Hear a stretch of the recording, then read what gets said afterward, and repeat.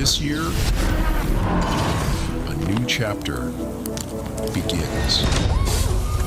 Peter Otto redefines the classic.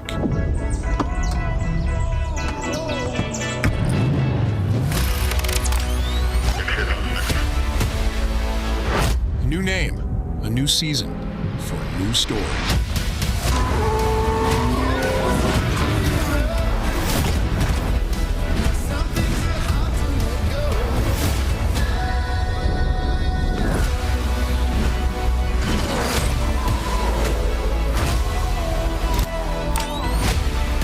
Season starts now.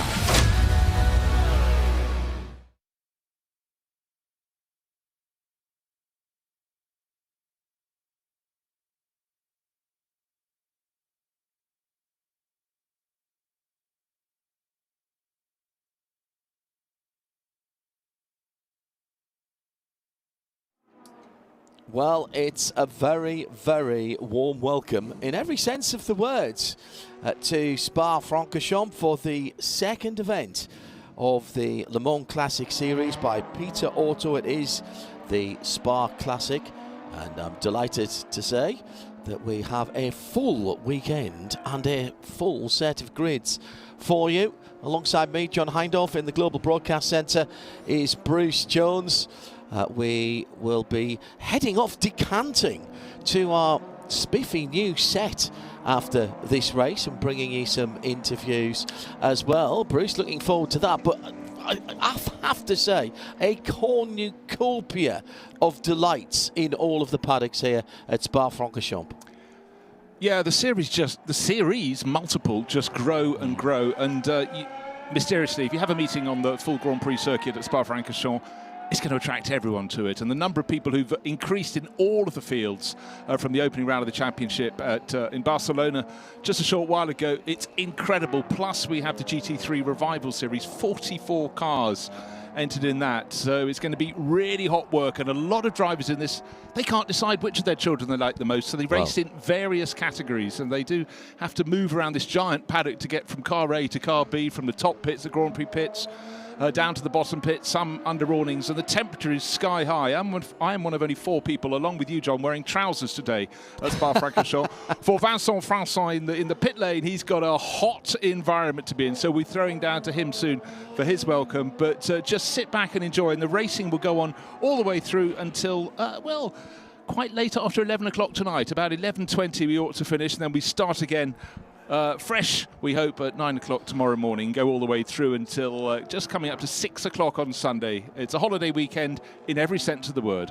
And if you want to join the conversation, you can at RSL_studio on X if you want to get through to our studio. The temperature set to be in the mid to high 20s Celsius today, getting even warmer across the weekend. An absolute scorcher when we're heading home on Monday. It is Whit Monday, of course, which is the holiday weekend that Bruce is talking about. We'll kick off our first event for the Endurance Racing Classics, and it is our first race of the weekend. You've missed no racing joining us here this early afternoon on Saturday. 33 cars in a grid that is dedicated to GTs and prototypes from, well, around about the middle of the 1970s up to the 1980s.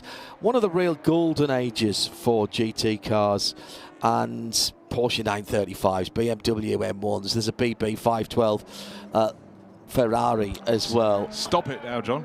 And, you have to remember, pace yourself. This is just our first grid. We've got the historic touring cars out on the circuit at the moment, which is just coming to the end of their qualifying session. That's Ford Capris and CSLs, etc. So if you can hear cars in the background, that is what you're listening to at the moment. And Be Still My Beating Heart with all those Cologne Capris and CSLs, and we all had those as Scalextric cars and models down through the years.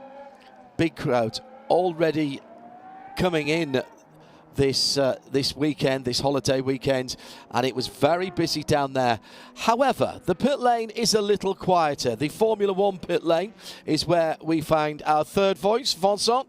Good afternoon and bonjour, and it is a very bonjour. The sun is shining, a beautiful spring day here in Belgium.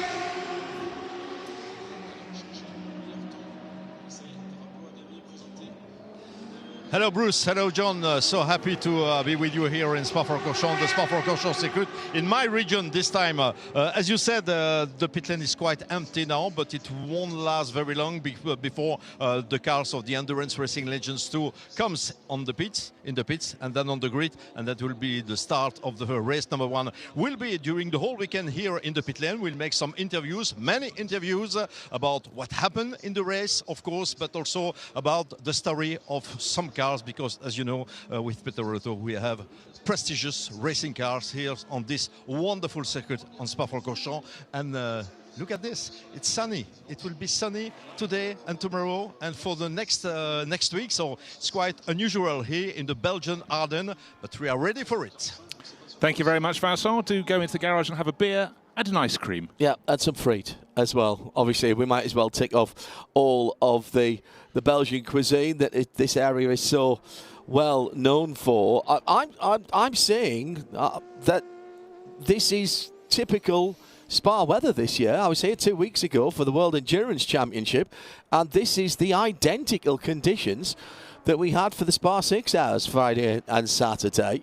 A little bit colder when we went down to the Eiffel from the Ardennes last weekend for the Nürburgring 24. And when I say a little bit colder, I mean really, really cold. Just above freezing, John. Yes, indeed. And I was rather worried that some of that colder weather might have caught on and come back here this weekend, but I need not have done.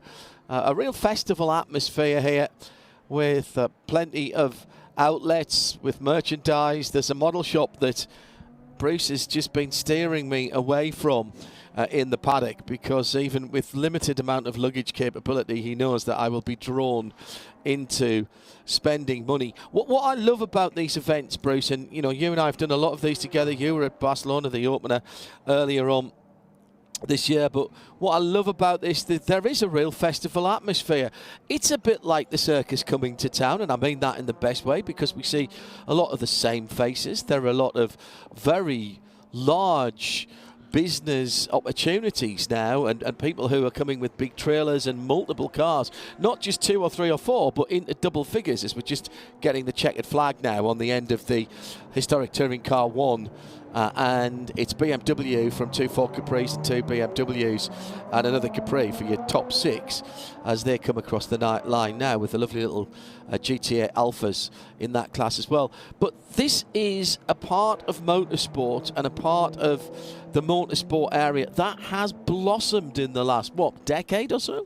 Yeah, it has. I mean, Peter Auto Classic has been rebranded this year as Le Mans Classic, and it's bringing in many, many more elements, and this is always such a popular circuit. So we don't just have the cars, we have incredible assemblies of car clubs, massive ranks of TVRs. There's an entire Shelby arena with the original Shelby Transporter, the Shelby Pickup, the Shelby Station Wagon, and a host of Shelby 289s. There are Ford GT40 areas, there are BMW. We were lusting after some incredible... Belgian BMW Club have done an absolutely quality job right at the exit of the Formula One pit lane. Yeah, no, it's sensational, and it really is a good, I'd say it's a couple of days out, because it'd be very rude to come here and not go and watch trackside. I'm not just talking about Eau Rouge Radion, which we know is epic, but a lot of people need to go to the far end of the circuit and get the sweep down Bruxelles and watch high on the hill up at Les Comps. To me, this is just, I love this circuit, rain or shine. I tell you what, I will take the sunshine today, though. It's fantastic. But the array of cars is just exquisite. And there are people from all around the world competing here. And in fact, one of the first studio guests I'll have is a person who's come up from New Zealand to do 2 months of racing.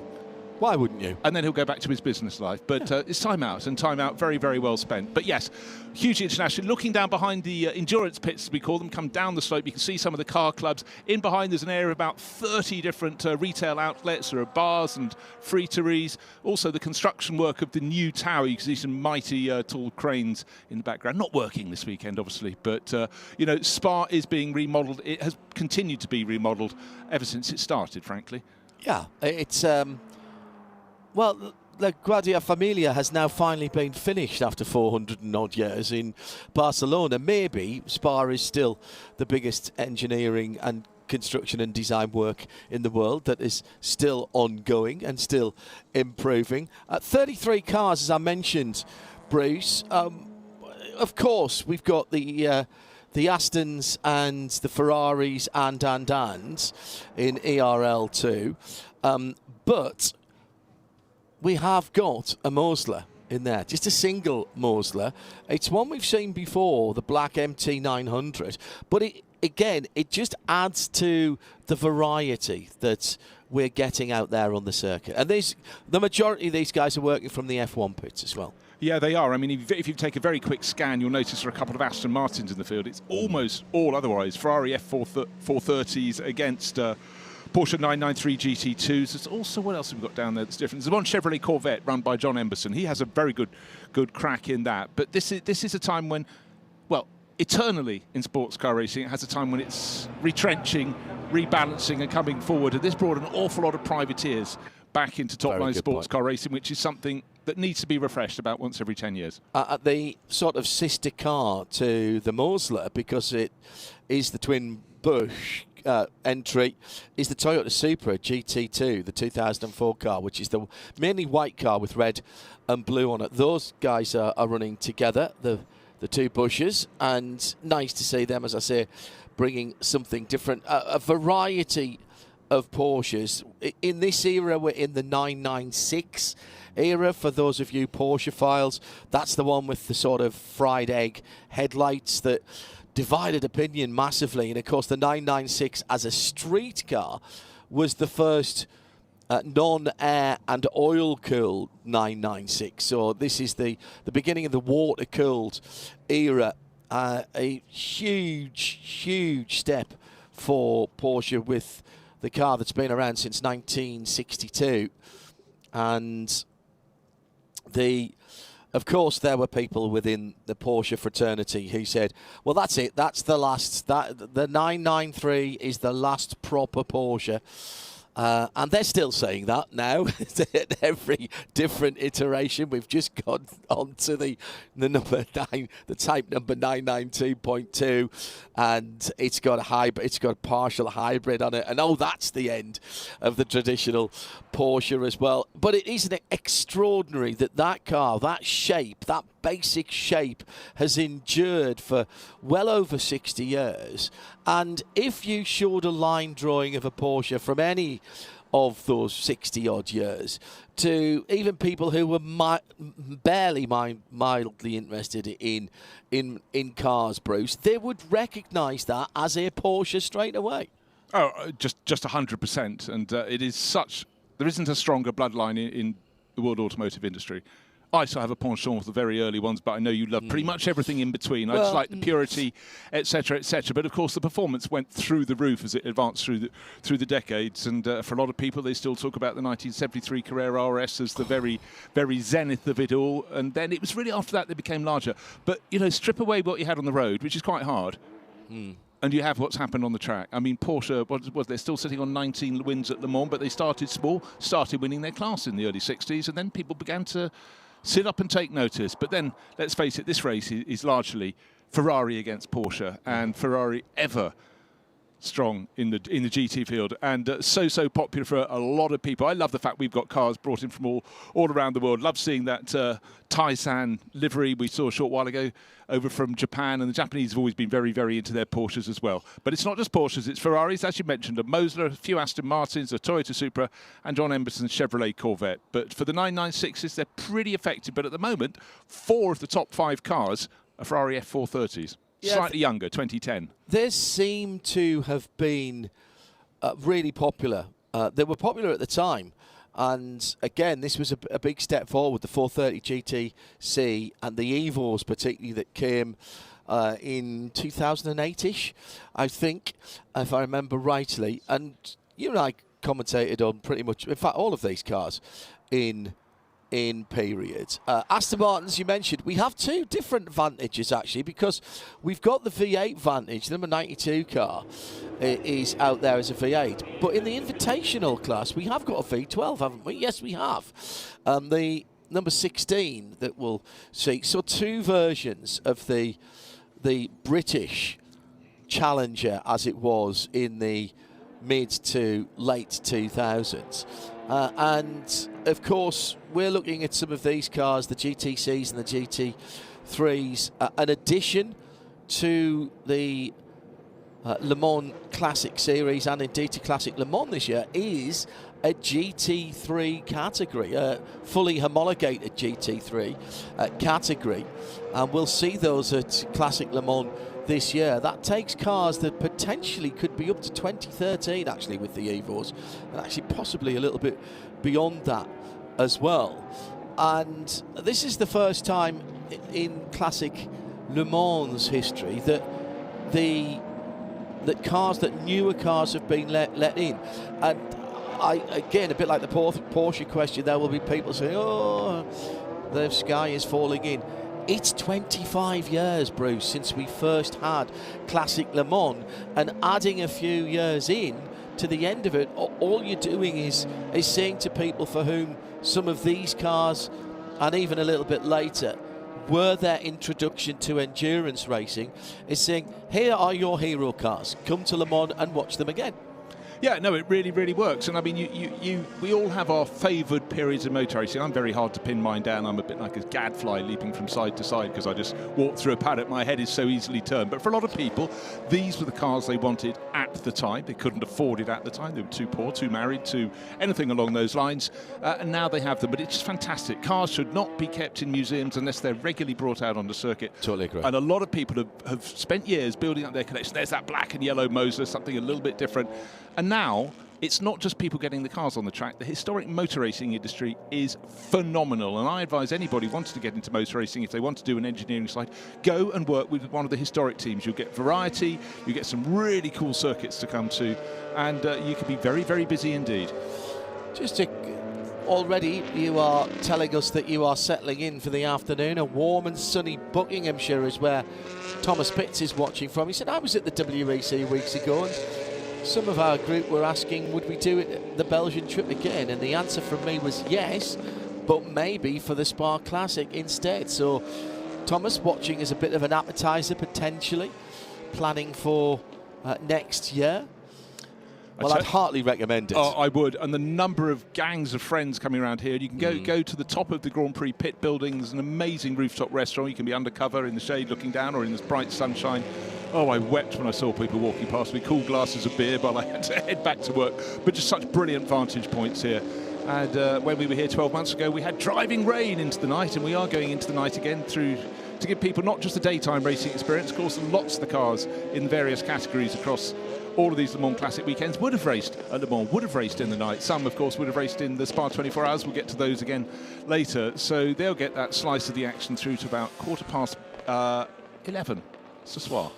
There is a 993 GT2 Evo as well. That's Tim Pappas and Jerome Blakemore and the Black Swan away kit, if you will, which is the white car with the green stripes. That's the 540. So that's a bit of an earlier car. That goes back to before the turn of the century, actually. It's 1999. And did the Marcos get out as well? Because I did see... That's in a different field. That's not in this field. Oh, okay. I think that's in ERL1, if I'm correct. Yes, I am. It's actually the... LMPs and GT1s. So right. There's Vincent. He's waiting down on the grid, but the cars haven't reached him yet. But we will be getting some interviews from the grid, so we'll give Vincent a chance just to warm up a little bit. But the cars going around the track, be no problem whatsoever getting heat in the tyres. The wise spectators are taking vantage points that are in the shade. Certainly worthwhile. But look at these conditions. This is May, remind yourself. It feels like high summer here in the Ardennes. Everyone just having a fantastic time. And this is the first of the racing meetings of Spa Classic for 2026. I'm super excited. One of the first things you learn at school in the UK in your French is Il était un beau jour en printemps, and it is absolutely le soleil a brillé. Vincent is down on the grid, awaiting the arrival of the cars, and I think he's got a victim as well. Let's head back to the sunshine.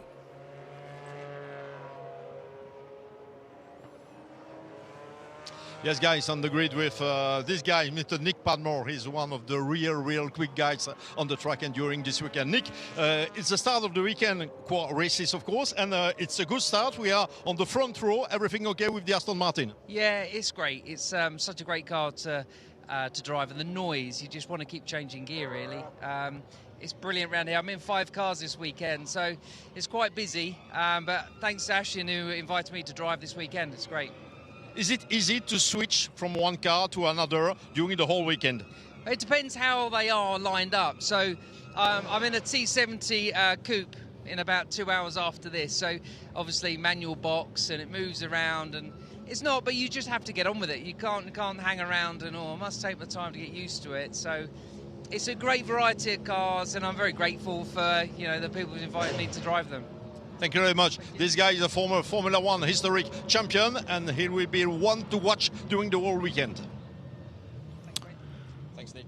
Cheers. Well, he certainly will. I mean, Nick has that advantage of understanding historic cars very well, but it is that ability to jump from one sort of car to another, and deal with different teammates. A lot of them, of course, they're instructing at the same time, advising, shaping.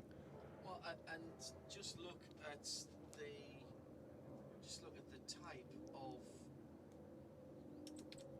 at the type of variety of cars that he's got to drive, and the span of years, because he made a very valid point there. He's getting into a 3-pedal car with a big V8 normally aspirated engine, having driven something that's a 2-pedal car with paddle shift and some driver assistance. Now, right, it's nice and warm and dry today, but every car can bite you. The electronic aids can't overcome the laws of physics as much as we would like them to. But I find it amazing that some of the top cars are such a Yeah, the thing that makes it hardest for them, John, is just according to when one category is relative to another. Sometimes they have to literally get out of one and go from the collection area to the assembly area for the next race. And actually here at Spa-Francorchamps, there's a very large distance between the lower pits, the endurance pits, and the top of the circuit, and depends when the cars get put on the track. The GT3s are on the other side of the track in the exit of the end of the rallycross stadium there, so they can feed straight onto the track at Eau Rouge. So logistics are really something, and it is a case of hurry, hurry, quick, quick. But here are the cars that would have raced at Le Mans, would have raced in the Le Mans series and other elements as they went through the early parts of the 21st century. And again, look at the names on the door. Pierre Eret, Romain Roussel, Leo Mansell. Remember, Nigel's boys came along and spent about 2 years trying to race. Nigel joined them at Le Mans. That didn't go so well, did it? He ended up concussing himself. But again, you just suddenly go back 20 odd years and you forget the names nearly. Most of these cars are there's some very early 993 GT2 Evos. Remy Terrai, his is 1999. A few GT3 RSs from 2001, but I think the latest car in this field is about 2010. Yeah, some of those. In fact, the car's fittingly right at the sharp end of the grid. The F430 GTC Evo Ferraris. There are 4 of those in the top 5 positions. Philip Kadori on pole. James Thorpe holding the flag for Aston Martin will be starting second. Then David Hart, Kyle Tilley, Charles Cardina. And then the Mosler went really well. The black and yellow Mosler in the hands of Dennis Bush, one of the 2 twins, he and brother Mark, but he's got the bragging rights in this one. He gets the big, loud Mosler. You know what? The sound of a racing engine is so vital to me.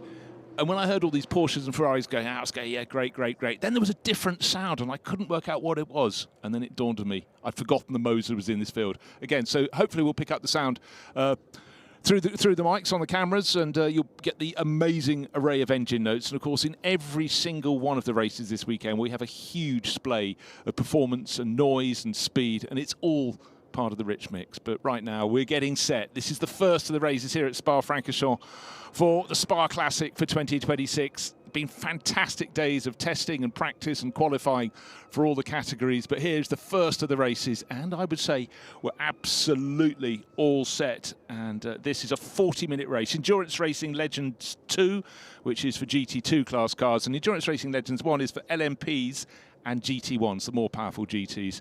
We'll get to that at another point on the programme. Who were the fast people at Barcelona?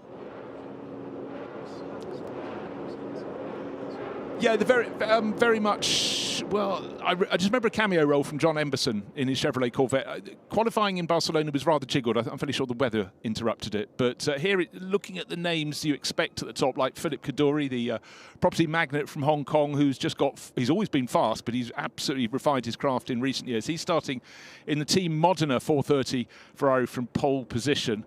Car number 48, look out for that one, and he's always one to watch, and he nearly came away with 2 top results from Barcelona. But it does feel as though this race meeting is on another planet, because this is a very, very different circuit. So feast your eyes as the Endurance Racing Legends 2 field goes for another sighter lap with the Dunlop liveried Aston Martin trying to sort of split the pack, and the ex-Chrome Racing Ferrari in that lime green and blue. Well, there was just a few weeks ago, last weekend in fact, Nick Johnson and Tracy Krohn still together, still racing in 24-hour races. 29 years in, I think, was the figure. Incredible number. They are knocking on the door of their... I think they've done nearly 40 24... In fact, over 40 24-hour races. They're knocking on the door of 50 now together as a team. Has to be... I mean...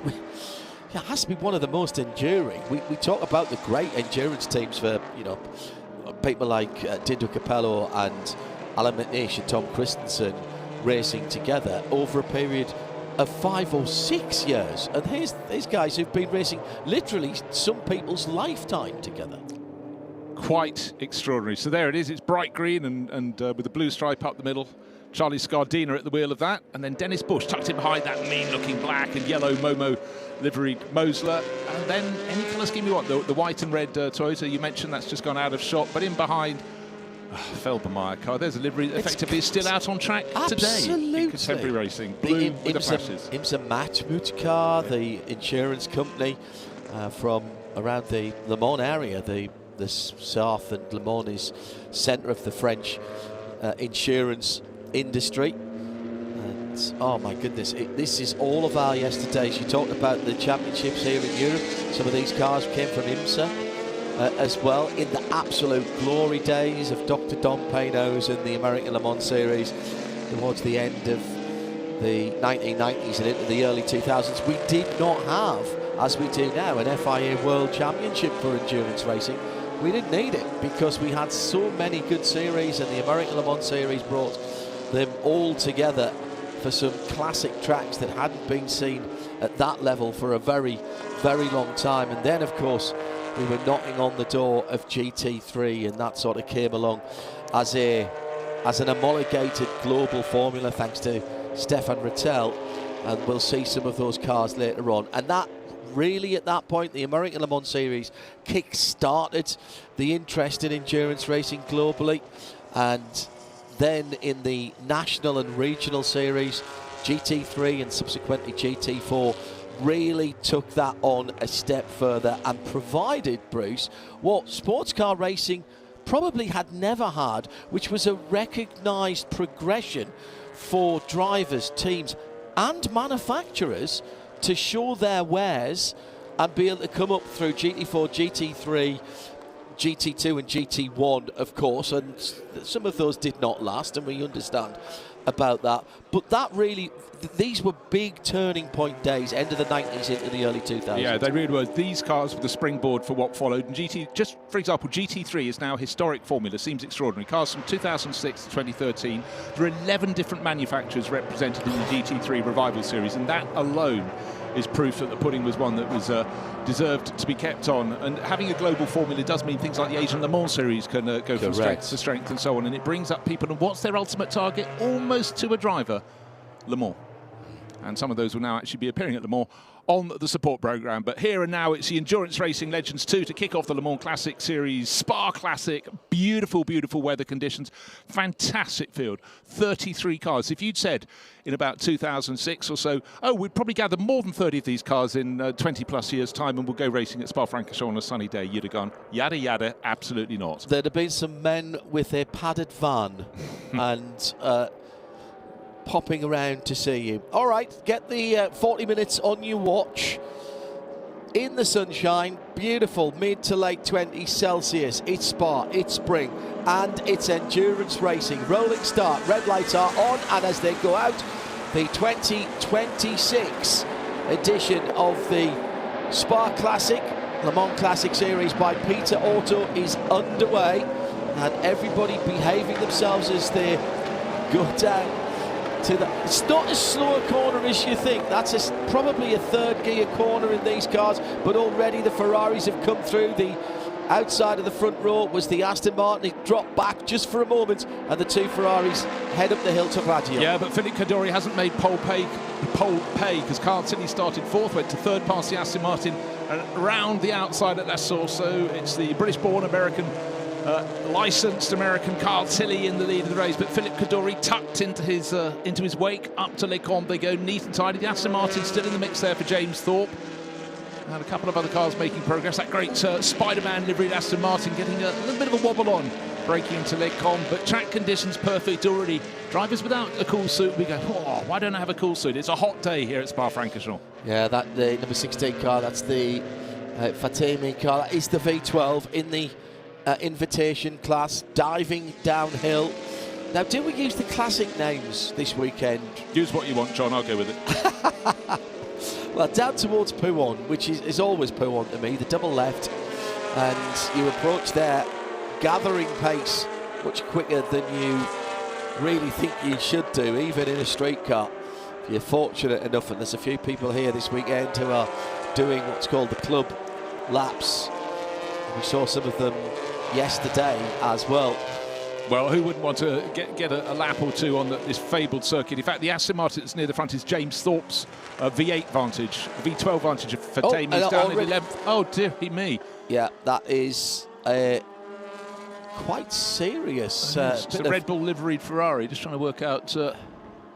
again, I was about to say, when you were commenting about how wonderful Pouhon is, it's very much a corner of two parts. And the second part, if you run a little bit wide over the curbing on the outside, you'll whip around, and unfortunately barriers may be met. Yeah, the Fatemi car is the 16 car, though. That's the car I was talking about, the one with the further red, down, but the one that's challenging the Ferraris started at the front. That was the one on the outside, the front row. James Thorpe with the Dunlop livery, very, very close at the front, but it's Carl Tilly who leads the first yellow flag, no surprise there, down on the exit of Pouhon, but the gap between first and second, just half a second, and about a second or so, second and a half further back, 2 seconds back actually, is James Thorpe. Dennis Bush has moved the Mosler from 6th on the grid up to 4th. David Hart was a bit slow away from 3rd on the grid, but he's running in 5th place, just ahead of Charlie Scardina, and then Mark Bush in the Toyota Supra is in 7th, and a good run from Andrew Jamieson up to 8th overall. But right now, just looking at those first two Ferraris, Carl Tilly ahead of Philippe Cadore, and they are opening out a margin with every single moment. I think, by the way, sadly, I think it was Joe Macari who ended up having a little rotation. Yes, car 178 Ferrari. That was with the Red Bull livery. Two Ferraris at the front of the field, pulling away up the Camel Straight, and it is slightly uphill all the way. It's not slightly uphill. You walk it, you'll feel it in your calves. So when people say, here they go down the Camel Straight, no, you just want to sort of beat them on the head. That's just me, though. You know how walking it on your calves or driving up it, even in a fairly rapid road car, it's not easy to pull full revs there, and actually very few people get into top gear. Similarly, actually, heading up to Blanchimont.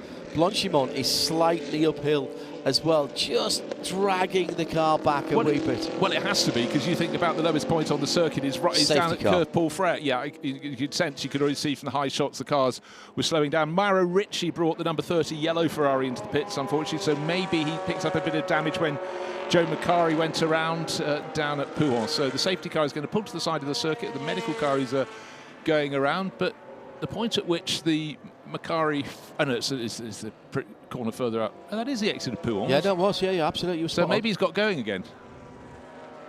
but he's listed as stopped on circuit. The blue Red Bull sponsored Ferrari, SC and the yellow flags. Marshall's getting the shade as much as they can. It's a long day. Message very clear. If you could hold that yellow flag down a little bit, they could read the SC. But here is the safety car, the Cupra, leading the field round. So the order is Carl Tilley in his Ferrari from Philip Cadori in his pole starting Ferrari, James Thorpe in the better of the Aston Martins, and the black and yellow Momo liveried Mosler, Dennis Bush in 4th place all. David Hart, the 3rd of the Ferraris, in 5th place, and Charlie Scardina in the 4th of the Ferraris in 6th.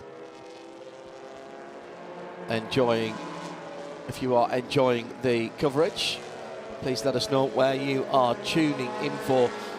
We haven't talked about the classes here. The vast majority of the cars are GT2 C's or B's. There are a couple of A's in there as well, and that invitational Spider-Man car. And it works, yes. Exactly as the point I was going to make. We've got one of the 993 GT2 Evos leading. That's number 59 Brumos number and coloured car in 13th. Is leading GT2A. GT2B. 7th overall is the Toyota. Spot. Oh, that is the Toyota, Mark yes. Bush. Yeah, in the...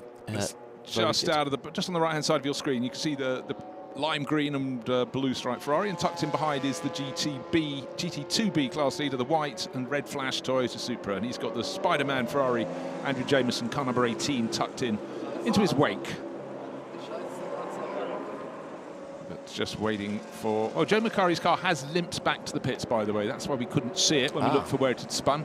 There is another Red Bull liveried car in the field, but that's a Porsche, and that's down towards the very tail of the field. Isn't it? Yeah. In fact, just coming across the line now to the left-hand side of the circuit, in behind another white 996 GT2.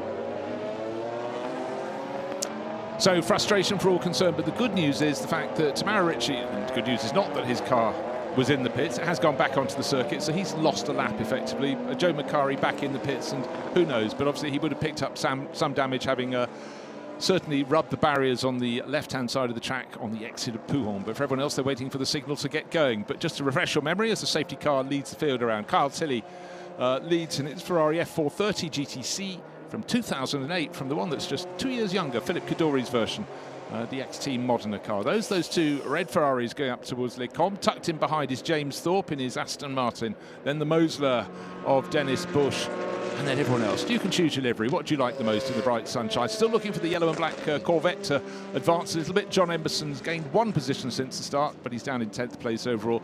For Joe Macari, he's down in the pits explaining to his crew what went on. We didn't see it, we just saw the outcome. Yeah, I think we'll have a quick word with him, with Vincent. He's just been talking to Rob Huff as well.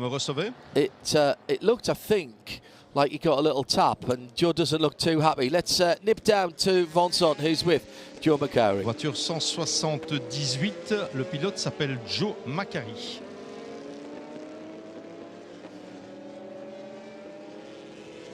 Joe standing by, waiting with Vincent. I've seen Joe look happier, in fairness. Yeah. In the pits with Joe Macari, unfortunately it's an early retirement. Joe, what happened? Totally my fault. Cold tyres, I was doing happy. I made up my position. I was just where I wanted to be, comfortable with the cars in front. I felt I had no problem with the pace. And then basically I ran out of talent. You know, I made a mistake. The back got away from me. I thought, okay, just a small correction, but it just kept going. Next thing I know, I was spinning, and I thought, yeah. So my own fault, and sadly I can only blame myself today. So. Possible to repair for tomorrow, you think? Yeah, for sure. It has just a little bit of damage to the rear, by the look of it, the rear wheel, and maybe the wishbone, but it's just a flesh wound. So not the end of the world, but more pissed off with myself than anything else in reality. Sorry for this, Joe. Looked like bottom wishbone on the left-hand side, actually. Looped it all the way around and backed it in. Moved the barriers quite a bit, and the worry would have been he bounced out into traffic. Which He didn't, thank goodness. Well, I'll tell you what, we're just on the restart. The Ferrari's got away, but certainly the Aston Martin in third place did not get going as well as it wanted coming out of that final corner, and has been jumped by Dennis Bush in the Black Mosler. Such a tricky corner for a restart. That really tight 110-degree left hand on the exit of the bus stop chicane. And if you're not absolutely on it, your car's not straight, then it's a place you can just fail to build momentum. So the two Ferraris, as per the first part of the race, Carl Tilley pulling away from Philip Kaddouri. Dennis Bush now up into third place, the Black Mosler. James Thorpe tucking in behind, trying to make amends in his V8 Vantage. Great engine note from that. And then comes David Hart in fifth. And the bright green Chrome Racing Ferrari of Charlie Scardina. In the background, a change of position because Andrew Jamieson has just moved ahead of Mark Bush. That was a good run up to Les Combes, but again I'm saying up the slope, John, because that's what it is. But down the slope out of Les Combes to Bruxelles we come, and you continue dropping through Speaker's Corner. The drivers haven't got there yet, but it's a wonderful shot. Look at the gap between 7th place, the white Toyota, and the best of the rest. So everyone else really rather caught blinking there, I fear. And the two Ferraris have done what they did on the original start routes with Carl Tilley and Philippe Kaddouri pulling away from the rest of the field, and they've got their foot down just at the tail end of the field. By the way, we have got a couple of cars that are just off the back, didn't quite get back around, which is the Porsche, the Hervé Delaunay and Marie-Amélie Delaunay, number 311. So there was that one of the cars that was delayed, must have been.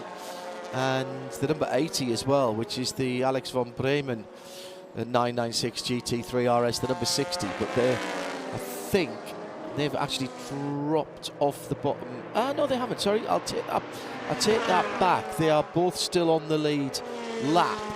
The car that's lost the lead is the Ferrari 430, the number 30, which was that car that was in the pits earlier. That must have just fallen off that yellow car.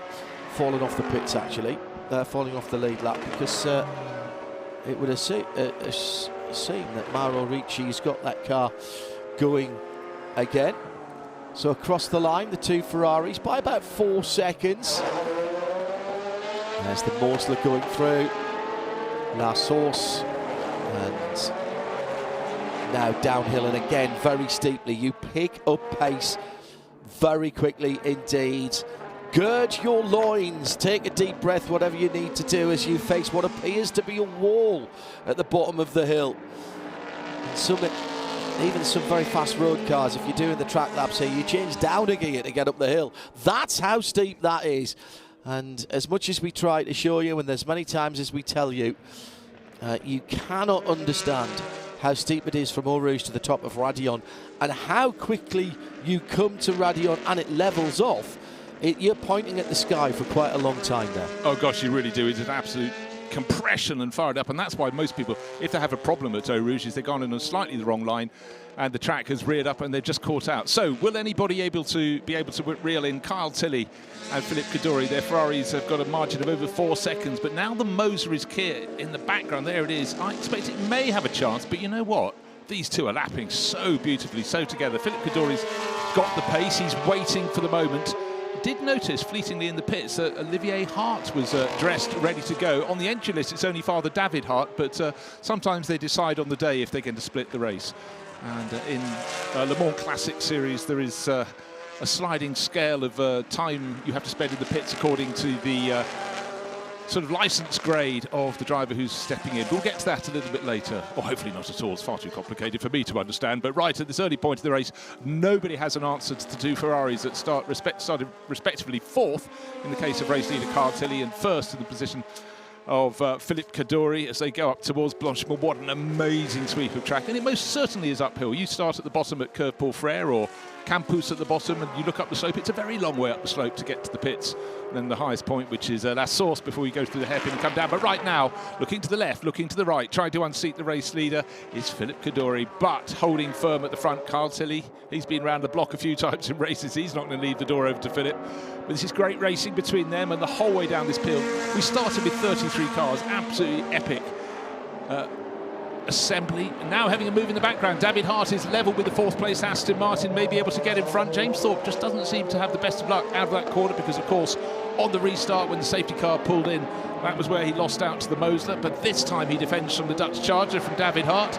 David now is going to have a look, get in the slipstream, down past. It's not a straight run, as you can see from this high shot. It's a curve as you come level with the old pits, or the endurance pits, as they called now, and then you're into the down, down, down, and you've got to get your line right for the first part of Eau Rouge. You're coming, it does look steep there, but as John pointed out, your calf muscles will be on fire if you walk directly up there. But the idea is to get a good exit through the kink in the background. You can see it, little quick flick to the right hand. You're absolutely flat out, and then if you're in the right position, you can slow the car down and maybe just brake a little bit later into this point into Les Combes. But for now, David Hart is not trying. He's having a look. But having gone past the Aston Martin, Dennis Bush has opened out a margin of 2.5 seconds plus, and now he's driving in clean air in the Mosler. Here comes the Mosler down to Bruxelles, braking very, very late into the downhill, long right-hander. Aston Martin, James Thorpe still holding down 4th place. Driver on the move is in 5th place overall. So where's Andrew Jamieson gone? Yeah. He's on my charts. He's dropped down a bit, but I thought he'd gone to 7th. Anyhow, he seems to be listed in 9th. Scardini's in the background of the shot, but chopping and changing. But up front, there is no chopping and changing. As hard as Philippe Kaddouri tries, our pole starting driver, he cannot as yet get past Carl Tilley. And the pit window is open, Bruce, for the driver change.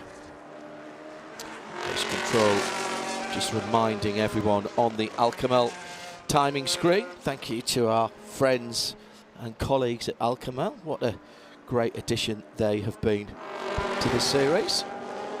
Good to work with them as we do so often around the world nowadays. So the 2 Ferraris gone, basically, and it's fighting for the scraps.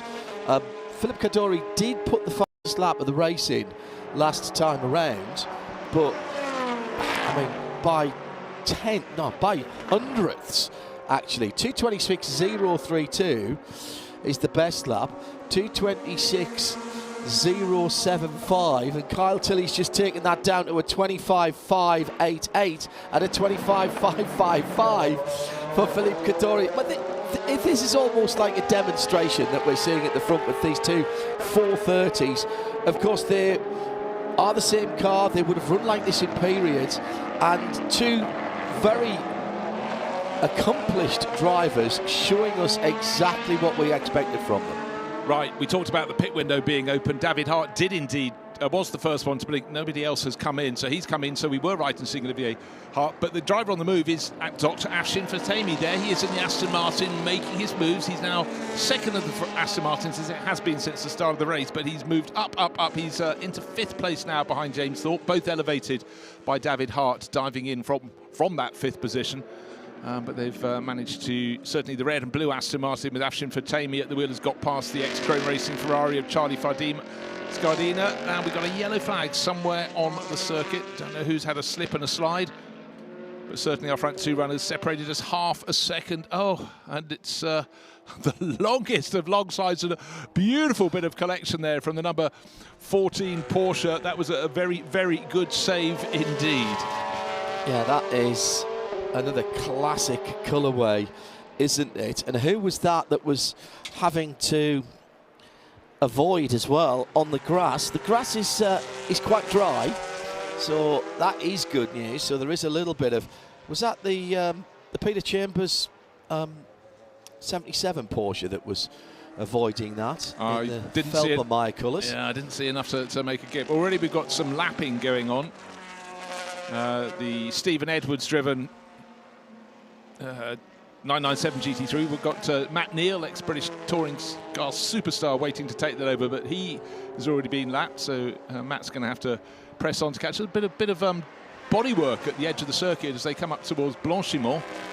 I don't know if it got loosened by someone running wide going through Curve Paul Frere, but Philippe Kaddouri again taking a look in that right-hand kink just before you get to the bus stop. Don't expect either of those to dive into the pits unless Philip's thinking, you know what, I can come in and make my pit stop now because I'm just being held up by the race leader, but not by much. They continue on their way. In the background, a lapped 911, just waiting for next to the Moses coming through. That's continuing as well. Dennis Bush in 3rd. Do you get the feeling that Philippe Kaddouri has a bit more in that car? Is he just stalking the leader? And actually, the driver name has just changed on that leading car to Phil Keane. Well, that's a little handy. What, doing your driver change whilst out on the circuit? It's a virtual driver change. Well, I mean, if it's going fast, it's got Phil Keane, that sort of tallies, but if it goes fast, it could equally have Cardsilly. But if that's Phil Keane, well, that's a very useful driver to have on board. And let's say a lot of the entry lists are very much changeable. That has literally changed last time across the line here. You start feeling as though you've gone a bit mad when you've been staring at a name and it's now spelt differently. Yes. Mosler coming through to the end of the Kemmel Straight. Decent battle going on between the Invitational Aston, that is the V12, and the Scardina Ferrari, the Krone Aviation machine. My goodness, I remember seeing those cars in the American Le Mans Series in the early 2000s, or back in the day, as some people might say. Filling air there, John, filling air. They could be right. Right, so in the pit lane we have James Thorpe's Aston Martin in. That's the V8 Vantage, and that's going to be taken over by Phil Quaife. Again, it's all about your driver lineups. In the background with the Hawaiian Trophic car being pushed around, that may suggest Matt Neal is not getting out unless they've been told they have to swivel the cars. Normally you're supposed to put them at 45 degrees, but putting them back in the garages, and also the pace we saw for the Edwards car suggested maybe all is not right, because I wouldn't have expected to see that being lapped, particularly with the safety car period to bunch up the field. So alas, maybe Matt Neal won't get his run in this Endurance Racing Lead 2 category race. For everyone else though, fantastic race at the bunch. PK from PK, Phil Keane from Philip Kadori, separated by 1.5 seconds, a much better lap for the race leader. Up to this point, John, it's only been half a second at most as the gap between first and second. Yeah, that's doubled in just the last lap, and most of that came in Sector 2 for Phil Keane, where he took 1.2 seconds out of Philip Kadori. I would suggest that was possibly a location of back markers ahead of them, because I think so. You know, unless there was a slip from Philip Kadori, you know, he had to really gather it together. No. So the JMW Kadori's pitted. Kadori's pitted as well. Yeah. So he's sneaking in down the pit lane, tight to the wall on driver's left-hand side. The sunshine on the catch fencing, making it rather difficult for us to see across the track, but I promise you that is where he is. We don't use the exits of the Formula One. Everybody goes all the way down the endurance pits and pops out to driver's right at Radillon, just so that there's a bit of continuity throughout the weekend. And for the most part as well, we will be having the rolling starts. Now, Aston Martin. Now, this is key here at the moment, because this Aston Martin has done its pit stop, and that is one of the leading cars that's done its pit stops. Yeah, but what he couldn't do was keep back something that was always going to be difficult. Olivier Hart's got in his father's car, the number 130 Ferrari, went past, in fact got so close to him at Les Combes, very nearly hit the tail end, was braking much later than the Aston Martin.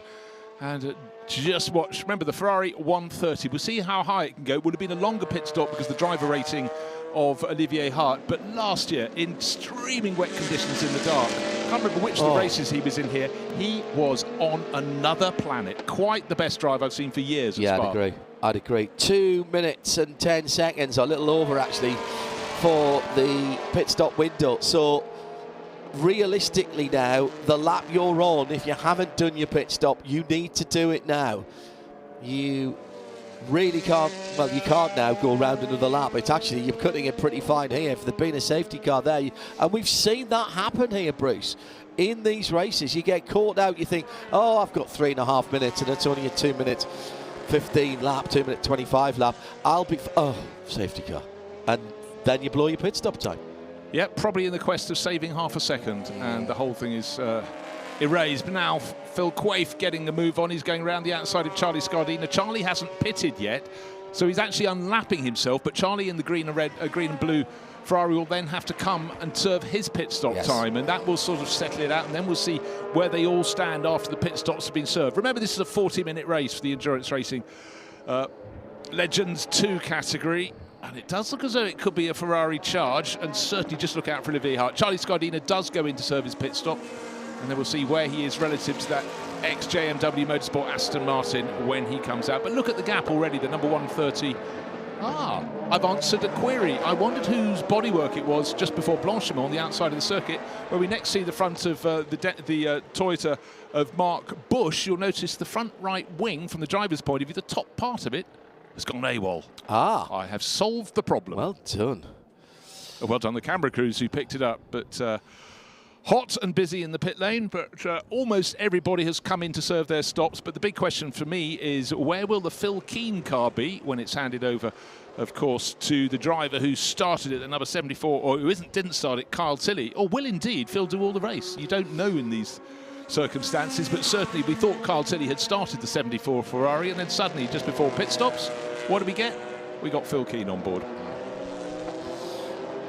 And Phil has been trading fastest lap with Philip Kadori, 2 Phillips there. Now that car, the Kadori car, has gone back out. Philip Kadori is driving on his own, isn't he? So that is right.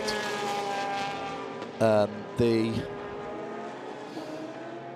number 48 car, and I reckon that is the lead car now that has made its pit stop, coming down to Fagnes with traffic ahead, and that's the Tansy Porsche, the 251 car, also on an outlap. Needs to get rid of that car as quickly as possible, has done.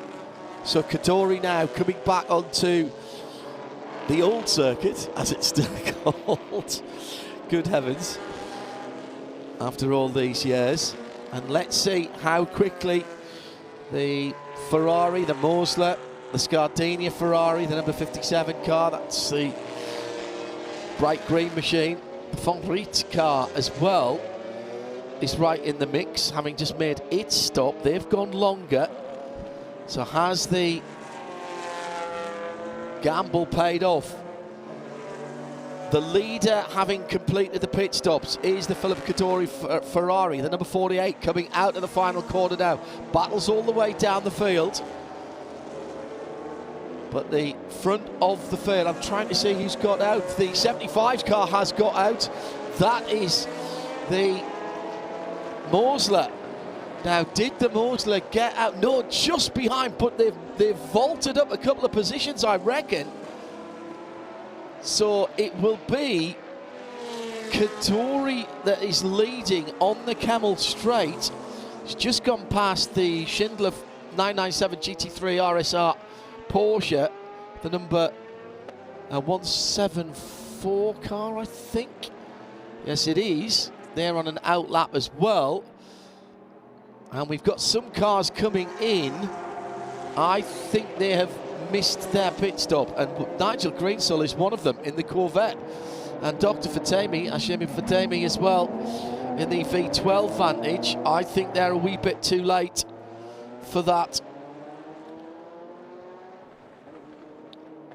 See if the penalties come up later. The leader then, I reckon, is Philippe Kadori. The battle further down, the Schindler and Terrail Porsches, 11th and 12th. They are on the Camel, going up the Camel at the moment. Right ahead of them, that goes through the number 59. That is the Terrail car. 59, very much a Brumos number, but not a Brumos car. Although we do have some red, white and blue Brumos cars here this weekend. Porsches. When I say Brumos, obviously I feel I really sort of don't have to add Porsche to the end of a sentence when we're talking about Brumos. But hello to James O'Donnell. Great coverage from a glorious circuit. If you haven't been here, why not, is the answer to the question. Right, so there's the Team Modena car, the 48. Well, my tracker has those cars the other way around.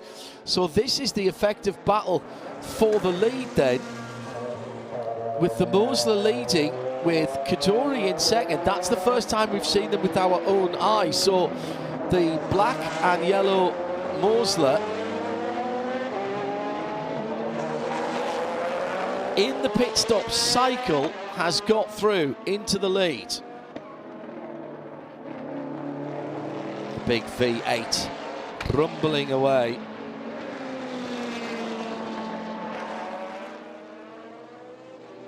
Now, question is, can that number 75 stay ahead? Traffic coming. Lap traffic, albeit, but still traffic. Right at the top of the hill now, and gets a decent run past the Gilles Boyer Porsche.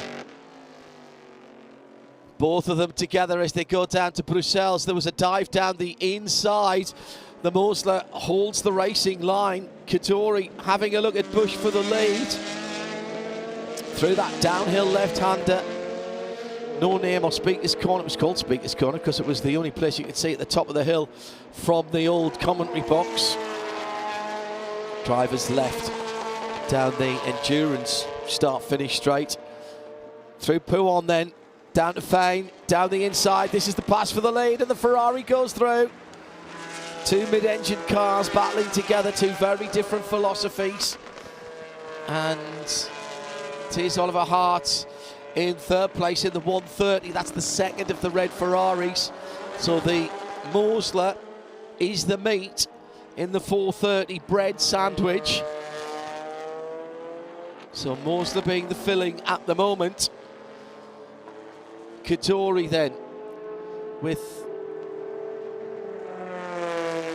a middle sector. Well, in fact, actually he took over a second in sectors 1 and 2, including the pass. And looks like David Bush is not going to be able to hold back Olivia Hart as well. The number 130 about to make up its position and go back into second place. Only had David Hart against that, but and we've got the 77 Felbermeyer, the Peter Chambers car, having gone around. That's the GT3 12th position car, 17th overall. Oh, Mosler still holds on to second. Eau Rouge up the hill. How does he get out of Radillon? Answer, not quite quickly enough. And Hart then goes to the right, then to the left. The daisies in full bloom on the grass. Beautiful pictures. Fantastic conditions here. Under braking, the nose of the Ferrari goes down to the tarmac at Lucombe. And it's Ferraris and the prancing horse back to 1 and 2. Now a moment or two, little incident at the Lecombe area, and that was the Chambers Porsche going around. The Felbermeyer number 77. Peter will not be happy with himself over that one. Just offline a little bit. It's anything like it was for the FIA WEC. Offline was really not very grippy at all 2 weeks ago. So a couple of people making what we'd normally say were unforced errors. So now the battle is on for the lead. Round the outside. Are you kidding me? At Fine, not happening. Excuse me, that was Pouon coming down to Fagnes now. That was the first part of Pouon. Now through to Curve Paul Frere. Oh. Sometimes called karting. The call. Now on the run to Blanchimont. This is allowing the Mosler to catch back up again. The black and yellow Mosler in third. And I think Hart's gone through. Has he gone through? Is it the black wheels or the silver wheels that are leading? No, it's still Kadori who leads, but the silver wheels have caught him up. Hart then, right there. Will it be the dive down the inside? 0.2 of a second across the line. Defensive line taken into La Source, the right-hander at the start of the lap. That'll kill the momentum down the hill. Here's the opportunity. Who's going to be brave? And Bush holding a watching brief behind. Down to Beau Rouge. Team Modena car with maybe a car's advantage. But up to the top of the hill, we have seen that hard car is very good indeed. There are two Ferraris there, I promise you. The same shade of Rosa Corsa. To the right, to the left, back to the right again, down the inside, over the curbs at Le Combe. Forceful move by Hart. And defensively, there was no opportunity for Kadori to respond. He thought he'd covered the corner. Hart goes all four wheels onto the curb. Down to Bruxelles, he's already pulled out a decent gap. And Kadori, actually, Philip Kadori having to move offline and actually go off the circuit to avoid contact. Well, still 5 minutes to go. Now, the question will be, is there anything left right up over the orange and red curbs to driver's right? Philip Kadori in the Modena car, closest to the camera, discretion being the better part of valor, and decided to stay well out of that one. Now, will traffic help this battle? Fourth place, by the way, is Phil Quaife now in that V8 Vantage, the number 92, and that's the one that he shares with James Thorpe. James started the Dunlop livery car from the front row, and Phil Quaife is not hanging about either. His last lap faster by some margin, almost a full second, in fact just over a full second, than the leaders. And as of course, as I say that, the leader goes through and ticks off another one. But keep an eye on Phil Quaife, actually, because he is only a couple of seconds away from a podium spot here as he's hunting down the Mosler.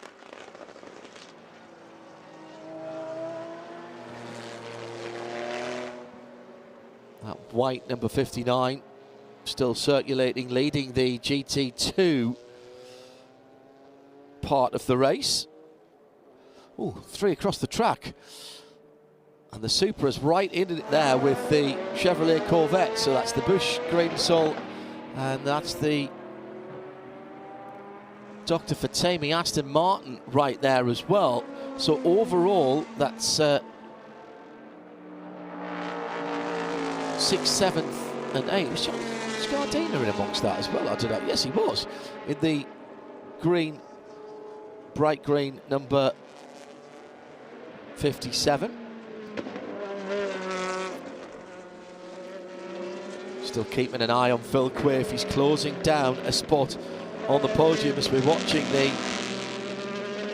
white and red Supra just get it slightly wrong coming through Le Combe, but it's compromised the run down the hill.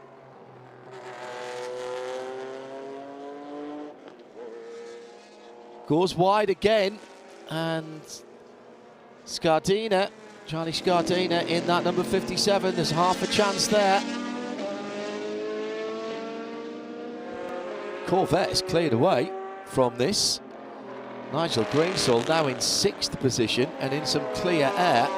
The slightly suboptimal in terms of aerodynamic Supra. That leading GT2B for the middle age of cars.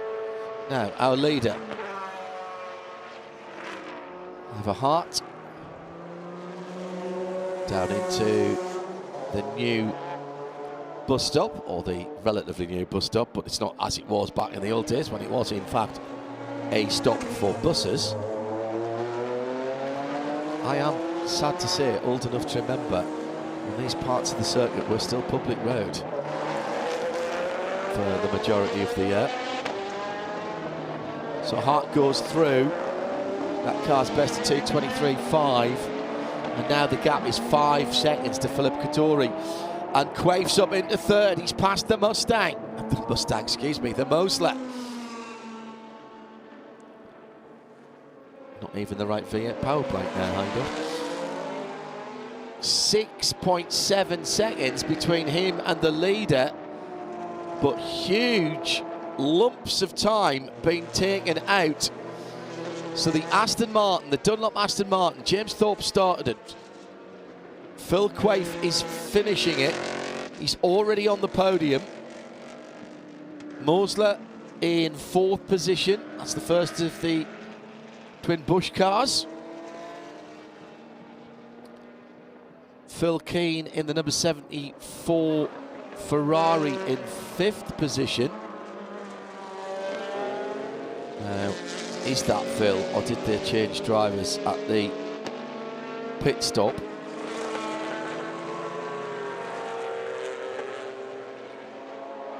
And is that Kyle Tilley now in the number 74 red Ferrari? That was at the sharp end of the field. And the IMSA Matmut Porsche has ground to a halt at pit exit at Eau Rouge.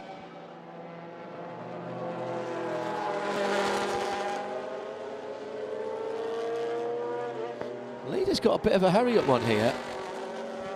Over Hart. Philip Kadori under pressure now in the number 48.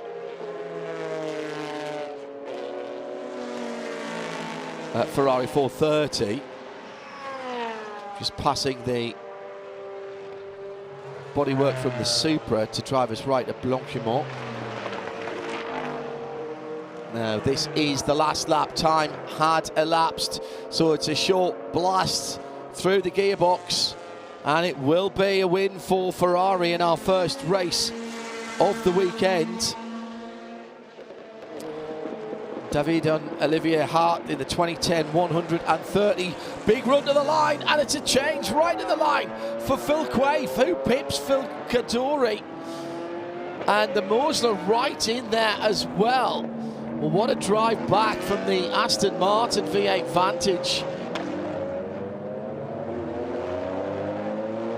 Just waiting to see what that gap was. Barely 0.3 of a second.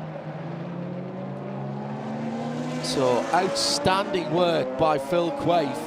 8.5 seconds behind the leader, but nicking away that second place that looked nailed on for Philip Kadori. Then it's the Busch Mosler. Phil Keane finishing off in 5th position for the Ferrari number 74. Shares with Kyle Tilley. Not sure that those driver IDs were the right way around. Nigel Greensill up to 6th in the Corvette.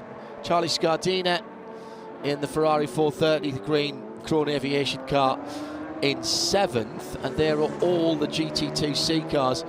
Hashim Fatemi, Dr. Fatemi, takes the Invitational class in 8th position. Not sure he got his pit stop done, so we'll see if there's any penalties on that. But the Aston in 8th, the number 16 car. Then the Supra winning GT2B in 9th position. That was the other one of the Busch twins.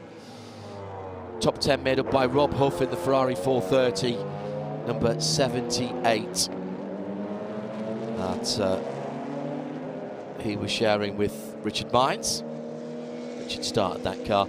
Just outside the top 10. Good battle actually between a couple of Porsches, albeit in different classes. Gunther Schindler in the 174 and 11th in GT2C, and then right behind him, that mainly white number 59 of Remy Tarel, and he wins the GT2A category. He's on the Camel Straight at the moment in the Freisinger liveried car. So a lap of honour, if you will. Well, there you go. We're underway. 15 laps completed. Hart, Quaife, Kadori on the podium. Ferrari, Aston Martin V8 Vantage and Ferrari. Two 2010 cars actually in there. And the 2008 machine just fading into 5th position, having been very competitive early on.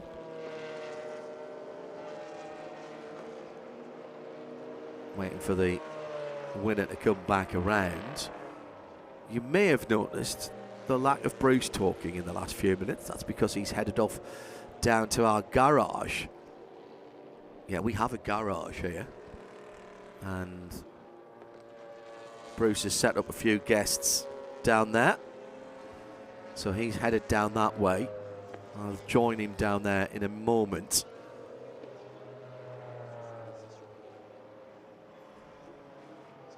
As the leaders come in to Parc Fermé. Now it is a little bit of a trek from them. Aston Martin is the fabulous livery of the Dunlop car. Jim McWhirter's team, WM, Jim McWhirter Motorsport.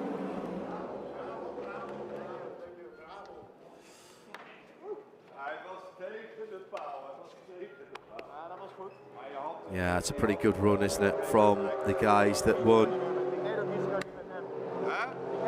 Oliver Hart and that distinctive black and white helmet. David Hart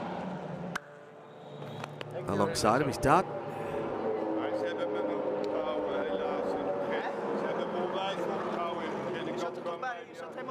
Looked like an easy victory in the end, but nothing is ever that easy. 8.5 seconds. These cars will be back out again across the weekend. So that's got you in the mood for it, I hope. That's the GT2A winner just coming in to the pit lane. Remy Terrell. 12th position overall, you know, I think you'd be quite happy with that.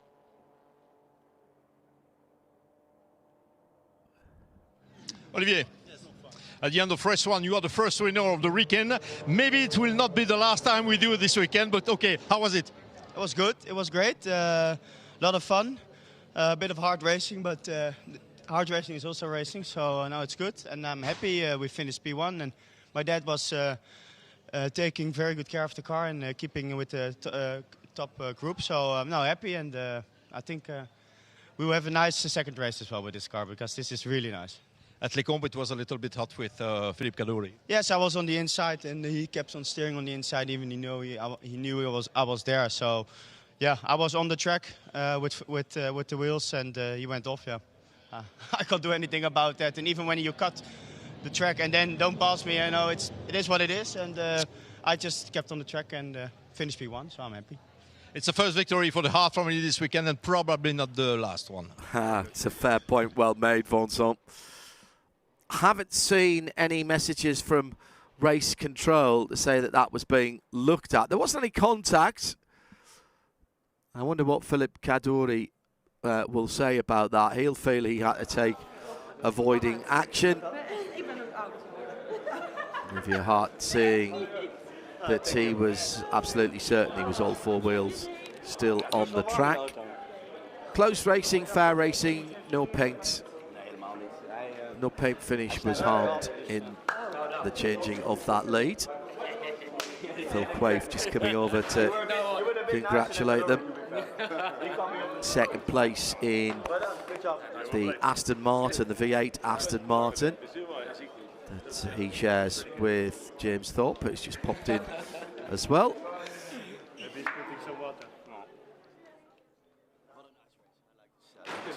Especially for this track. Yeah. So good. I was almost full throttle now.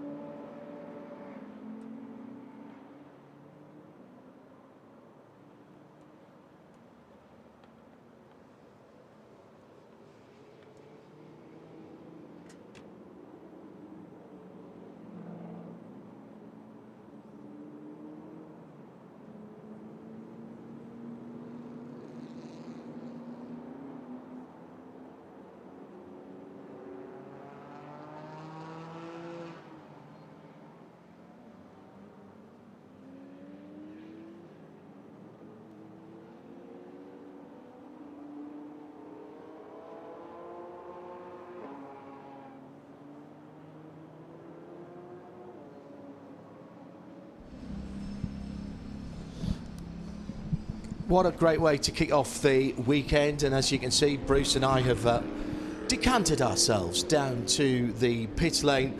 This is the old endurance pits, and right out there is the downhill track, and in fact the old front straight. As you can also see, Kyle Tilley is alongside us. You had us over a little bit there, Kyle. Let's be quite honest, you weren't in that car at all there. That was Phil Keane doing double duty. Yeah, no, unfortunately a bit under the weather this weekend. Nothing contagious, so you haven't got to worry. But yeah, Keeney was super sub, and yeah, he did a great job. Unfortunate with his talent, he gets a massive elite penalty, so P5, but I think we gave the car a good showing. Yeah, that's something, if you're new to the Le Mans Classic Series, there's a lot of extra rules you need to understand, and they have a fantastic phrase for it. If you've got a driver with a high ranking, they pick up a time penalty called the burden of glory. That's one way of dressing it up for you, isn't it? It just makes it sound more palatable, doesn't it, rather than it being just a penalty. It's the burden of glory.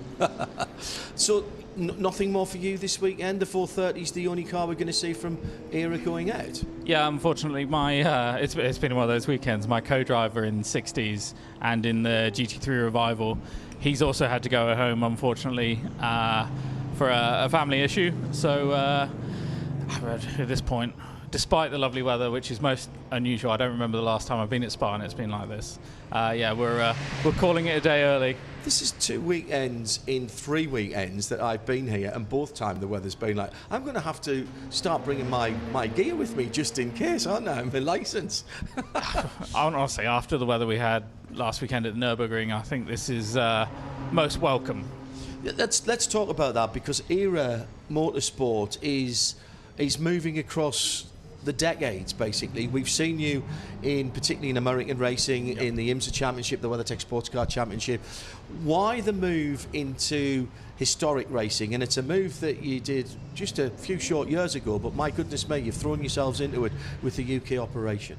So when Era was conceived, it was purely centered around historic racing, and the modern side of things came afterwards. And then from 2021 onwards, I set up a workshop in the UK, which mainly just focuses on the historic side of things. And for me, it's a passion project. I love the cars. I love how you have to drive the cars. And yeah, it's not as intense as some of the modern stuff, so therefore it can become more enjoyable. And, you know, it's mostly just about the cars, let's face it.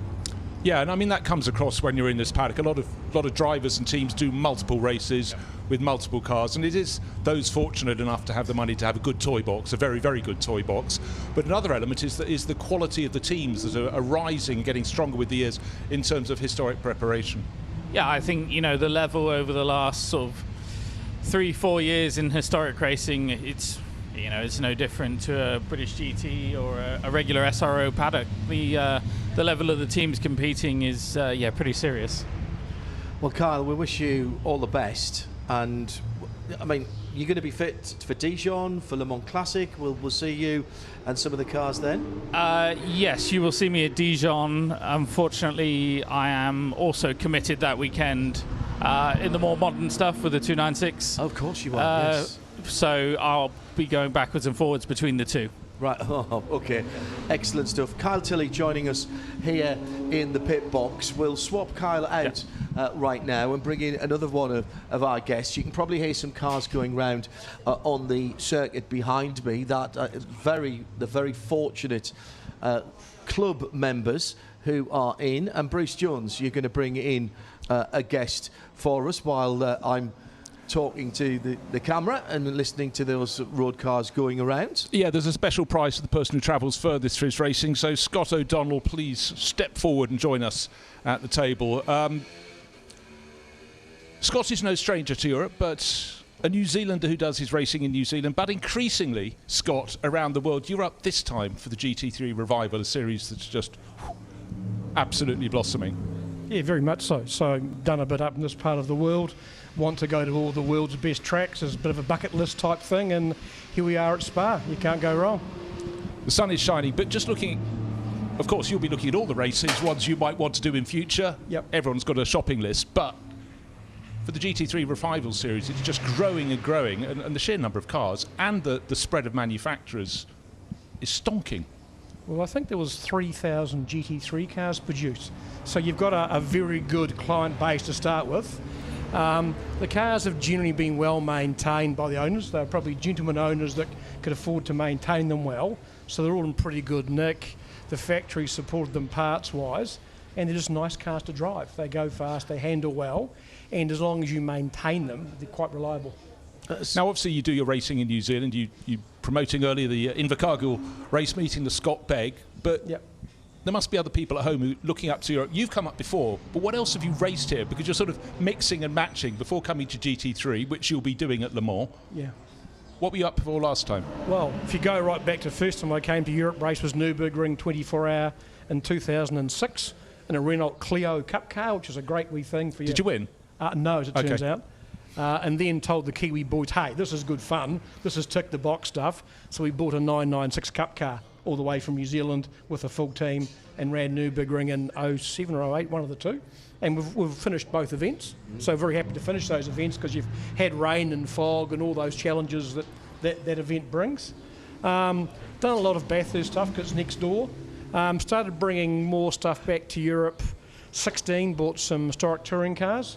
Funnily enough, Paul Radisich is a pretty famous New Zealander, did a lot of touring car stuff. Well. He did very well, very capable driver, and Paul still drives quite a few of my cars now back in New Zealand. I've got the 94 World Touring Car Cup Mondeo that he won Donington in. Nice. So it came back and it ran in 16. And so we bring Paul out and he does great jobs for us and drives the car well. And so that was 16. We bought some more touring cars back. 18, I came here and did a 3-hour in a Capri, Group 1 Capri. COVID got in the way. The Capri was in a ship mid-COVID. Didn't get much success. And then around historic touring cars, last year we bought a Honda Super Tourer, a friend of mine, Nigel Arkell. I've got a Ford Sierra Cosworth.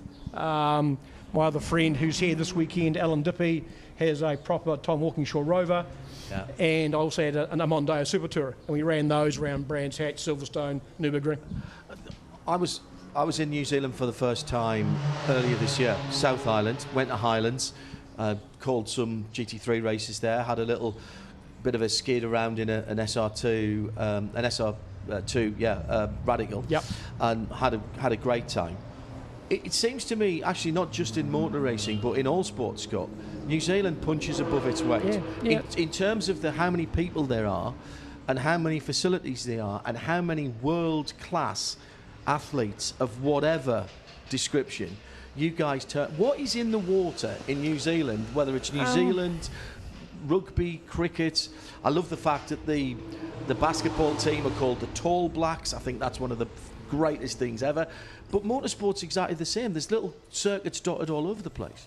Accessibility, as you say, we've got circuits every 2 hours drive, and they're pretty much club circuits, very low cost. I mean, our economy's small, and our cost to do things is about a tenth of what it is in this part of the world. So we get an absolute fright of the cost of coming here, but you've got to do something. So the cost of motorsport in New Zealand is cheap on the world scale. It's still dear for those who are earning New Zealand dollars. The other thing is, most of our guys are half mechanical. They may be a young guy, they'll be playing with motorbikes or playing with old cars, and there's space and green paddocks to go and do skids in. Rallying's also very, very strong because access to gravel roads. I mean, I'm not sure. Something like only a third of our roads in New Zealand are tar sealed. Yeah. So you've got a huge amount of gravel available to drive on at slow speeds. Yes. Grass paddocks are available for gymkhanas. Yeah. And I think our guys understand they've just got to go and work harder. Yeah. No one's really got the silver spoon situation. They've just got to work really hard, and they do. That stems back to Bruce McLaren. I mean, what made Bruce so great, apart from the fact he operated a Formula One team with only 8 people in it, at least 5 of which were Kiwis, of course, like Howden Ganley and so on and so forth. But it's because you had to make, do and mend, and I think on top of that, it's the fact that whatever you do, sport is so massively important, whether you're playing for the Black Frisbees or whatever, it doesn't matter. You do it to take on the big guys. Yep. And it's important for us to beat Australia first, England second, and we go from there. Yeah. And then everybody else. And Rugby South Africa. Yeah, no, but exactly how the balance has changed. But Yeah. just one thought: when I caught up with you earlier, you were remembering something when you were driving a Formula 5000 car at Goodwood. Explain the situation. Well, we bought a couple of Bieg. So the George Bieg story. But we run a historic event called the George Bieg Festival in New Zealand. It's March every 2 years, and George is very much a copy of Bruce McLaren, who never really left New Zealand much. Right. So he lived through the 60s and 70s, produced 18 single-seat race cars. He came to work for Bruce quite regularly because his wife was from Isle of Man. He'd come over for a holiday and worked for Bruce for quite some months, and lots of stuff got taken home. So we bought 2 big Formula 5000 cars from New Zealand for that Formula 5000 demo at Goodwood all those years ago when it snowed. Yeah. And it's the first time I've ever got basically frostbite while driving a race car. You had to be there to see it. As it was unfolding, I was standing in the pits. All our equipment was failing because it just couldn't do with sub-zero. And that surreal element of a car coming at great pace, not just a car, a single-seater. Yeah. Whoa. Yeah, that was quite challenging when you've got tyres that couldn't get anywhere near temperature. Yeah. Well, Scott, thank you very much for making the effort, A, to come and see us, but B, the far greater effort than walking across the paddock to come all the way here. Have a great weekend. I'm sure you will. Great. Thank you much. Thanks very much, Scott. I'm going to slide away as well as Chris Ward comes up to join us, because I think there's a race coming up I need to commentate on, John. There is indeed, but we're going to squeeze in one more guest as Scott and Bruce take their leave and dash away. And this is... See, I still think of him as a young gentleman, because he and I, our paths crossed many years ago at Rockingham Motor Speedway. A long time ago, but good memories.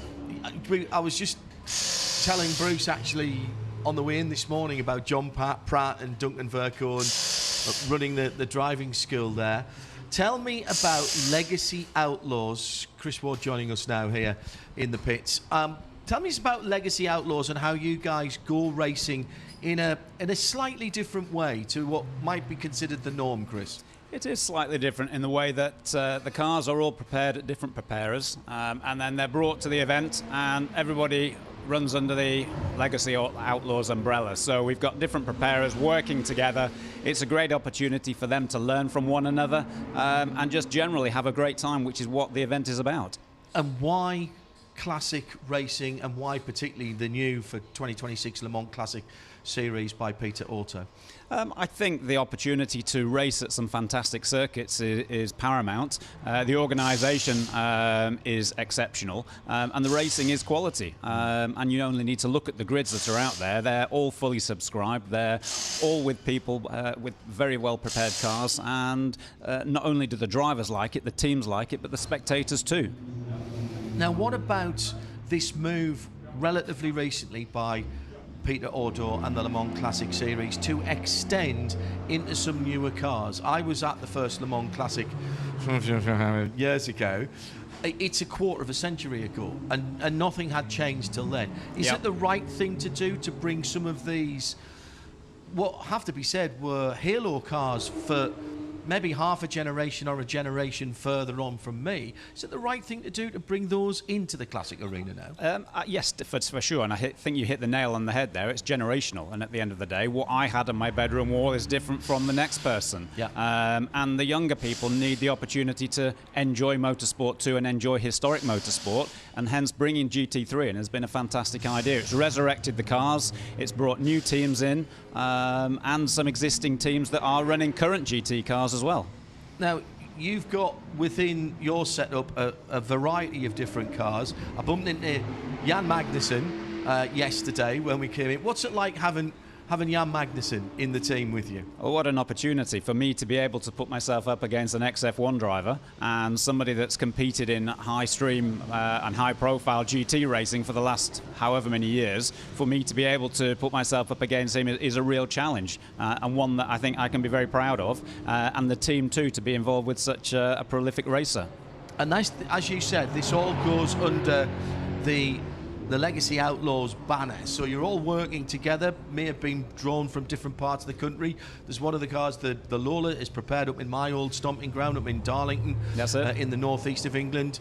You're coming from different parts of the country.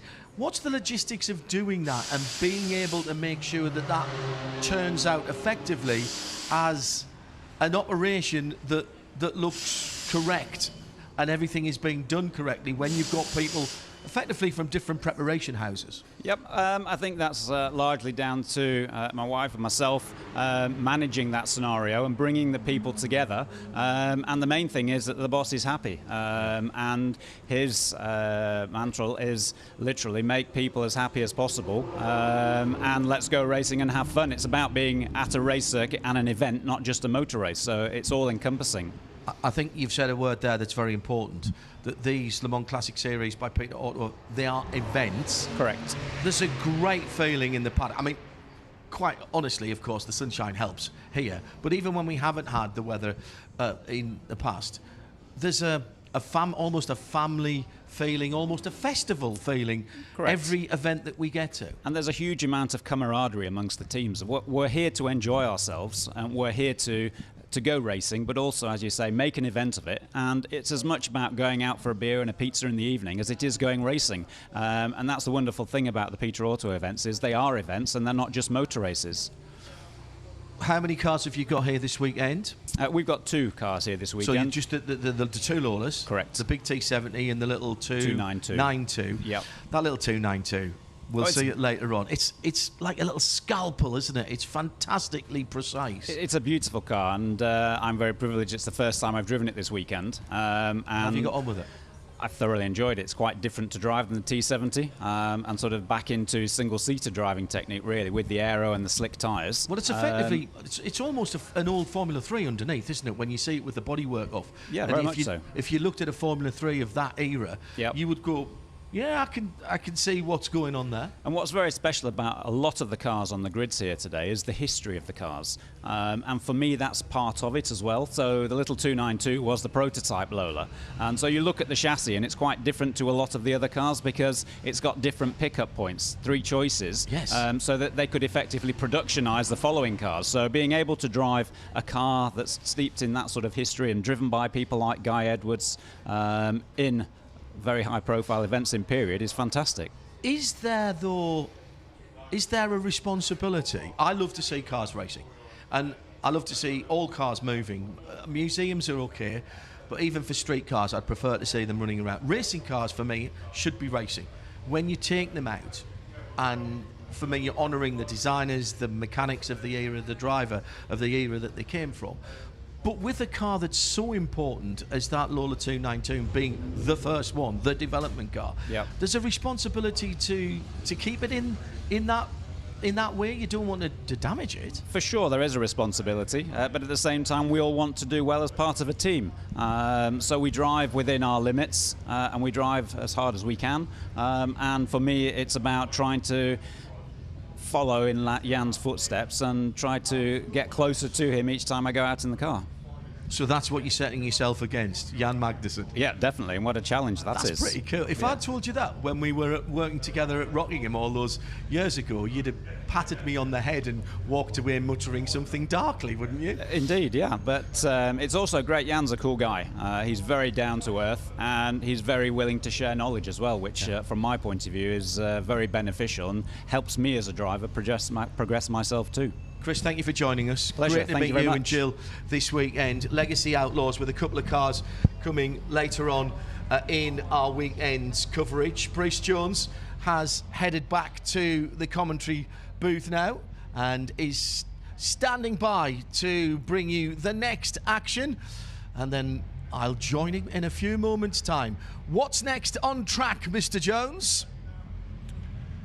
Thank you very much, John. So track action of the club variety has come to conclusion. A lot of lucky drivers getting their session on the fabled Spa-Francorchamps circuit. Fans still seeking shade rather than sunshine, but we're set to go racing with the Endurance Racing Legends 1. That's the Le Mans prototype and GT1 class cars. So a step up from the first race of the meeting, which was the GT2 subclass, if you will. But before that, when the cars go on the grid, the race is due to start at 15:40, so 25 minutes or so from now. There is going to be a grid walk, and it's always very, very special to go out on the grid, so I'm sure a lot of people are queuing up to do that. We will have Vincent Franssen down there at some point to pick up some interviews with the drivers, maybe with some of the lucky people on the grids. But we're now starting to stretch our legs here at Spa-Francorchamps, and you cannot believe how warm the weather is. It's high 20s. It feels like high summer. Just a week ago, when just across the border at Spa-Francorchamps, we were having sleet falling ahead of the 24 hours, and certainly you get the same weather precisely here. So it was high 2 weekends ago for the World Endurance Championship here, where more than 102,000 people came in the doors across the weekend. But this weekend so far, and even yesterday on Friday, it's been chock full of fans. It is just the most spectacular circuit to watch on brilliant vantage points, but not just from the grandstands. You can work your way around to brilliant points around this classic circuit, walking up high through the forest, the Ardennes. But when the sky is blue here, it really is magical. In many ways, it's also magical when it's hurling it down with rain. But I think for the fans here this weekend, for Le Mans Classic Series visits, for the Spa Classic, they'll tick the box for this one.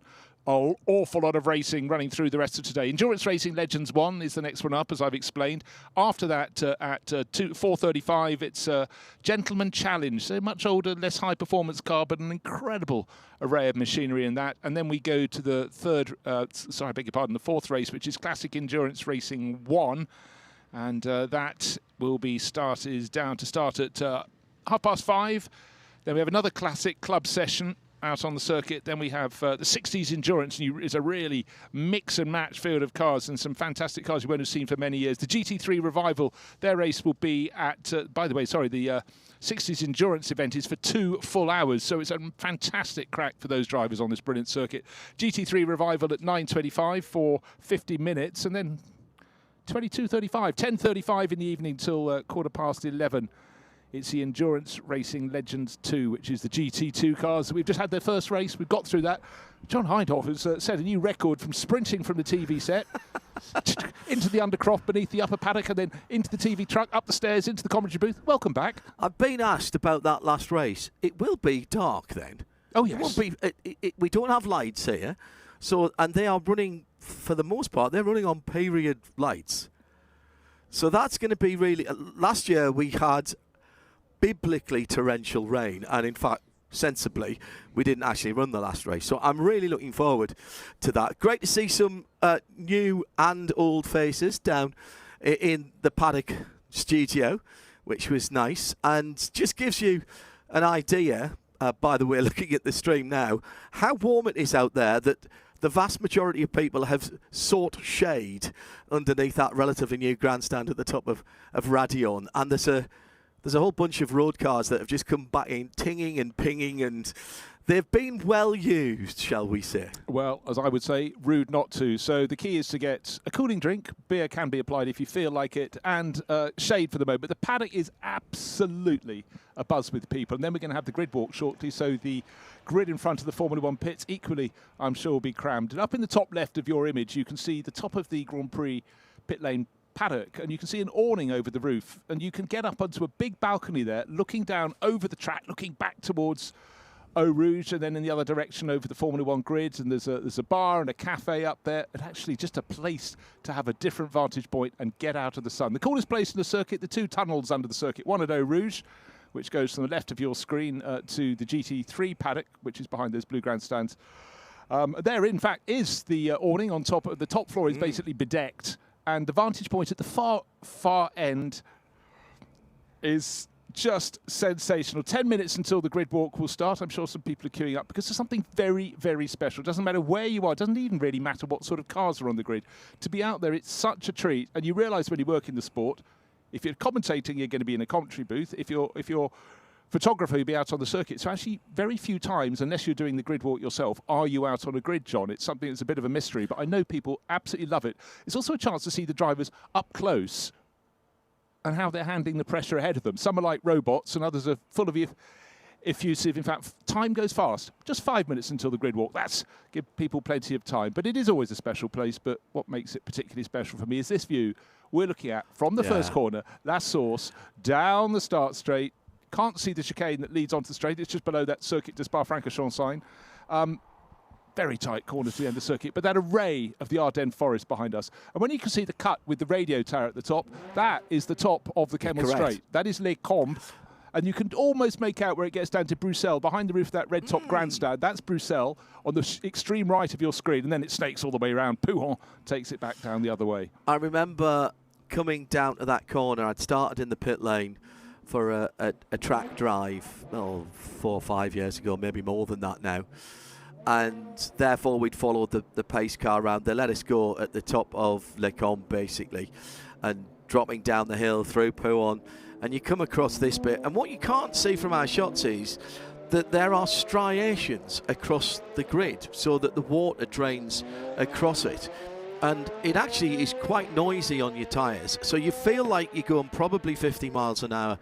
It sounds like you're going probably 50 miles an hour quicker than you actually are. And you come down to La Source, that famous corner that you've seen so many times on the television, that scene of so much carnage and breakage, and you get there, and then I realise I've got no idea where I'm meant to brake. I've got no idea what gear it's meant to be in, and I've got a lot of people in very, very much more expensive cars than my little 968 Sport coming up behind me. So I go all the way down into second and think, right, and as soon as I dropped the clutch out in second, I thought, that's weird, that's ridiculous. Absolutely ridiculous. I could have taken that in third. And it's you also don't see it's slightly cambered. When you get into the wall, it helps you round. Now we've got the cars coming to the grid. Look at these cars. This is Endurance Racing Legends 1. Bruce has been telling you about it already. But these are the cars, for very many of you, the sort of era that we're talking about here was the American Le Mans Series. Indeed, there is the Panos coming towards us that bucked the trend. Dr. Don Panos said, I want to put the engine up front, went and spoke to the NASCAR engine builders just north of him in North Carolina. He was in Atlanta, or up at Road Atlanta at Brazelton in Georgia. Put the engine in the front. Why would you do that? And he said, because I can. And because he could, he started the American Le Mans Series. Also coming down, the bright yellow number 39 is the old Chamberlain Synergy car. The Bob Burridge, among others, that drove that car for the archetypal British privateer, Hugh Chamberlain. I mean, goodness me. And all of these cars, we could probably sit and do half a day storytelling on all of these cars. Well, look, I mean, the thing about it is that you don't see many DBAs racing. What am I talking about? Number 24, middle of our screen, DBA, Den Blad Avis, Danish newspaper. It was the Reynard sports car, I promise. This is the Ultra. Here's Hen's Teeth. This is the Lindsay LMP 675 car that surfaced last year. It never got to race in period.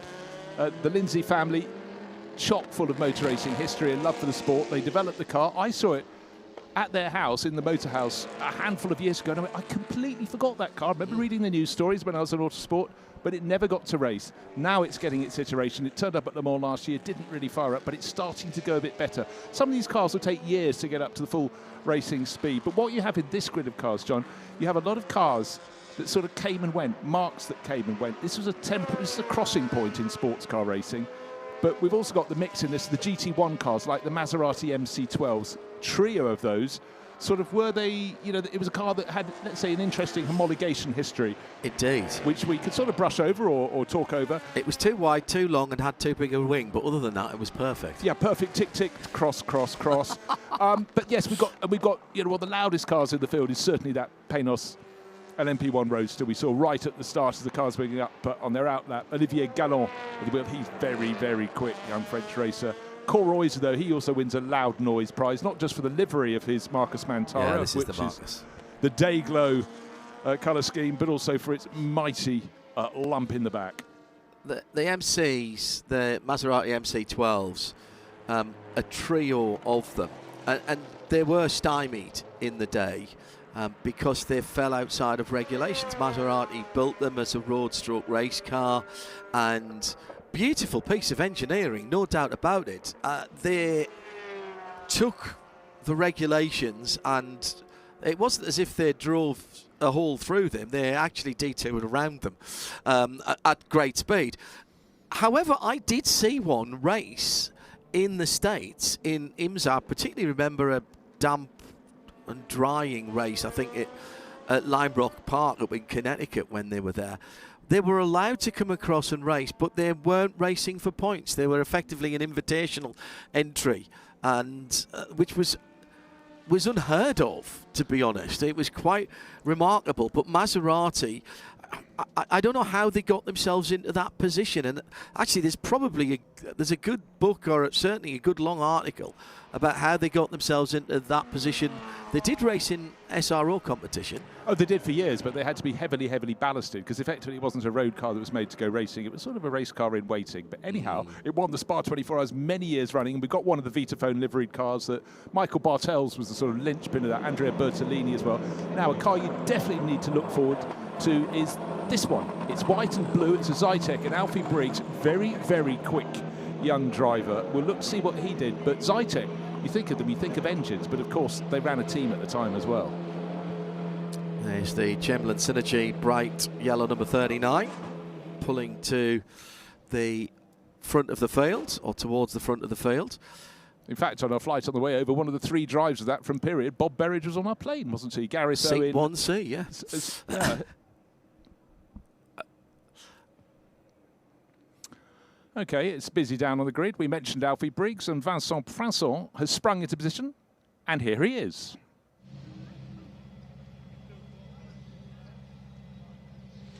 That's the first grid walk of the weekend here on the Circuit of Spa-Francorchamps with those cars of the Endurance Racing Legend 1 and this front row for this Zytek. Alfie Briggs, he's the young driver of this car. Alfie, how was it during the qualification? It was a big battle for pole position. Yeah, I mean, Christian did a really good job. The Audi's obviously a really good car, but nothing could give it to the Zytek. It's a beautiful car, and Spa's a great track. Spa is a great track, and I think that Spa for this Zytek is a very suitable track. Yeah, I mean, it's high speed, so you need loads of downforce, and the Zytek suits it perfectly. So, no, it's going to be a good, fun race. Obviously, I've got a pro driver penalty, which will make it a bit harder for me, but I can do my best. Of course. On the front row, we have Panos Roadster. It's a totally different car. Yeah, I mean, front engined, lots of power. So he'll be good on the straights. But yeah, I'll do my best and see what we can do. Alfie, last question. Do you know the story of your cars? Do you know the names of the drivers who drove this car? Honestly, I haven't got a clue. No idea. So this is chassis 4. So this exact car never actually raced. So this was their test chassis. But I think Jamie Campbell-Walton might drove it. Great, great, great. Just like the other one, the DBA. Thank you very much, Alfie. Have a good race. Et François, mon cadreur, s'il peut me suivre, effectivement, on va aller sur ce grid walk trouver Olivier Galland, qui est également avec cette Panos juste extraordinaire sur cette grille de départ. Regardez cet engin qui a marqué l'histoire de l'endurance, forcément. Alors, on va s'immiscer dans la discussion d'Olivier. On est en direct, Olivier. Olivier Galland, voilà la première ligne ici pour cette épreuve de l'Endurance Racing Legends avec cette monstrueuse Panos. Ça va? Ouais. Ça va bien. Jusqu'ici, tout va bien. Voiture, ça se pilote comment? Quand on voit la Zytek juste à côté de vous, on se dit qu'on est quand même avec 2 mondes différents là. Ouais, très différents. Déjà, c'était une voiture qui était assez particulière à l'époque. La Zytek est plus moderne. J'ai un moteur bien plus gros, donc je devrais avoir un avantage en ligne droite. Et sa voiture est plus légère, donc elle devrait être plus agile, surtout dans le 2e secteur.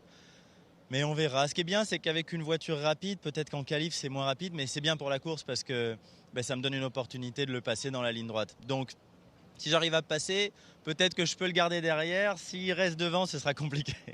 Conditions absolument parfaites, Olivier, ici sous le soleil, ça vous arrange? Ça, je sais pas.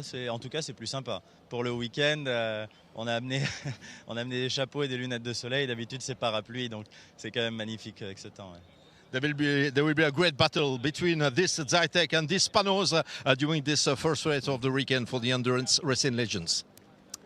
Vincent, thank you very much. And the prize for the best hat of the day definitely goes to Olivier Gallon. For someone who lives in the Middle East, he obviously knows to keep the sun off his head. But yeah, it's going to be a real scrap. As he pointed out, more grunt from his Panos, but the smaller, lighter, well, probably equal dimension, but lighter, more streamlined Zytek alongside will have its advantages elsewhere. But Olivier is a very, very quick driver in ancient and modern.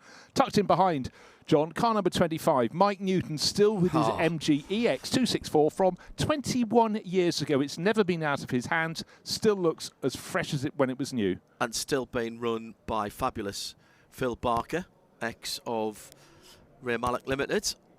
And Phil used to have the office next door to me. And if ever I wasn't sure about anything, which was quite a lot, to be brutally frank, I'd pop next door for a cup of coffee and a chat with Phil.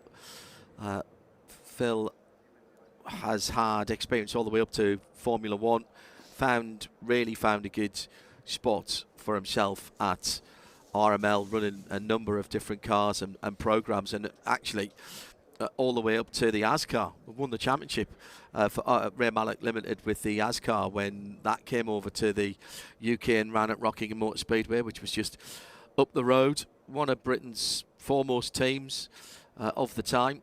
Privateer. And have gone from engineering excellence to excellence ever since. And by the way, that car won its class, the P2 class, in 2005 and 2006 at Le Mans. Should have won in 2007 as well, actually. But amazingly, Andy Wallace, who had been drafted in to bolster the team, and he was the change, he made the mistake.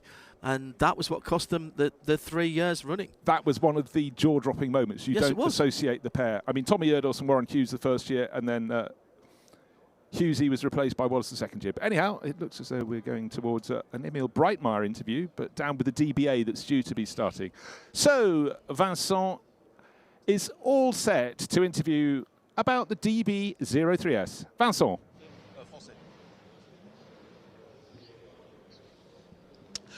With Emil Breitmeyer here at the start of this race with this DBA 03S. We'll do the interview in French avec Emil Breitmeyer. Alors d'abord, je tiens quand même à préciser que c'est notre tout frais vainqueur du Tour Auto qu'on a à côté de cette DBA. Bon, Emil, entre la Ford GT40 du Tour Auto et cette DBA 03S, il y a comme qui dirait un petit monde de différence. Oui, clairement, ça n'a rien à voir. Et là, on est sur une voiture qui est vraiment performante ici. Et j'ai pas beaucoup d'expérience avec. Aux qualifications, c'est la première fois que je roulais avec. Donc je suis déjà assez content de ma position sur la grille. Mais là, en course, ça va être une autre histoire. On a moins le temps, donc il va falloir attaquer de suite. Donc on va voir ce que ça donne. Mais c'est une voiture vraiment phénoménale, incroyable, légère. À rouler, c'est juste dingue. Donc très content d'être ici avec cette voiture. Et on va essayer de faire une belle course. On va voir ce que ça donne. Alors la Zytek a un nom différent, mais c'est assez similaire à votre voiture. Hein. Celle-là, une 04S, DBA 03S, c'est en gros les mêmes voitures. Alfie Bricks, ça constitue une petite donnée pour vous, une donnée tampon. On regarde un peu les chronos qu'il fait pour voir ce à quoi on peut aboutir. Oui, sûrement, mais après, moi, c'est vraiment là, les premières courses. Donc déjà, le but, c'est de bien finir et de faire tous les tours. Et après, les voitures sont un peu différentes, il faudra qu'on regarde, mais je pense que déjà, globalement, garder ma position, ce serait déjà sympa et réussir à faire toute la course bien comme il faut. Mais c'est sûr que ces voitures-là ont un potentiel de dingue et on a déjà l'impression de rouler très très vite, mais ça peut aller très très très très vite. Merci Emil. Emil Breitmeyer with this DBA. It will be his first race with the DBA. We know that in Barcelona there were some technical problems. He wasn't at the start of the race. He will have a lack of experience with this car, of course, but he hoped to be not so far away from the Zytek, some cars, of course.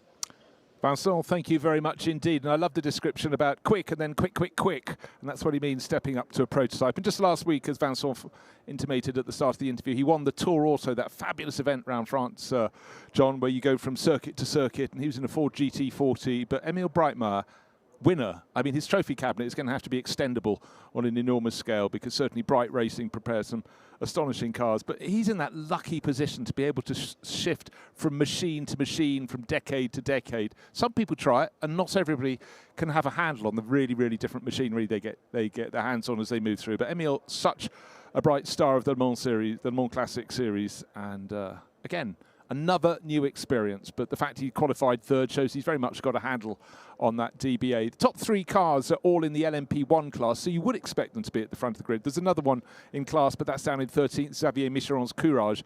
But then you get the LMP2. We've seen Mike Newton, he's heading that class. But then, fifth on the grid, we've got the fastest of the GT1 qualifiers. So those are the cars with roofs.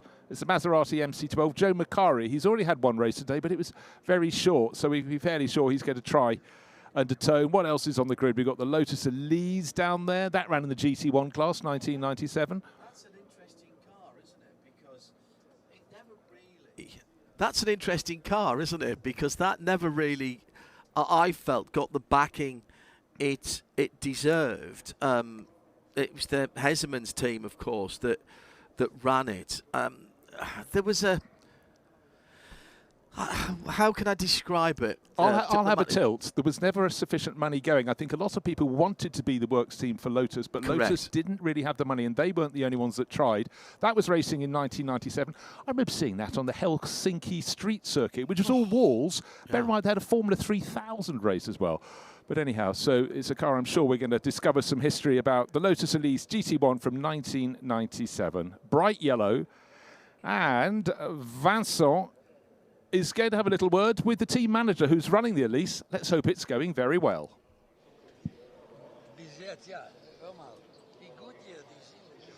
On the start grid with this Lotus Elise GT1 car number 43. But these guys interest me, particularly Mr. Toine Hesemans, former winner of the 24 Hours of Spa on the big circuit of Spa-Francorchamps, the old Circuit Toine. When you see all this historic meeting, what are you thinking about? Yeah, it's fantastic to look. Of course, it's now a completely different track, which is a lot safer. By the time in 1973, when we won, oh my God, goodness, you're driving through the villages, the trees and everything. Very dangerous. Now it's very nice. Very dangerous, but you did it at the time. It was the only way of driving, of racing. Yes, it was the only way of driving. Actually, during the night, somebody crashed very heavily. And they just come with the ziekenwagen, how you call it, the ambulance, in the middle of the street. One guy waves the drapeau, a flag, and then, you know, you have to drive slowly around it. It was crazy, crazy. Crazy, of course. Let's speak about this Lotus Toine. What are the chances of this car for winning the race here today? Overall, we can't win. The class he can win, but yeah, he was naughty yesterday, overtaking by yellow, so they put him 4 places back. And normally the car can be on the podium. We'll see that this Lotus Elise GT1 with Loris and Liam Hesemans, part of the Hesemans family. This car was driven by Jan Lammers and Mike Hesemans on the 24 Hours of Le Mans in 1997. Exactly, Le Mans in 1997 with Mike Hesemans, his son. Thank you. Always great to hear from Toine, the patriarch, now the 3rd generation beneath him. Toine was a superstar of the 70s, and certainly a lot of people who raced against him in period on occasion went, he was quick. You know, he could have gone other places. He was, you know, an absolute linchpin of Dutch racing too. But great to see the Lotus out, and it's great to see cars that, you know, one of the roles of historic racing, John, is to find cars you didn't expect ever to see again, and to find them performing as well, even if Loris, that's 3rd generation Hesemans, was a naughty boy, as his grandfather described. I like that.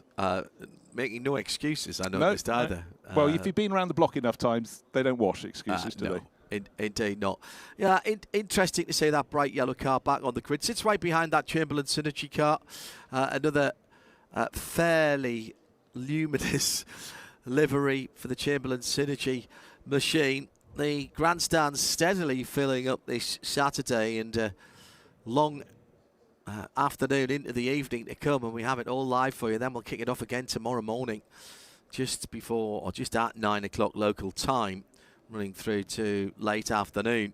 If you're within a decent drive of Spa, I would thoroughly recommend that you jump on or in your transport and get yourself down here, because the weather forecast for tomorrow is absolutely quality. And we'll do it all again with everything you'll see today.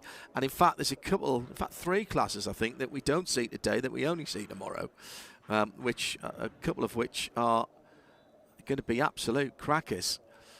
Just coming down through the grid and seeing the cars that I remember in period, the dark green of the Aston Martin DBS, and that car, or DBR 9S should I say, sitting in front of some of the open topped prototypes. I know why we don't have open-top prototypes anymore, but I did like the elegance of those cars. Let's head back down to the pit lane as Vincent has found another interview with the number 8 car.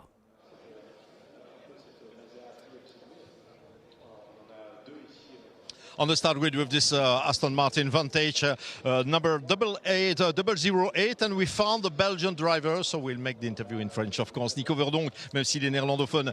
Nico Verdonck, Aston Martin, superbe Aston Martin dans ce plateau Endurance Racing Legends 1. Comment ça se passe jusqu'à présent? Honnêtement, c'est magnifique d'être là sur la grille avec Gregor, grâce à lui qui m'a demandé de lui soutenir. Mais c'est une voiture magnifique. Jusqu'à hier matin, je n'avais pas encore eu l'occasion de rouler la voiture, mais je connais ce type de voiture de l'époque avec la GT1, quand j'ai roulé en 2011 sur la Corvette et la MC12. Mais ici, c'est une des voitures, la crème, alors c'est magnifique. Magnifique. On exploite ça comment, Nico? On roule quoi à 80, 90%, 95% du potentiel de la voiture?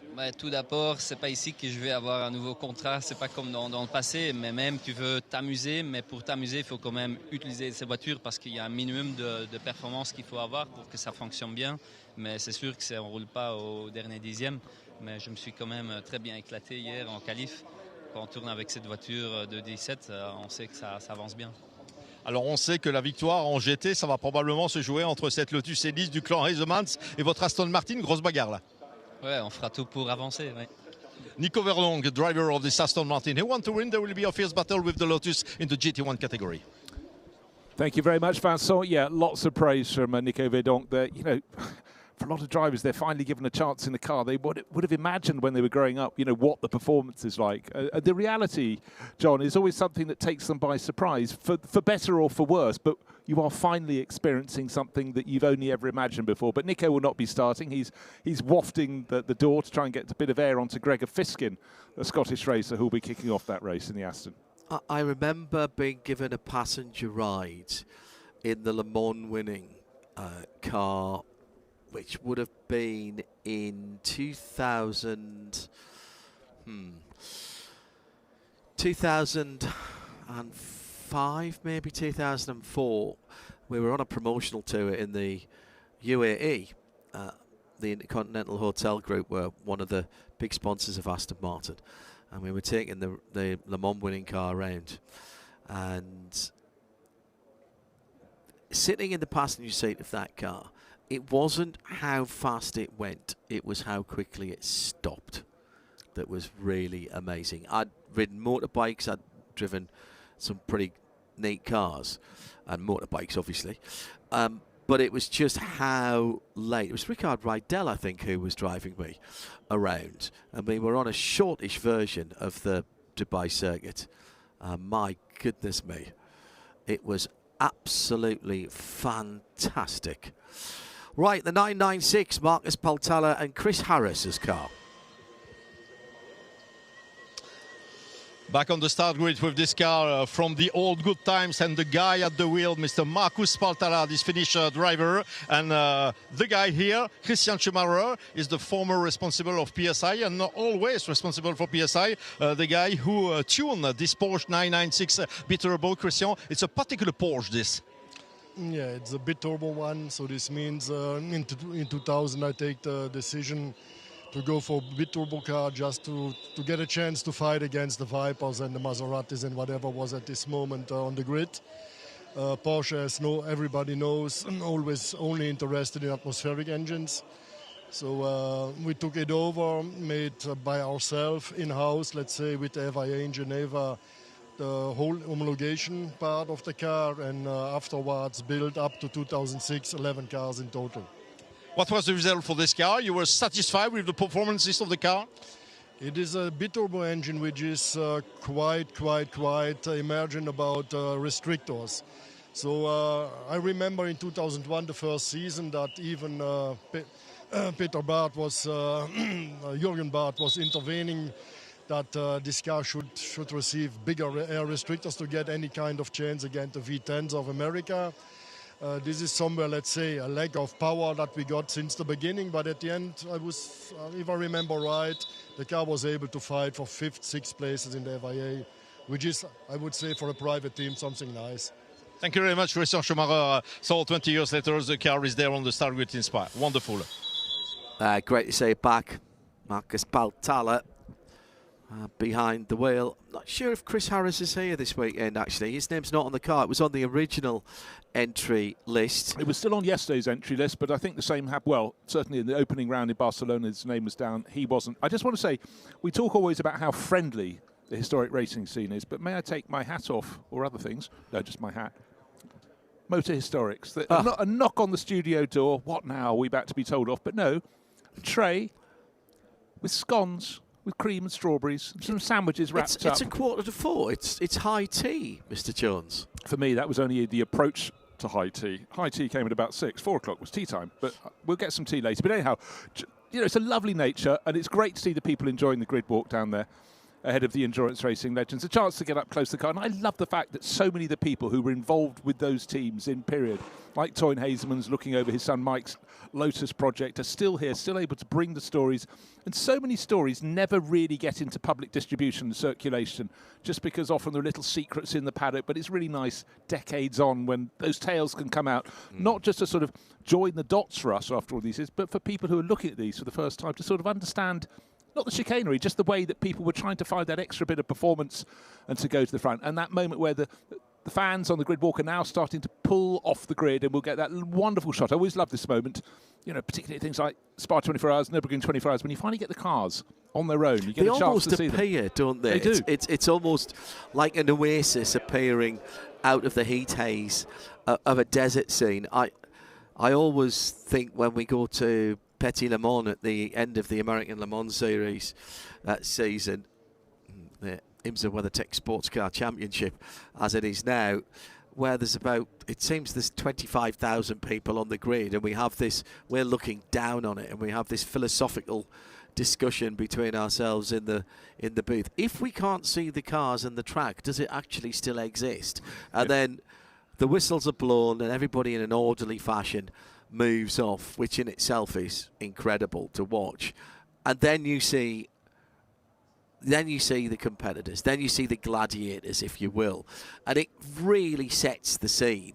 And this view from down at La Source backwards to the start line has, I mean, even without Circuit de Spa-Francorchamps over the top, you would not have to tell very many people where that was. No, exactly so. But also another moment you get right at the start of an event is when you finally get to see the cars and you see suddenly someone who's got a problem with one of the cars. That's the start of a story. This is a 40-minute race. Driver changes. About half a dozen of the cars in this 20-plus car grid. I think we're getting 19 cars on the grid. A couple haven't quite made it through. We'll have a secondary driver. So the secondary drivers, we've heard from one of them. That's Nico Verdonk, who's sharing Gregor Fiskin's Aston Martin DBR9. Mark Rostan, who will be sharing a Pilbeam with Pierre Bruneau. Olivier Pla was a late addition, tip-top French sports car racer. He's sharing with Roman Beltes in a LMP2 Courage. Loris Hazeman, we've mentioned Mike, so Mike is the father, Loris the son. Jean-François Besson is sharing with Guillaume Guignard. That's in the little black Lindsay we saw just coming around as they were assembling on the grid. Pierre Bruneau will... What happens with Pierre Bruneau and Mark Rostan? One starts one Pilbeam, and the other one starts the other one. So there's a little bit of, let's say, lack of efficiency potentially in those pit driver changes, but actually there's just about generous enough time for you to come in if you're nose to tail for both to be, you know, not be hampered. I did that once in a with a driver in a race. Actually, no, that got me the drive in the race because I was at Snetterton talking about a classic race, and the driver that I was saying, oh, that's going to mess up their pit stops, because he was jumping out of one car into the other and he got stuck on the wrong side of the old Snetterton and had to come back through the cornfield, basically. And he gave me a bit of a hard time, and next time out, I was sharing an RS31 Capri with him. So he basically said, can you drive as quick as you can talk? I said, I'll give it a go. Oh, what a shame you haven't got a race licence. I said, Mike, I've got a race licence. Oh. Yes, you have to be careful what you offer, when and to whom. So, as people leave the grid, you know, it's not often at Spa-Francorchamps you need umbrellas. Today they are parasols. Now, watch out for one of the cars from the very back of the grid. It's bright green and it's black, and it's a little LMP2 Lola MG, and we're expecting that to come charging forwards in the hands of Nell Stark. He's tucked in behind the bright, multicoloured Coroiser Marcos Mantara, and bringing up the rear is that Lindsay in 18th position, Georges Gagnard. Unless just outside the right-hand side of our shot, we've got Roman Beltest. We may have been reduced to 18. The Courage I cannot see as yet. But there is our grid. Open-top cars and closed-top GT1 runners. And we've heard from quite a few of the runners and riders down there on the grid. But basically it boils down to Alfie Briggs in the white and blue Flash, Zytek on pole position, and Olivier Gallon with that black-nosed front-engine Panos. They're going around on their formation lap. Problem for, I think that's the Panos, the Marcos, that hasn't got fire in the engine. Something with a very large rear wing that they're about to push on, but hopefully that at least can get started, albeit from the very back. Oh no, it's a Porsche. It's a Porsche.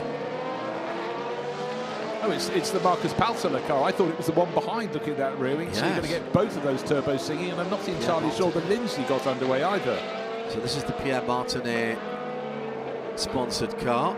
Now, oh good, the Lindsay has got away, but unfortunately you mentioned earlier about climbing up to Les Combes. It is actually even a gentle climb up the start-finish straight to La Source, so it might need more than two people, because that 996 bi-turbo won't be as light as a feather, so it needs a little bit more of a push. Now look at the second place car came up towards us, the front engine Panos, driver position offset as well, so it's a very strange car to see when you see it from the front end. I remember talking to Jan Magnussen and David Brabham actually when those cars were racing. It is a front engine car, but the engine, which is an American V8, number of people had their hands on them, but originally it was Jack Roush's organisation who tuned it based on a Ford block, and that engine was pushed so far back in the car that ultimately the driver was pretty much, Bruce, sitting over the top of the rear axle. Now that's efficient in terms of getting a front engine car balanced to a near 50-50 weight ratio. But talking to all of the drivers, Johnny O'Connell drove that car as well, it was the most bizarre feeling for them, because they were so far back in the car that the polar moments of inertia when the car was sliding around, they were feeling in a completely different way to any other car that they'd ever driven, because they were sitting on that back axle. They were following it. They should be on top of it. Yeah, correct. No, really, really weird. So, feast your eyes. If you like Maserati MC12s, we've got a trio of them. There's the third in the Vitaphone livery, the Aston Martin of Gregor Fiskin, and then a host of others tucked in behind. A couple of Courages, a couple of Pilbeams, that bright Marcos Mantara that is, orange, green, blue, and yellow. Coroiser is the number plate. I'm sure you'd have picked out that personalised EU vanity shape, vanity plate, but it looks as though, let's see, it does appear we haven't got Roman Beltest, unfortunately. The number 8 Courage, the C65, that doesn't appear to be a starter, so one down we are. Yeah, but we have got a car of that ilk, haven't we? We've got the number 31 car, the Courage. Yes, that is in there. Yeah, it does mean we've lost Olivier Pla, who was slated to be driving that. And Olivier, with all his successes at Le Mans, and in fact, many, many years of competing at Le Mans, not getting to start, unfortunately, for the Endurance Racing Legends 1, as we've already seen a race for the Endurance Racing Legends 2. That's for the GT2 runners. The Martinet car, the Pierre Martinet car is running, the 996. It's coming back up through the field. Now, how far will it be able to get back up, and can it make its way back with Marcus Paltalla into the inside of row 6? I think he's just about done that. He's only a couple of places back when they get to Blanchimont, so he'll surely manage. But the front row, it's Alfie Briggs in the white and blue Zytek, alongside Olivier Gallon in the Panos LMP1 Roadster, and who can hang with them? Emil Breitmeyer, very, very quick, doesn't know the DBA, that's the blue metallic liveried car, starting third. And Mike Newton, he does know his MG, it's the EX264, he's owned it and raced it ever since period, twice a Le Mans LMP2 winner. He's going to try and hang on. He won't have the same performance, but he's right in the mix. And you know what? Being cognizant, look at those 3 Maseratis, blue, red and aquamarine, all line astern on the right-hand side of the grid from the driver's point of view. So, going to be rolling thunder. Wait for the flag. They'll let everybody get back into line. It's not a massive run down to the first corner, and then we'll wait for them to be released, still with the red light on. 40 minutes on the clock. Endurance racing legends, green light, and we are racing, and immediately Alfie Briggs in the white and blue number 150 Zytek 04S takes to the inside, protects the corner, and we'll just wait for a moment to see if everybody got through, but Alfie, got round the outside. Who's coming into third? Loris Hazeman's from 8th on the grid in the yellow Lotus. A brilliant start. I tried to stay quiet as they went to the first corner. We joked with Toyn Hazeman, so can he win the race? Well, maybe he can win his class. Well, he's trying to win the race outright. It's a 40-minute race. Look at that little, well, it seems quite large, actually, the Lotus in comparison to the two cars ahead. But Olivier Gallon, good line. He's up to second. He's up to second, even before the braking area there. Turn the wick up on your engine, except it's not turbocharged. Oh, my golly. But, OK, right, expect Alfie Briggs to go, hold on a second, that should not be happening. He started on pole. Look at the massive aero under the back of that Zytek, you know, made for purpose. He's going to try and fight back into Bruxelles. No, he backs out. The Lotus. From the leader. Excellent. Mike Newton's going to lose relative to the front runners. Two of the three are LMP1 cars. He won't have their performance, but he'll be going, I should be able to be up with that little Lotus. That's from GT1. So Mike Newton in 4th place, the red, white and blue Lola. MG Lola will be getting his head down, seeing what he can do. But, oh, my word, we heard there was a mistake that cost Loris Hazeman's 4 places on the grid and running very wide at Pouhon, somehow finding some grip from, well, who knows where, stays in 2nd place. Yeah, he went into the first part of Pouhon a little bit too quickly. Back end started to protest a little bit, but he's held on to that nicely. So difficult to pass in that part of the circuit, plunging downhill. But the additional aero of the prototype Zytek should be able to get up to the inside. Not a race history on that car. Chassis number 4, chassis 2 and 3, very well known and passed around a few places. The Templar Avis, of course, is also the same car underneath, but was effectively renamed under license, wasn't it, Bruce? And they made a couple of, maybe 3 of the DPAs actually. Yeah, it was the Reynard O2S project. Reynard, correct. For long, strong in single-seaters, moved over to sports cars, didn't really work. Right, Alfie Briggs back into 2nd place. But we'll look at timing interval to our race leader, Olivier Gallon. Brilliant start from him in the Paynos. He's going to be, what, 3-4 seconds clear? Over the start-finish line he goes, waiting for the 2nd place car, 3.2 seconds. But the Lotus fights back. I have unfinished work.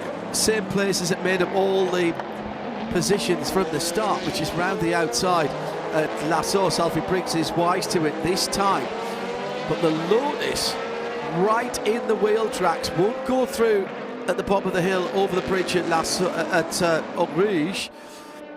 Oh, and a much better run by Briggs through Eau Rouge and up to Radion. And I do think that Loris Hazeman's just had to lift off there. I think he was too much in the aero wash of that prototype ahead. Fantastic battle between the two of the 3 Maseratis and the red Vodafone car with Kriton Lendoudis, the Greek shipping man. Well, made that look very easy going past Joe McCurry. Joe, who spun out earlier in the previous race, maybe just being a little bit cautious.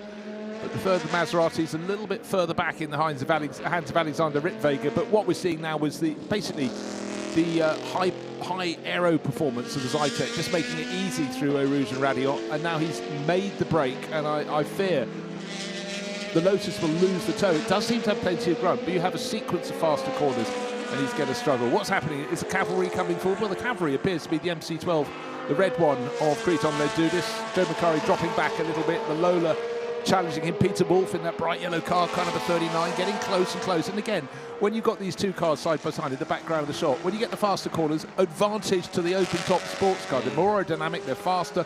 You look at the way the air is channeled underneath them, they're far, far more efficient. But you've got to choose your moments. So Peter Wolf is starting to wait for that, and in front of him, Joe McCurry getting a little bit tail happy in that blue Red Bull sponsored car. Yeah, Joe drives that Maserati quite regularly and is very experienced in it. The little LMP2 675 car, of course, as it was, 675 referring to the minimum weight of the car, 675 kilos. The top class cars at that time were 900 kilos. Regs changed, but just a little 2-litre 4-cylinder AER turbo engine, rebranded as an MG for the works cars. Martin Bahrain and Lola turning out a number of chassis around this time that could be used with a variety of engines. There were other engines in that chassis as well that raced around the world. Yeah, I mean, in the history of sports car racing, there have been periods where everything is aligned and the periods when everyone's doing it differently. You know, you just have to go with that, and you need a chassis, particularly if your business model, as it was with Lola, is to sell. You know, they sold their 1,000th racing car. I think it was a Formula Ford car in 1975, and they were the most successful, racing car constructor in the world. Times changed though, but for them, customer cars were where it was at. And certainly for people like Peter Wolff, he's the beneficiary. He's fallen back a little bit in that challenge in the background of the shot. But Lola are back indeed in the hands now of Till Bechtelsheimer, and they've got a new product, albeit one that looks like a Lola should do. Yeah, there's a road and track day special. It's the T70S. It's an exquisite bit of kit. I mean, it's always been a beautiful body shape, but also they're running a works team in Formula E. They're going down very many avenues, not yet known to the public, to do with bringing forward technology. Racing is always driven by technology. Correct. So, the third of the Maserati MC12s. Alexander Rittweger running in 9th place overall, and the Scot behind him, Gregor Fiskin, really he had 3 appearances in Le Mans 24 Hours. He sells cars. He also likes racing them, and he really races a huge range. There he is in the 008 Aston Martin, probing in that DBR9, looking to see, and a big tail slide there from Alexander Rittweger, who actually sort of did that on his own. Fiskin wasn't quite close enough to put him, but I guess when you're under that sort of pressure, now he most certainly is. And of course, when you go through Curve Paul Frey, you've got that long arc to the right-hand side, and there we are. That is someone absolutely catching a toe. Gregor Fiskin, but he's got to make it work. Look at those two cars, though. The Aston Martin, you can clearly see, has its roots in a car that, whilst it wasn't series production, of course, Aston Martin is a bespoke manufacturer, but they were turning those cars out with the extruded aluminium monocoque and chassis spine part. That was the basis of their business model for their street cars, their road cars, for a very long time.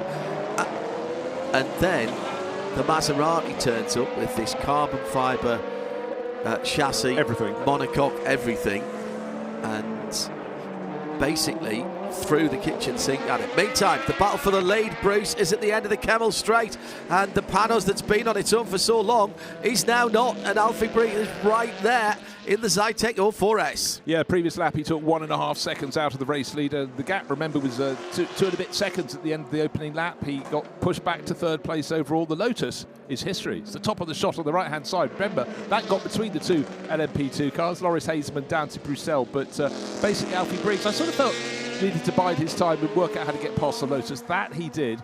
Okay, little bit of a mistake, but you've got to keep challenging. Still plenty of time left in this race, but he's trying to unseat Olivier Gallon, and their discretion was the better part of valour. Backed out at Les Combes, slotted back into 2nd place, but the ease with which he suddenly removed a 2-second lead, reduced, and then nearly moved ahead, means he can do it again. Alfie Briggs in the number 150 Zytek, and as John pointed out at the top of the show, this was a car that was a test car, never raced, and now a little bit of action at the back of the field. Number 20 Pilbeam, that's Pierre Bruno being challenged by the Xavier Micheron driven Courage, and again the best place to do passing, as long as you've got a good run through Eau Rouge and Radeon, is the top end of the Kemmel Straight up at Les Combes, and that was an attempt, didn't quite work. And still, look, Alfie Briggs, 2nd place, right now on the tail of Olivier Gallon.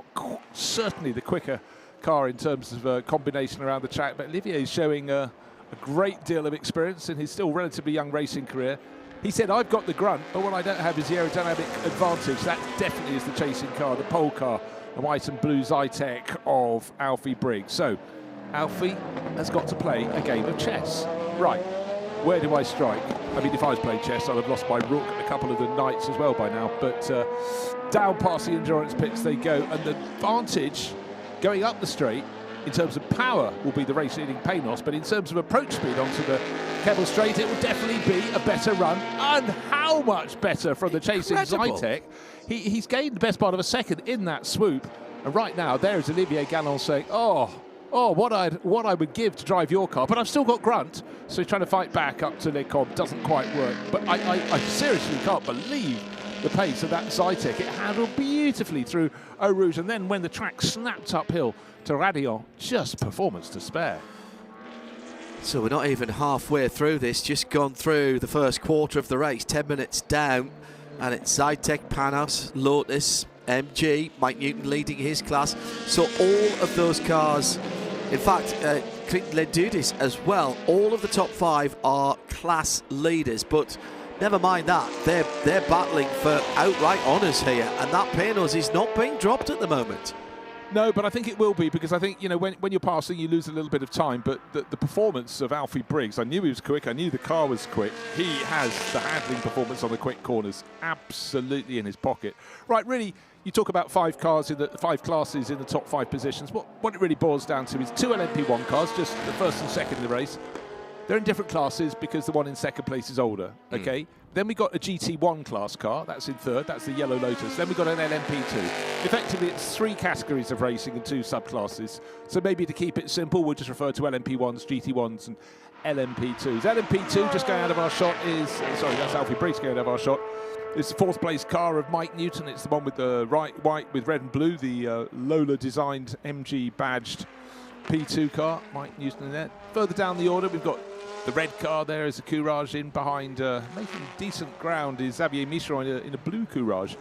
And then just behind that was Pierre Bruno and Marcus Palser doing his best in his bi-turbo Porsche, but that didn't start well, and I'm not sure it's running really well, but a very, very complex car, in fact, that bi-turbo, famously so. Yeah, that was the last of the turbocharged GT cars.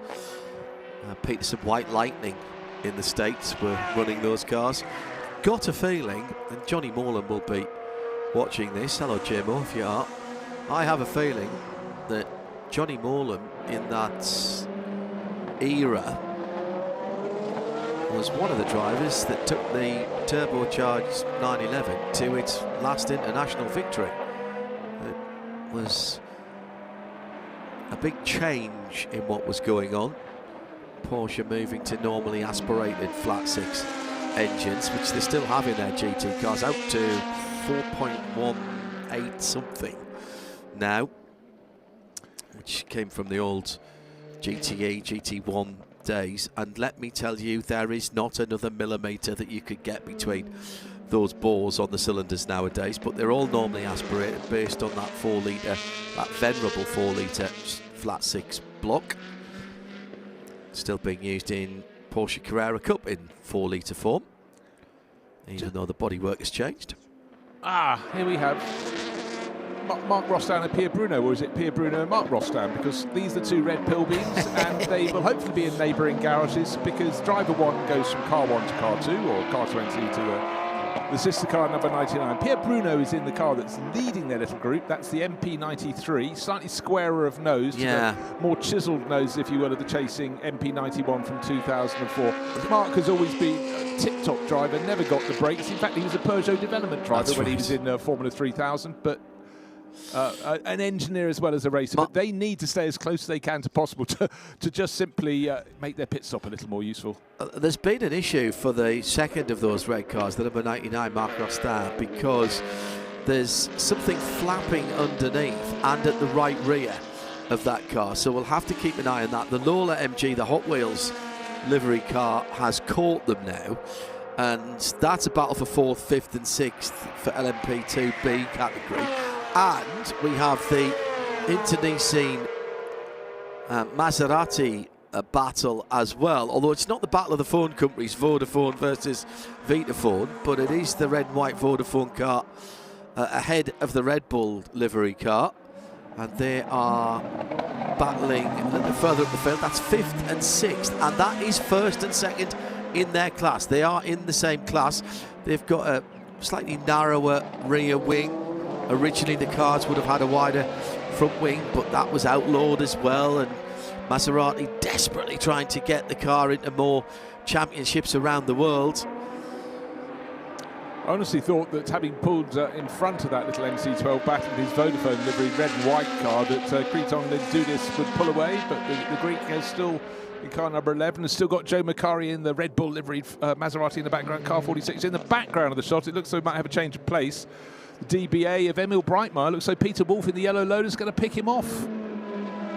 Goes around the outside fairly easily there in that, the number 24 dropping down a position then, and I simply think Emil Breitmeier is a very, very quick and capable driver. I think maybe all isn't right, or he's just being cautious. It's his first time racing. As he said at Barcelona, there were problems. Or maybe he's just thinking, this doesn't handle like GT40. I was racing all around France last week, but I would put the balance on the fact that I've seen Emil drive so many cars and drives them beautifully that he's just feeling his way in this one. But Peter Wolf knows that yellow Lola very, very well indeed. Now he's getting on the tail of Joe Macari, and that's going to help Creton Ledudis just maybe pull away a little bit. But look, on the second part of Pouon, the handling you get from a prototype versus a GT was enormous. But you know what, well, Joe Macari did a very, very good job of staying legally in the middle of the circuit there. Well, and also you're talking about a car that's 675 kilos against one that's probably 12.5, 1,300 kilos. So you're pretty much talking about a car, albeit with a smaller engine, turbocharged, maybe doesn't have the outright torque, but it'll have had plenty. It has plenty of power from that little 2-litre AER engine, but it's got half the weight, and half the weight is good, not just in top speed and how much power you need to push you through the air. It's that dynamic ability that Bruce was talking about, where you can move the car around, and of course that car is exploiting downforce as well, the yellow car. There's the first of the pit stops. Pit lane window has just opened. We've already got someone in, which is Georges Gagnon in the Lindsay, but I didn't notice if that was... Did he just get in, or was he already in for a non-pit stoppy? Yeah, I think you might be right, actually, because he's been in for a lap. Yeah. Bright red and white Vodafone number 11 coming down the pit lane.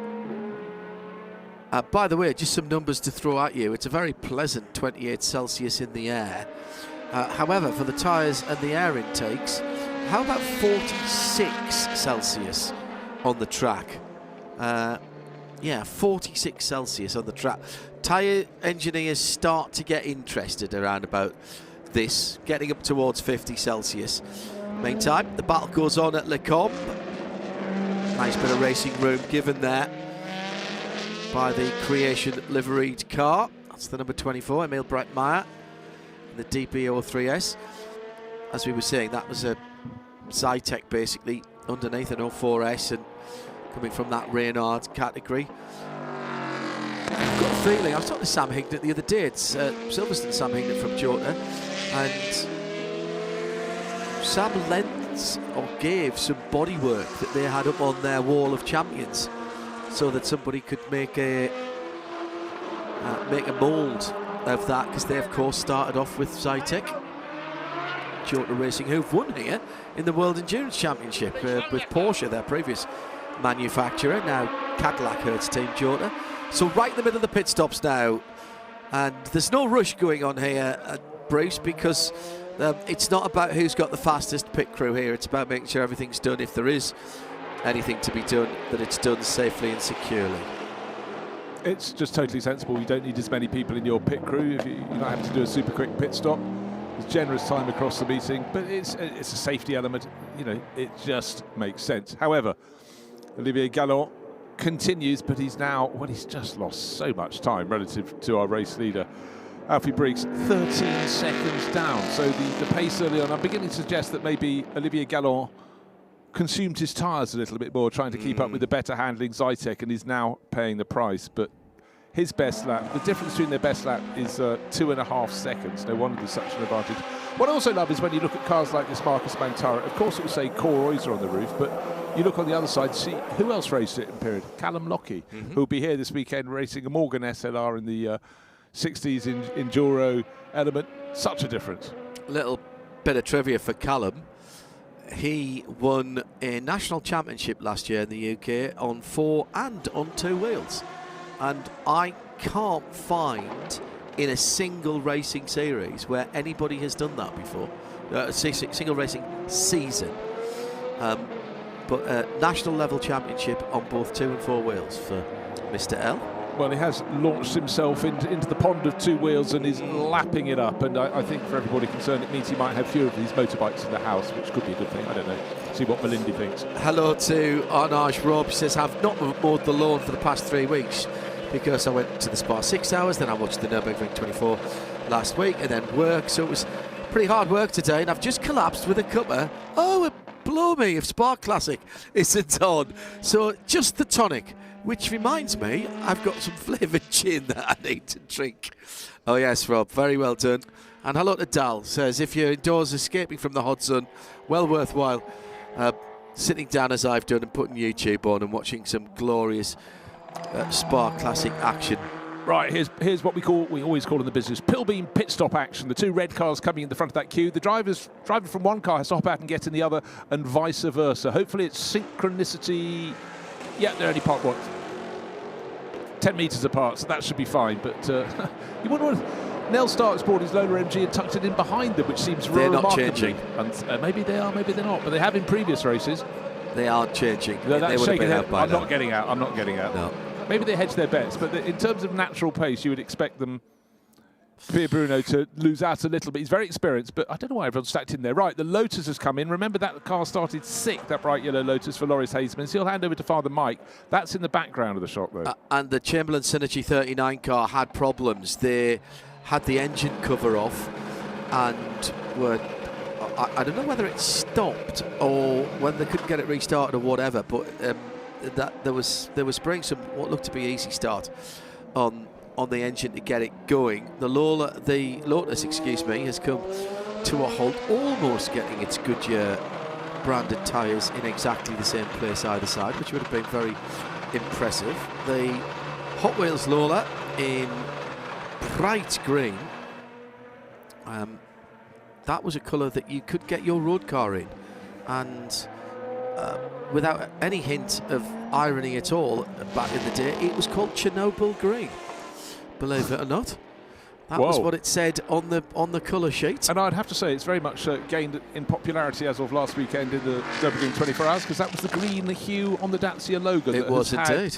49,000 million hits.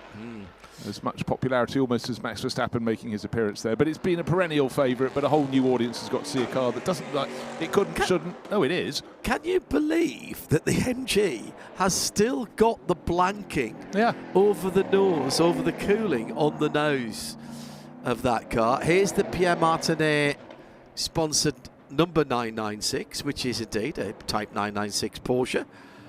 Twin turbo, and flat six. As no driver change appears to be effective, we have to presume that Chris Harris of road car fame in its many forms will not be racing this weekend. Looks like Malka Paltula is doing the lot here. So anyhow, wonderful, warm, late spring afternoon. Feels like high summer, looks like high summer.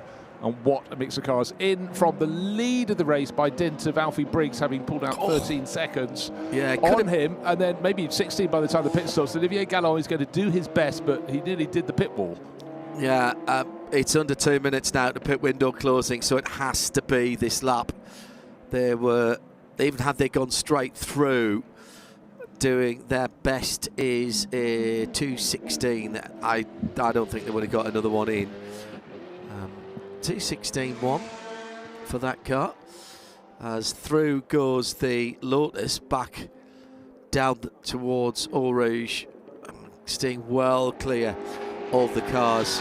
Loris Hazeman staying behind the wheel of that Elise. No, I'm fairly confident there was a driver change, so I expect Father Mike to have got on board. Of course, Mike was racing that in period in the late 1990s. I think 1997 was the debut season for that car. It is a 1997 vintage car, and I remember seeing it out on the FIA Championship that year, but also Le Mans. It never got the just rewards at Le Mans, but right now it's just lovely seeing these cars back on the track. And hopefully there wasn't too much of a delay for the number 39 Peter Wolf driven Lola BO540. BO5 means 2005. There you go. You don't have to be a genius on that one. And the 40 nomenclatures for LMP2 from Lola. Slightly convoluted numbering system, but there was a pattern to it. Certainly not as convoluted as Ferrari Formula One chassis numbers that seem to have a different a different version every couple of years, which for those of us who tend to be of the historian nature, it's a little bit maddening. Yes, we were trying to work that out a couple of weekends ago, weren't we? Back to the good old days when 512 in Ferrari meant 5 litre 12 cylinder. The Lindsay looks to be going slow, not just letting the leader through.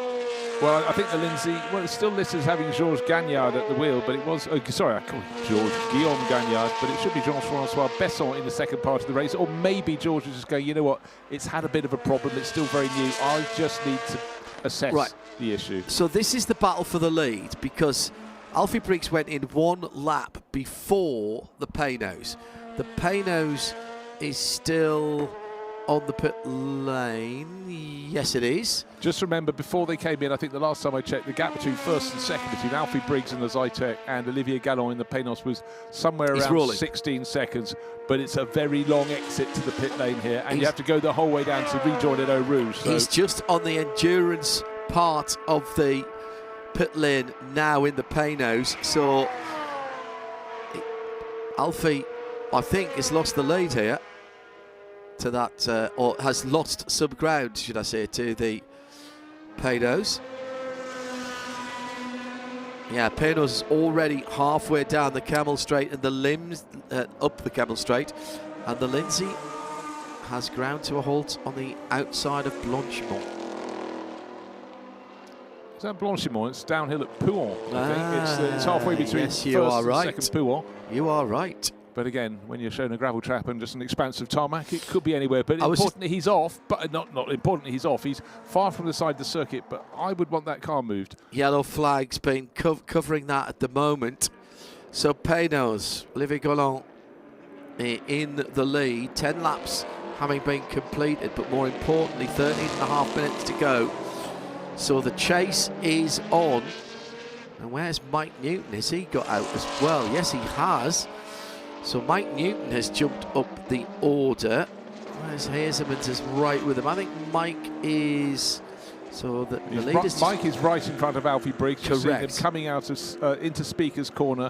But the yellow flag will not help the chaser, which is Alfie Briggs. He cannot overtake. So he's losing some of the advantage he can claw back. Well, and remember, he had a longer pit stop. He was telling Vincent that at the beginning. This is the part of the balance of performance, if you will, but for once we're not balancing the cars. Such a controversial thing to do, but we are actually balancing the drivers. Aston versus Maserati, that has been going on for lap after lap now down in Brussels, and it is the Vitaphone car and the DPR9 that are having the scrap.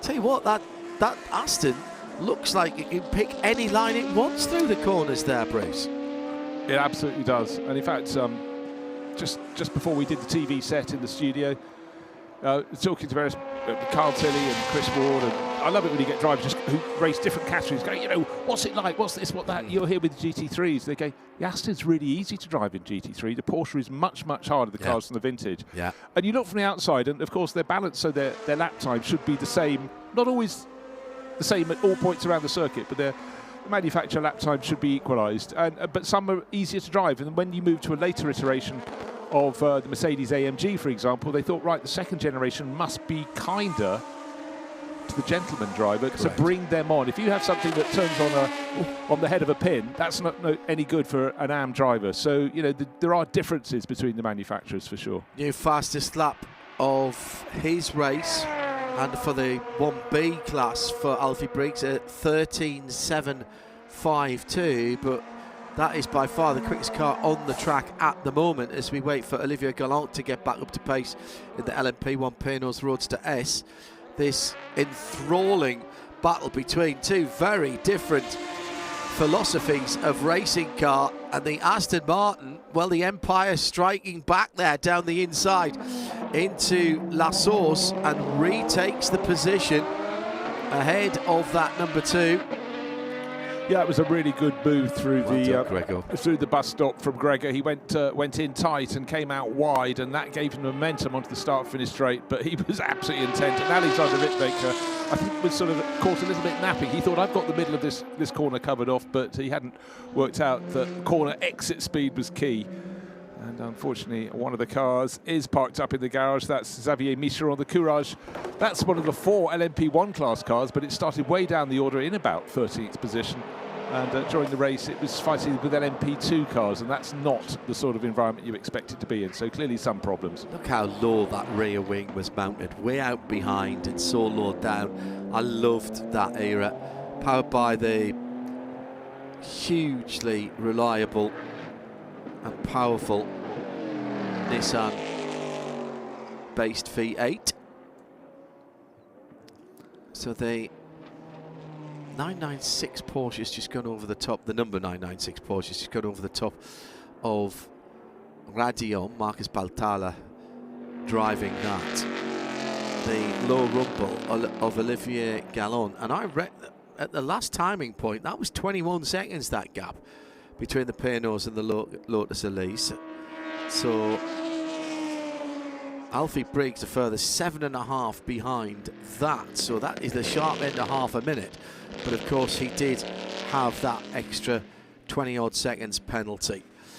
So just under 10 minutes to go down on the circuit with the ERL1s, the Endurance Racing Legend 1 category. This is their first of 2 races over the weekend. Perfect weather conditions. And a Peugeot down there, coming down the hill. Let's break away from the action for a moment. In the pits with Xavier Micheron, and this car, this Courage, is unfortunately the only retirement. Xavier, on va même la faire en français. Malheureusement, le seul abandon de la course pour l'instant. Il y a eu quoi? En fait, j'ai perdu l'embrayage. Il y a un émetteur hydraulique qui a lâché, et donc j'ai pas pu redémarrer là. Alors vous êtes un spécialiste, Xavier, de ces prototypes des temps modernes, hein, on peut le dire, par rapport à d'autres catégories ici. C'est comment sur Spa-Francorchamps? C'est idéal, on imagine. Ah, c'est fabuleux, hein. Là, en plus, bon, on est avec une voiture que l'on découvre, puisqu'elle a été restaurée. C'est la première course dans laquelle on l'engage. Et c'est une voiture un peu plus ancienne que celle avec laquelle je roulais précédemment, puisque là, c'est une Courage du Mans 99 qui a terminé 6e. Et la voiture est fabuleuse. On a dû faire évidemment des réglages pour trouver de la vitesse. Et là, je commençais vraiment à avoir de la vitesse, que je n'ai pas l'habitude de partir de si loin. Mais là, on commence à prendre la voiture. Et franchement, à Spa, c'est fabuleux. Hein, parce que là, pour le coup, elle a beaucoup de... Clairement, elle passe très très fort. Hein, elle a une très très bonne vitesse de pointe. Donc, c'est fabuleux. Donc, on va voir prochainement avec cette auto, on imagine, Xavier? Oui, en fait, elle est engagée au Mans Classique. Dans le plateau 8, donc un plateau pour les protos de 94 à 99, ça sera une des voitures les plus modernes du plateau. Et je serai avec Olivier, qui sera avec la Panose. Et puis, on va essayer de s'amuser. And it's a very good news. This Courage will be back at Le Mans. Thank you very much, Vincent. That was Xavier Micheron, who drives cars, prepares them and sells them. This is a car, as he said, finished 6th. Look at the names on the side. Alex Caffey, Andrea Montermini and Mimo Chattarella. When we looked at the cars, we thought, what happened to Mimo? He was there, he had his little crack on the edge of Formula 1, but again, you can't remember everything, but great to have. And also Xavier saying how much he enjoyed racing the open-topped prototypes as well. And it is a factor. You love them, John. You talked about having the head up, but actually when we got to the circuit on Thursday, wasn't it? I think we were talking to Jan Magnussen, he was saying, look, I've been driving a little Lola, he's driving later a little 2-litre sports car. Look, bits of rubber coming up, and it smashed the nail on one of his thumbs, and the stuff that comes into the cockpit is a problem. I think probably more so with those 1970s Lolas than the later ones that had more aero that would shift. Pushing stuff over the top. A lot more stuff. I was very fortunate to see the very last LMP2 open top race. Johnny Palmer and I called that at Estoril, and whilst they were sitting in Parc Fermé afterwards, we wandered down just to take it in, as it was literally the sun setting on that form of motor racing. But wait, because they're all coming back. The racing in historic racing in the States with HSR, which is now part of IMSA, of course, and John Doonan, who's the president of IMSA, taking a particular interest in the HSR side of things, and indeed there's a connection between Peter Auto and the HSR running classes in the Daytona 24 Hours Classic later in the year. And we've got some NASCAR coming over to the Le Mans Classic this year, first weekend in July. Yeah, HSR returning the compliment. Yeah, it's in the one in middle of November, 10th to 15th of November. Correct. At the Daytona Classic. It's the 60s Endurance. We'll have racing them here. For a lot of those people, that is something very special. They're accustomed to racing in Europe, but the chance to go en masse over to a circuit like Daytona, too good to be missed. One person who's tumbled down the order after that sensational start is still listed as Loris Hazemans, but I did see a driver change, so I'm sure it's Mike. He brought the Lotus Elise into the pits about a minute and a half ago. And it appears also another car in the pits is Corroiser with his Marcos. Remember that Mantara, very bright, but unfortunately not very loud at the moment because it's being pushed back into its pit garage. But the battle for the Maserati MC12s, Creton Lendudis, car number 11, that's the red and white one, and then in behind, as ever, Joe Macari in the number 46. Red ahead of blue, and they're fighting over fifth position. They're also fighting over the top position in GT1. Best of the rest is Gregor Fiskin. We saw he made that great overtaking manoeuvre a short while ago on the third of the Maserati, so he's third in class. It's Liam Hazemans that took over. Ah, okay, so Loris to Liam, so L to L. Yeah, that didn't help, did it? No, they should have thought about that when they got to the font. Yeah. Also got a pit stop infringement, and I think it is for that car. I think it is for the 43 car, 27 seconds under investigation. Actually there's two I've seen now. So there's a 27 seconds and under investigation. I think there might have been a tad late making that pit stop. I'll update you for that at the moment. Yeah, the Lotus wasn't, because it came in as all those midfield runners we saw on the LMP2 cars. So it might have been a bit short rather than a bit. But anyhow, the Marcos sitting in the garage, engine problem. Torch looking under that mighty unit under the hood. We've got 3.5 minutes left in this race, and here's the margin. 17 seconds. 10 seconds gained in the last handful of laps by the chasing Alfie Briggs. The reason I thought they were late, Bruce, is they've been through the pit lane twice. No, that's what I said. They came back into the pits with whatever the problem was. Yeah. So and that was when they changed drivers. No, they changed drivers the first time. No, 29 minutes passed. So they changed it the second.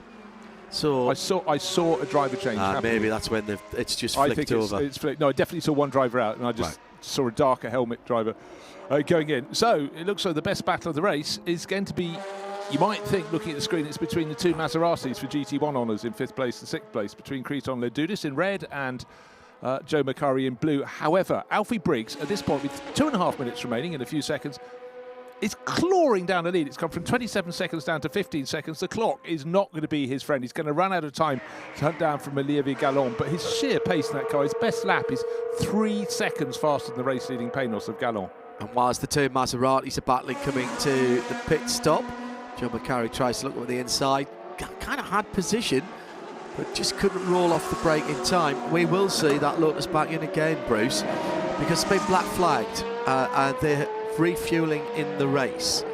So they already had a 43-second penalty, and now they've been pinged again. Well, there you go. And not long left, just under 2 minutes. The gap is now under 15 seconds. But Vincent is in the pit lane, and he's next to an interview with the inimitable Corroiser, driver of the Marcos. Unfortunately, it's a retirement for this car, this wonderful Marcos Mantara LM600. This guy is the same guy for so many years. Corroiser, what was the problem, Cor? We have a power steering leak, so the power steering was locking up, so I saw a little smoke coming out of the front end, so I said I better stop because it really started to turn heavy, and that's too dangerous with this car. Cor, I remember I was 25 years old and I came here in Spa commentating my first races, and you were here with this car in the Bell Car Championship at the time. Is it the same car? It's absolutely the same car. This car is with me for 27 years now. We built the car ourselves. It always was in my garage, and I'm still racing it. And it's still the same driver? Exactly. So young, absolutely. Mr. Corroiser. That is a phenomenal story. Brilliant. The same car and the same driver combination. And just the same enthusiasm from Core. Tip-top driver. And, yeah, you might have said he could have moved on to other things, but he just absolutely loved this Marcos. He likes cars with big grunt. And it just suits him and his character down to the ground. Shame it hasn't got through to the end. The end of the race, however, is nearly upon us. This is the last lap. The gap has come down to 10 seconds. Alfie Briggs, well, his best lap is 3 seconds faster than the race leader, Olivier Galland, so he's not going to be able to claw that back, but it's been a massive charge from Alfie Briggs. Why is he in second if he's in the fastest car in the race? Because he had to serve a longer pit stop. In the background of the shot, that isn't his red car. I think that was Mark Drain, who's a lap down in his Courage. Yeah, but behind, with the headlights on, white with the blue flashes, Alfie Briggs is chasing. The margin's going to come down below 10 seconds. It might get down to 6.5 seconds. It might be whatever. It's futile, but it's racing. You've got to go for it. He took 6.5 seconds out of the lead last time around, as you were saying, and he's absolutely flying. Now, all there needs to be is a bit of traffic, really, to slow the leader down. But bad alas, news for... But alas, there isn't. I was just about to say, bad news for the chaser. There's nobody. Leader coming down into Pouhon, and the next traffic is coming out of Curve Ball Fret. Yeah, he shouldn't even catch that as fast as he is before he gets to the end of the lap. In fact, only one other car is in front of him, apart from the number 2. That sounds a backward sentence, doesn't it? Alexander Rittweger is the driver he may catch, but I don't think he will. But right now, going to the lowest point on the circuit, the chasing white and blue Zytek, Alfie Briggs, cut the gap. It's under 9 seconds. He's going to get it down to maybe 6 seconds. But the driver on screen, car number 1, black, orange and silver, engine up front, Olivier Galland, tall driver sticking out the top. He is surely heading for victory, but he's been made to really work for it. But the longer pit stop for Alfie Briggs, while Zytek driving pole sitter, well, that's cost him big time. And also being delayed by the Lotus at the start of the race when it went up from 6th and got between him and Olivier Galland. Took him a while. 6 seconds. You were spot on, Bruce. It's come down to 6 seconds. We're not there yet. Took 2.5 seconds in the first sector, 2 seconds in the second sector, but the Paynos, the front engine car with the normally aspirated American V8, pushed way back in that long nose. Almost looks like a big aircraft carrier, doesn't it? You could land helicopters on that. Well, comes through. Well, the gap will be about 4 seconds. 4.1 seconds by the end of the race. What a chase from Alfie Briggs, but he knew he had the longer pit stop, but really what hurt him, still waiting for the third place car to come through. It should be Mike Newton in that MG EX24, the LMP2 runner, but being stuck behind the Lotus in the first lap of the race really cost him. Crichton Lendudis and Joe Macari still having their battle as well, and that is for a class win, let's not forget, in GT1. That's in 5th and 6th behind Emil Breitmeier in the DBA, the Den Blas Arvis. Yeah, which suddenly got its form in the second half of the race and has caught right back up with Mike Newton. Mike may not finish in third, but the LMP2 car does just do that. Remember, the metallic blue Emil DBA fell to about 8th place in the race and seemed out of sorts, but the second half really hooked it up. And here are the two battling. Oh, and it appears that Joe has dropped back just a little bit. He was only 0.2 of a second away across the line, and he's under pressure for an overall position from Peter Wolf in the bright yellow Lola. That's not a class position, but Joe holds on to it anyway. So Maserati's first and second in GT1B, and in fact in third in that class is the Aston Martin. Gregor Fiskin there, he goes across the line, the V12 screaming along to itself. Then it'll be Liam Hazeman's. That car did not come in for the black flag. They might be being invited to go and see the clerk of the course there, because that car was black flagged a lap or two ago. Normally, if you've got a penalty to serve, it's 3 times past the starter stand, but for a black flag you have to come in at the next possible opportunity. So that will be being looked at there. If there is a meeting, there'll be no coffee and biscuits, I'm sure. No, indeed. Also, they got penalised for an issue in qualifying as well. So, and by the way, you were spot on. That 27 seconds was a short pit stop when they did it. You were so well, they came in behind the others and then just seemed to get going before. And to my simple mind, that seemed to equate undercutting the others. However, you can never really judge from the outside because you have to assess the ranks of the drivers, and that also dictates the length of those pit stops. And also for Peter Wolf in that yellow Lola, we sensed there was a problem. The engine cover was up, so I thought that could have settled it. But right now, Olivier Galland, he was all smiles on the grid. He knew he had a battle ahead of him to try and keep the Paynos at the front, or get the Paynos to the front. He managed that on the opening lap of the race. Alfie Briggs in the Zytek that started from pole, he said that will have far more handling than my car. It's lighter than my car. But he got a bad start. He got passed by the GT1 Lotus, got delayed, and in the end of the race, I sensed that was the difference between victory for Alfie Briggs and not. Ian McCarthy, always intensely sensible, says, "Good afternoon, lads. Really enjoying the historic weekends that you guys cover. Something comforting about how relatively quickly we get to see retired categories racing again. I've really missed the open top prototypes at Le Mans, particularly LMP2.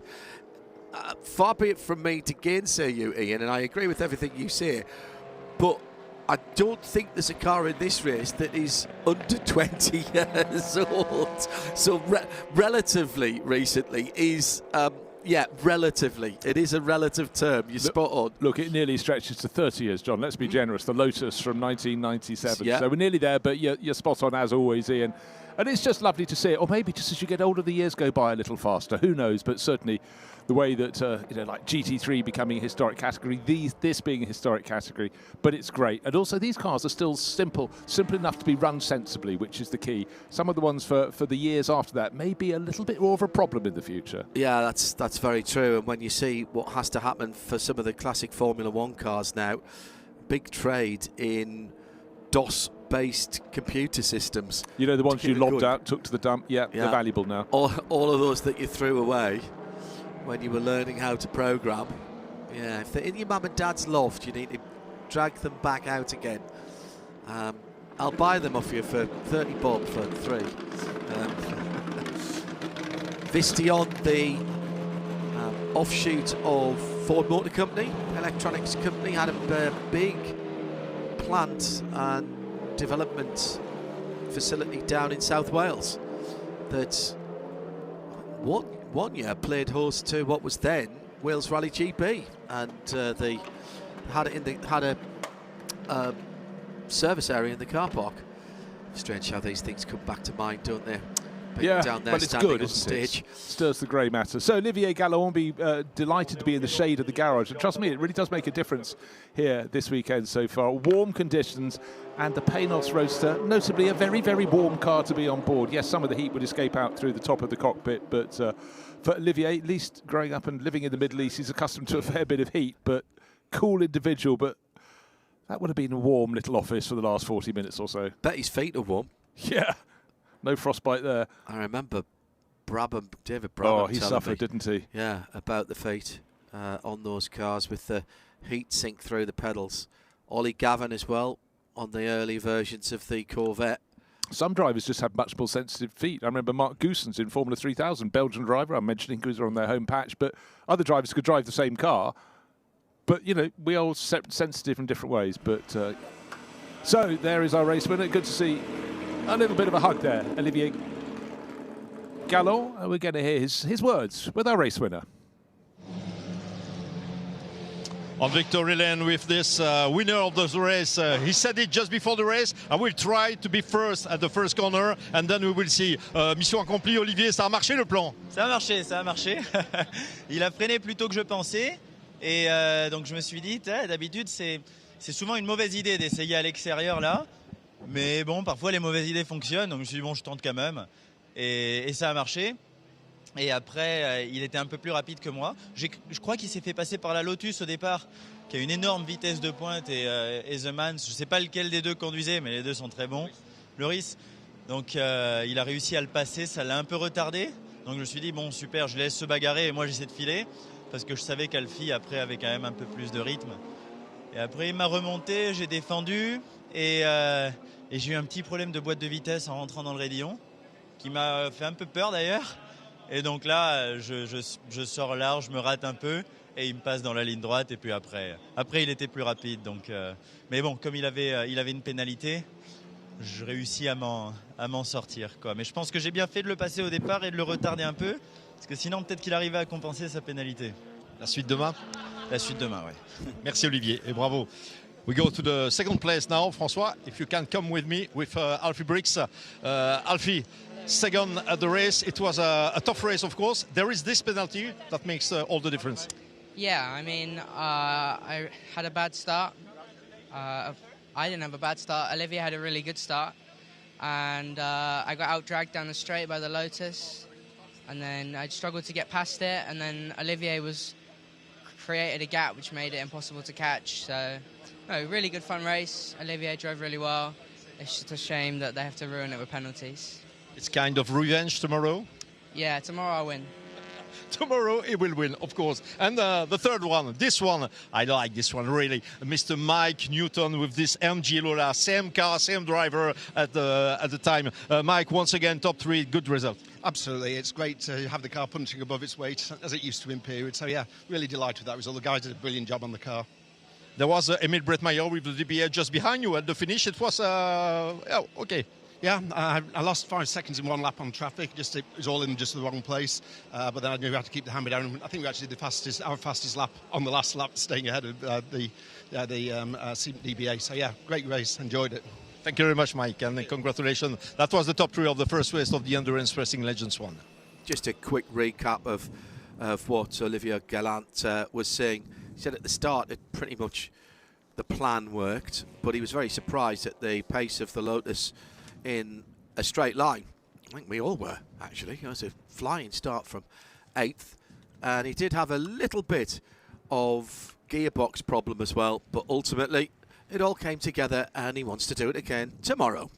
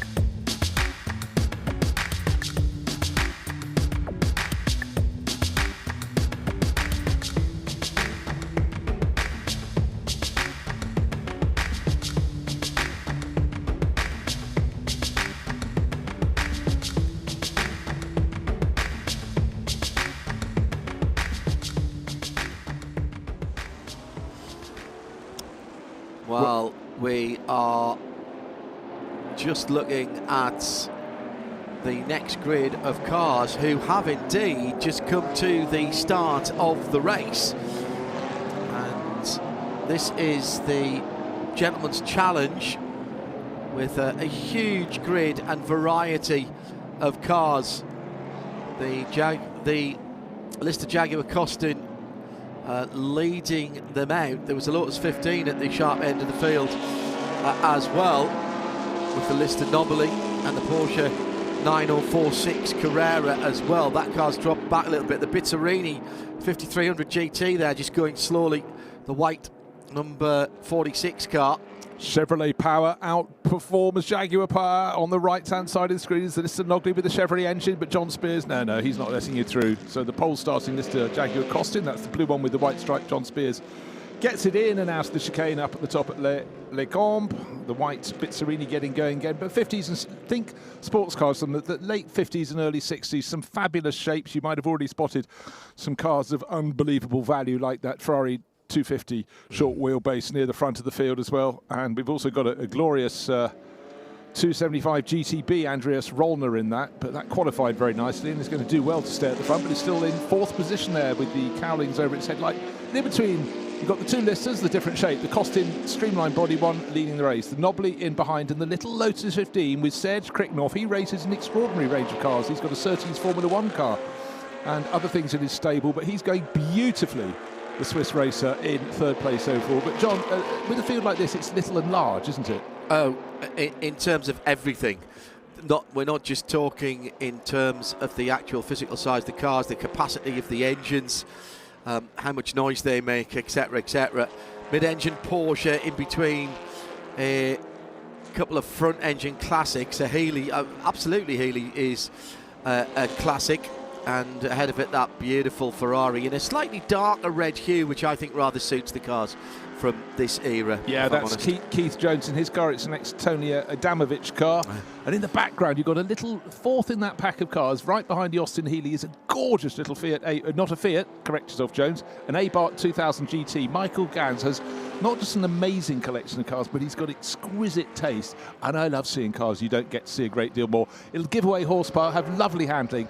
I'll tell you what, the car that's impressing me, and the driver is Andreas Rollner. Of course, he's 4th in that lead group of cars. He'll have more grunt than the Lotus 15, but he's really making it stick.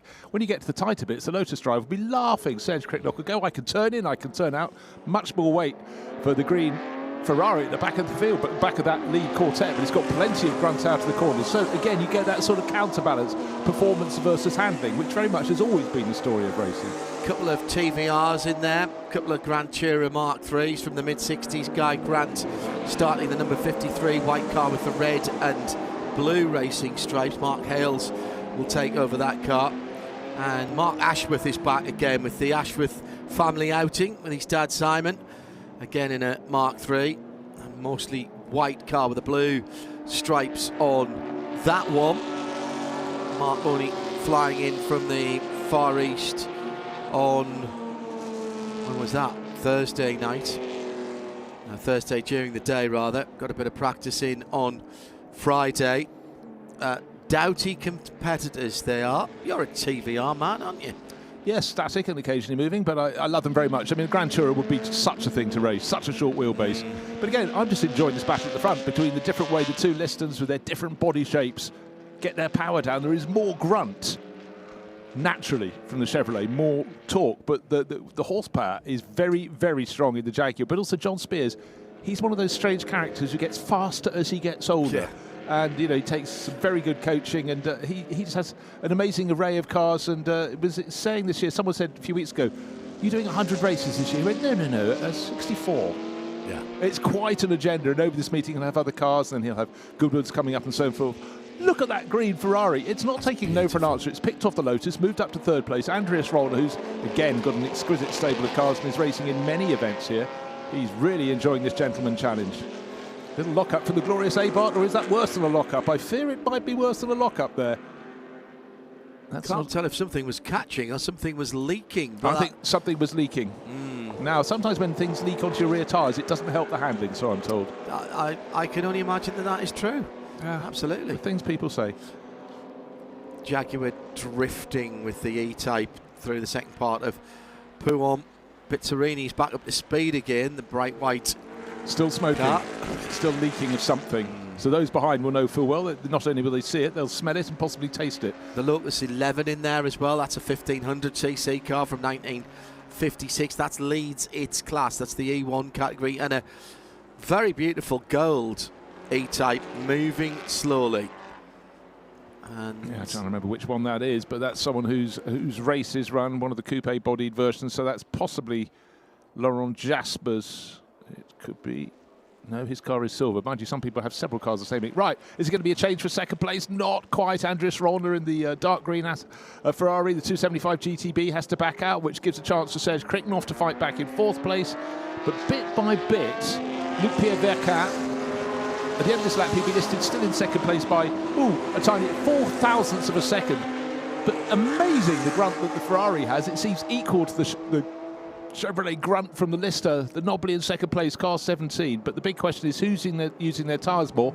And I'd say Andreas Rollner is swinging the tail around on that 275 GTB. And what happens as they fight? Our race leader John Spears pulls clear. He's 1.7's clear, seconds clear on the start-finish line, uninterrupted up through La Source, so he should be able to make a break. However, yeah, John using that straight six. Beautiful engine, a straight six, perfectly balanced.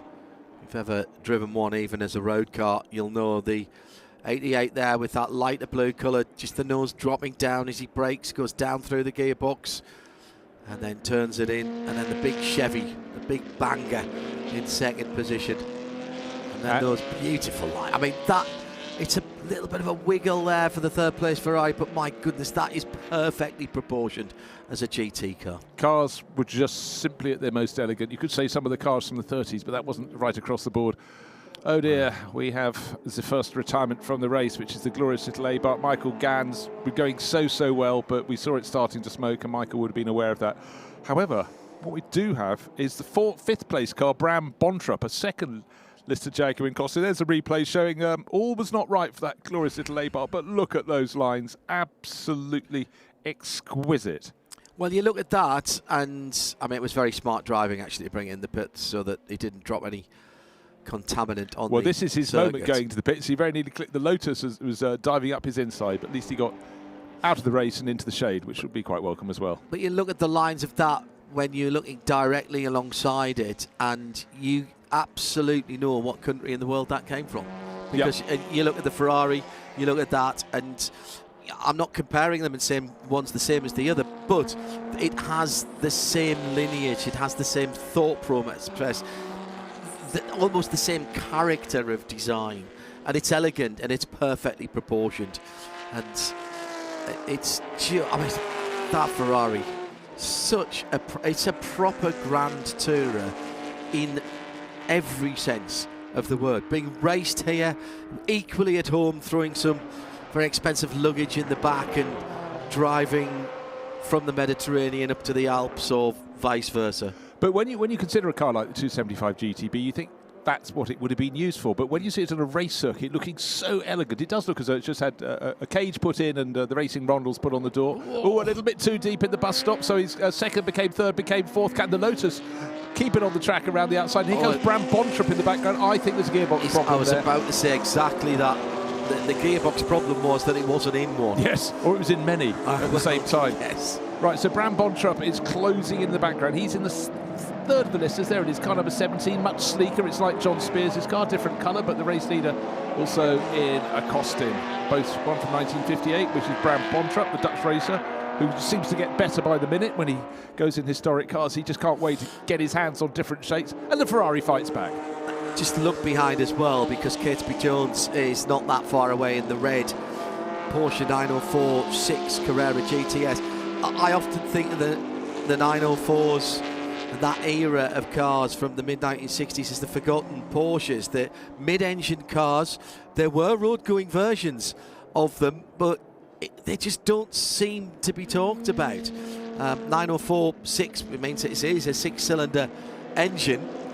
And they again were beautifully engineered. The styling, perhaps not the glory of the Ferrari or anything that came out of Pininfarina. 96th anniversary of Pininfarina yesterday. In fact, how we love to celebrate those 96th anniversaries, as you mentioned at breakfast this morning. But, you know, the 904-6 was still, you know, it was tiny, it was built for purpose, it was Germanic in that point, but still managed to look good. And Catesby Jones and Carlos de Quesada, who share that car, it's the second of the red cars coming down the hill. Confused for a moment because I was thinking, hold on, that looks like an Abarth. It is the Abarth's back on track, and it's still smoking. Michael Gans is in behind the fifth place car, the fighting back Ferrari in dark green, but it's the second of those red cars, as John pointed out, the exquisite 9046 Carrera. There are an increasing number of those in historic racing. You never hear anybody talking about them. They are not short on praise. The handling is absolutely magnificent. It would give away a bit of grunt in this battle, but the balance over a longer race would certainly come into its own. Serge Kriknoff is now deciding, no, I was fourth, I quite fancy third, maybe I should go off after second, but running a little bit wide there, and the worst thing he can do in a Lotus 15, what's he lacking? Dynamic performance? No, not at all. He's lacking grunt. Put the car sideways, lose momentum, he's got to do it all over again. But when you see the little Lotus come up to the bus stop chicane, he will close in. He's, what, 2-3 car lengths behind, and then he'll be super nimble. So, Chevy power at, what, 5.3? Chevy? Is it the small block engine? I think it's slightly smaller than that, but anyhow, it's ample in comparison to 1500cc. Effectively a Ford Crossflow under that tuned Ford. And again, out of the corner, the handling is with the Lotus, the grunt is with the Chevrolet engine Lister. Up front though, John Spears, at the end of the opening lap he was 1.7 seconds clear, at the end of lap 4 he's 1.7 seconds clear, so no real change, but nobody close enough to challenge him, which means for John that will make it just very comfortable indeed. Andreas Rollner has just put his fastest lap of the race in, and therefore fastest lap of the class in that 4th place dark green Ferrari 275 GTP at a 2 minutes 56 seconds. Well, that in some ways means something and nothing, but it's, to put it into note, the race leader John Spears has been 0.6 of a second slower on his fastest lap, so the car in 4th is faster than all those ahead. I guess we could have suggested that might have been the case, but we definitely saw, maybe it was just one mistake, that issue coming out of the chicane. Maybe he just ended up with a gearbox full of nothing, but he's closing right back in. Little Lotus Elite, super elegant, in the way at the moment, and just trying to keep out of the way at Le Col, but easier said than done. Car number 22, haven't seen too much of the Curel, another Lotus 15, no, Lotus 11 actually, the 1500cc version. You can have those in 1100cc. Imagine how much horsepower you give away with one of those smaller engine versions. Sorry, the giggle was for Alexander Kolb in the number 650 Healy 3 litre ahead of Laurent Jasper in the number 73 Jaguar, and Alexander Kolb drifting it through La Source, lighting up the rear tyres and enjoying every moment and millimetre. But that is the very point, isn't it? Most of the drivers in this field of 30-plus cars know they're not going to win the race. They're here to have fun. They're here to beat their immediate competitors. And if there's a chance to get it a bit sideways, yeah, that's all part of the package. No power steering. You feel everything through your backside, through your feet. Oh, now that's the other 250, isn't it? Yeah, the short wheelbase. That's Carsten LeBlanc's car number 21, if I'm correct. But again, good. Just looks fantastic up close. Same age as me, that car, and I think that one's aged better. It's probably had more facelifts, John. Well, I'm not scoring you on the facelift front.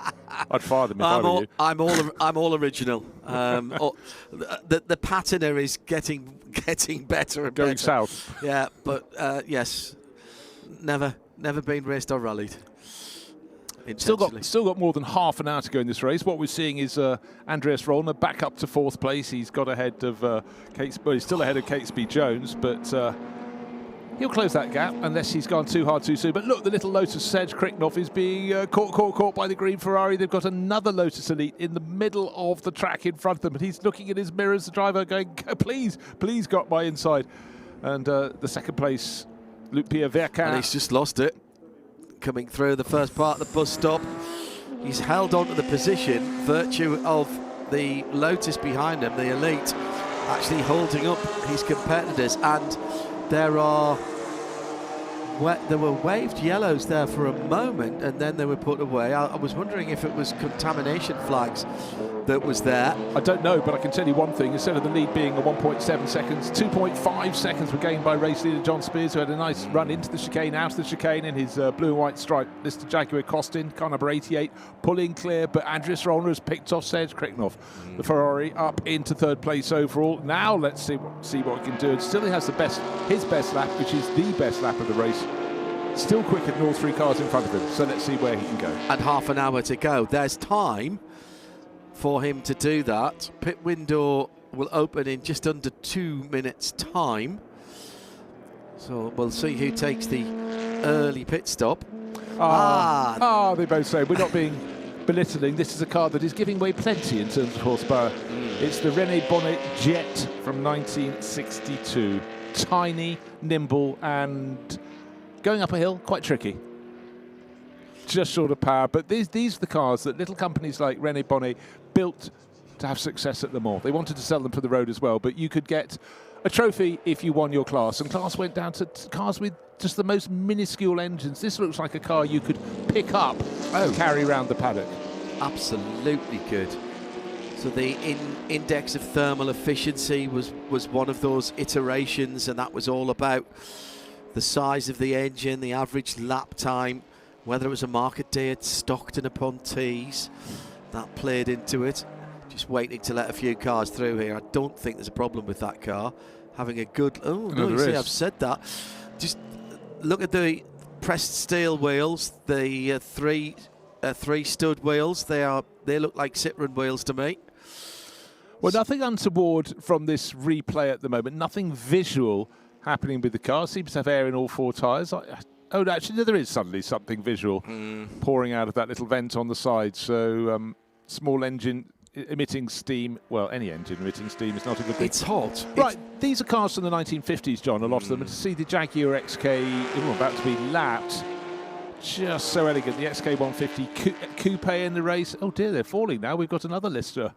Another lister, and it's one in trouble. That's not Bram Bontrup. That's someone... Jack Sandos. Further down the order, car number 26. He's in the knobbly shaped one with the more protuberant wings. As that good again. Lead battle gets going. Still the little René Bonnet is stuck there. Waved yellow. Someone has parked it. It's the Abarth again. The Abarth has come back for its second pit stop and hasn't quite completed the manoeuvre. Driver out of the car. Tall figure of Michael Gans. Pit window is open, but I'm not sure. Can you get... Well, the Abarth's tiny, so you will It is tiny, but let's just express the point that the pit entry... Ooh. Is very, very difficult at Spa-Francorchamps, and I've seen many races where drivers have got their car stuck on the twisting pit entrance, and they've decided races, including the Spa 24 Hours, in the last few years. Catesby Jones has closed up as well. He's now much closer to all of the cars ahead of him, and he was under a second behind Serge Kirchhoff. In fact, Serge has got past who? Andreas Rollner has just lost 2 positions. So yeah. I think he's got a recurring gearbox problem. And he's pitted. And he has pitted. He's pitted as well. But okay, so we can scratch that last comment. He's just chosen to come in. Maybe that was a tricky time. He probably lost a bit of time getting past Michael Gans' stricken Abarth on pit entry. Driver on our screens at the moment, car number 88. Full course yellow.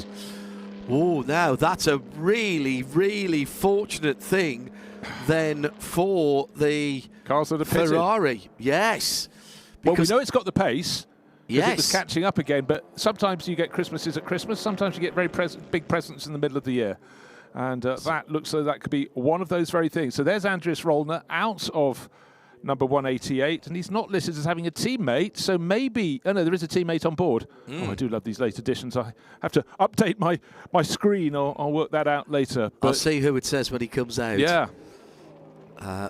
So we have the recovery vehicles moving around the circuit, and that is why we've gone to a full course yellow. Full course yellow, not a safety car. So in theory, everybody slows down to 80k, no overtaking. It should preserve the gaps when we go back green. There'll be a little bit of give and take. The drivers, these are not sophisticated cars, so the drivers will have to be working out their speed. Speedometers on cars of this age were not necessarily the most accurate. So the beautiful Campagnolo cast alloys on that little Abarth, as everybody behind that has come in. And now this is going to be a massive disadvantage if it doesn't go on too long for the leaders out front. So Jean Spears, Luc Pierre-Vacan, Catesby Jones, Serge Kriknoff, and Volker Hischert. They are all the leaders who were past the pits when the full course yellow came out. The timing of something like that might turn your race when you were racing for honours to Well, I'm racing to enjoy myself now, Yes, because true. you can really swing the pendulum. Just a short moment ago, you saw this exquisite Italian open-top car in your screens, and John and I have been talking about how you can tell a nation of a car, of the designer, but it's an Aston Martin. 9 times out of 10 you go, well, that's obviously an Italian car, but Bertoni, the DB4 2.4 Bertoni, competition spider, height stam, absolutely loves racing it. He was out of the car, didn't look in a great rush to get back in, but maybe he just wanted to stretch his legs, and we'll see if that gets back in. That gives away so much performance to the others, but it's just lovely to see something so beautiful. And Aston Martin have a great heritage through its many iterations and ownership, as out comes the Ferrari, still with its road registration, 275 being part of it, which is rather good. And I'll tell you who that is when it gets back up to speed. Lars Rollner. Yeah. So Andrews has handed over to Lars, and it's on Danish number plates, they being a pair of Danish drivers. The Aston had a number of styling houses down through the years. Zagato, of course, most famously, I would suspect, if you ask someone with a gun at their head, they'd say Zagato before they'd say Bertone, probably. I'm going to upset lots of people now. Right. People would, of course, think of Zagato, but in terms of beauty, I'd suggest Bertoni's offerings were the greater, because I noticed I did not venture down that I just little took path. a run-up and threw myself in. The DB4 GT, the Zagato, effective, fairly good, attractive, but later models, not for me. But that's me. It should be about taste, that's the beauty, but certainly some of the Italian design houses who handled Aston Martin did exquisite jobs. And much more recently, Aston Martin went back to Zagato for a trio of cars, which was a coupe, a Spider, and a Touring, which a bit like a Spark model set, you had to buy all three, which was rather splendid. I particularly like the Touring. Which wasn't made by Touring. That was another Zagato. That was another styling house. But you know, the days of design houses were enormous in the 50s and 60s, and in the last 20 years they've been trickling back in, and I like seeing the different body shapes, and some of the clients pay very handsomely for them. Right, some of the cars still coming to the pit lane, including Serge Kricknoff. These are the guys who missed out the first time Jones. Yeah. And, of course, our race leader, John Spears. And we're back to green. Back to green, blue and white, car number 88, still has to have the standard pit stop length. So the problem for all of these guys is they came into the pit lane just as we were going green. I think only maybe one or two of them got in just as we were going green. But that means that their pit stops, their timed pit stops, are going to be when everyone else is up to speed. And this is a massive free kick for the guys who got in the first time around, if you will. Peter Vogler in the number 60 904 Carrera GT might be a beneficiary here. Okay, I'll throw another thing into the mix. The number 88 race-leading, John Spears-driven start again, Jones. Lister Jaguar Costin has now got Nigel Greensall on board. Look for the sort of semi-Ronnie Peterson look-alike helmet, blue with the yellow flag. So he's got a much bigger challenge than normal. He puts on a phenomenal recovery drive, but he's going to have to work so much harder this afternoon. For Catesby Jones, he normally shares with Carlos de Quesada in that red 904 Carrera. 9046 Carrera. He's going to go solo, so he's got to do the second part of the race. And for everyone else, they're up to full racing speed. I'm afraid that the number 43 Stephen Ward Fraser Nash Le Mans replica, which is a car that looks like it comes from a different area, a bit like the Allard J2 actually, came in the wrong pit lane entry, probably because it was blocked by an Abarth at the time, and that is going to be a time penalty there.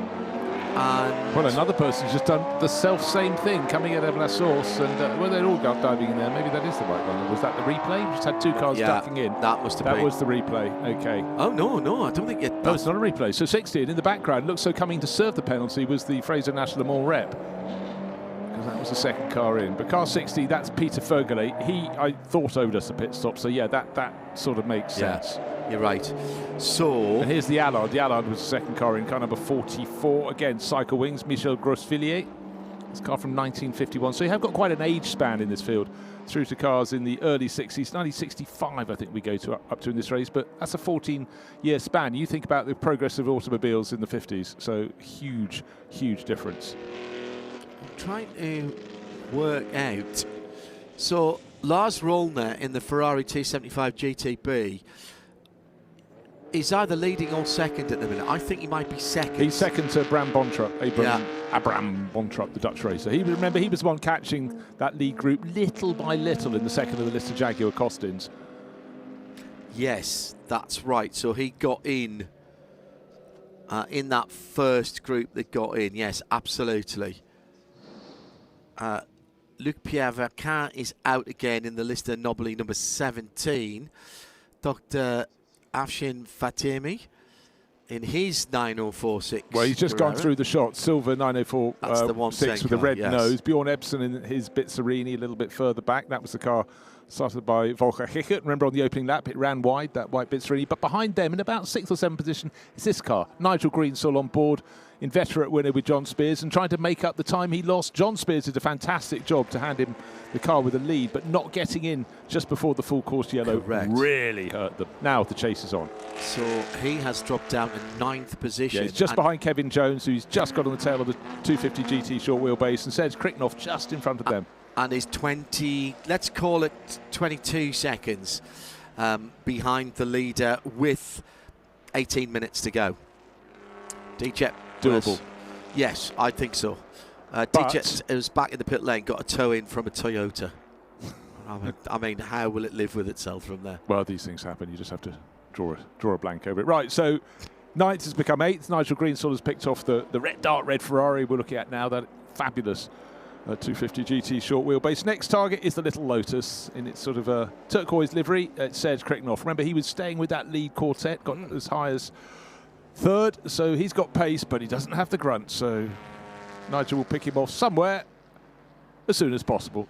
No, not yet there, because again, what's the problem for him? He's got really a car that handles beautifully, can brake way later than the Lister Jaguar, but look, it's about flow, and again, a lovely clean line there from Nigel Greensill, who hops from country to country, continent to continent, day to day, testing, instructing, and racing historic cars. So he will have the feel.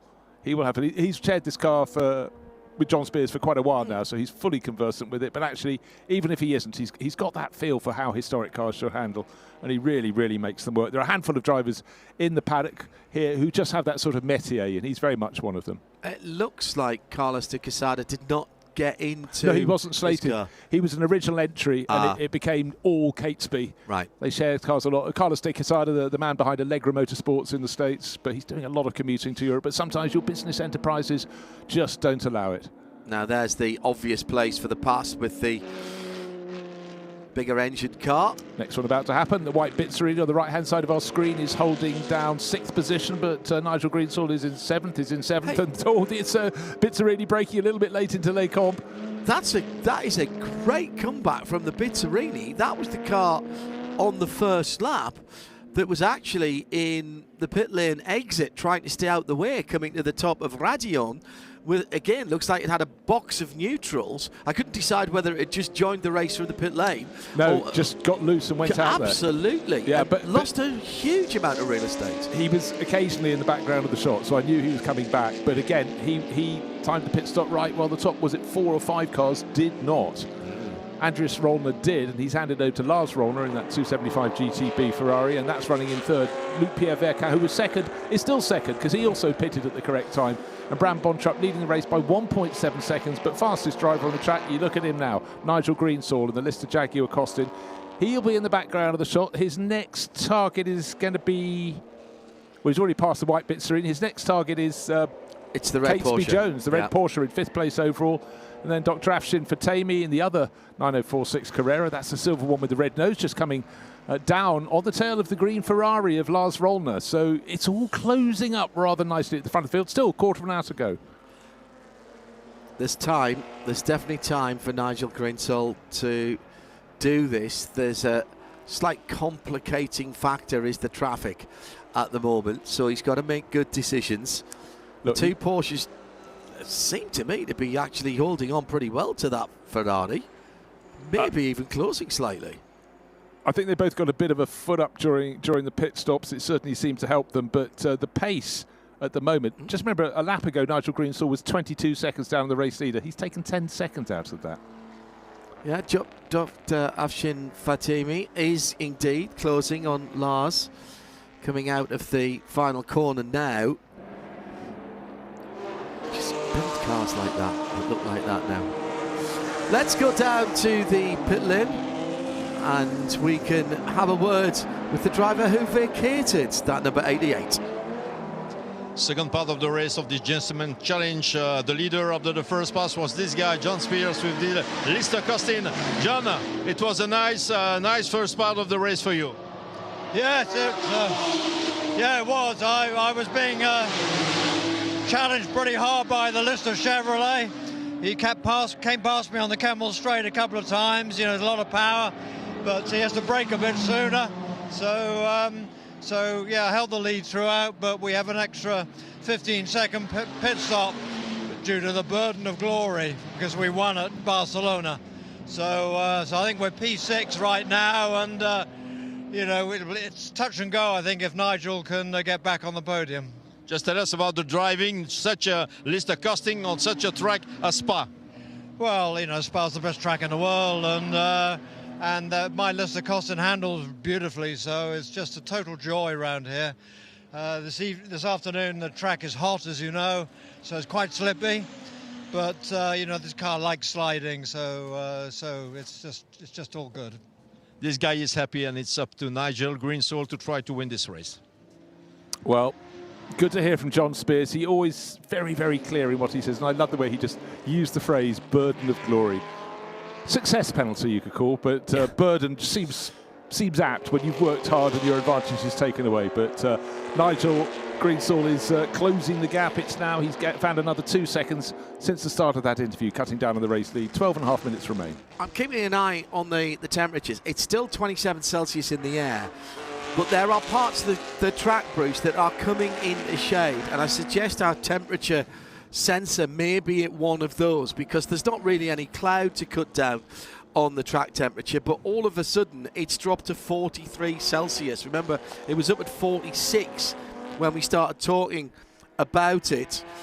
We've got, oh my goodness, we've got track limits, third infringement. For who? The number 46, okay, which is the Bizzarini. Well, he probably got one of those by accidentally going off.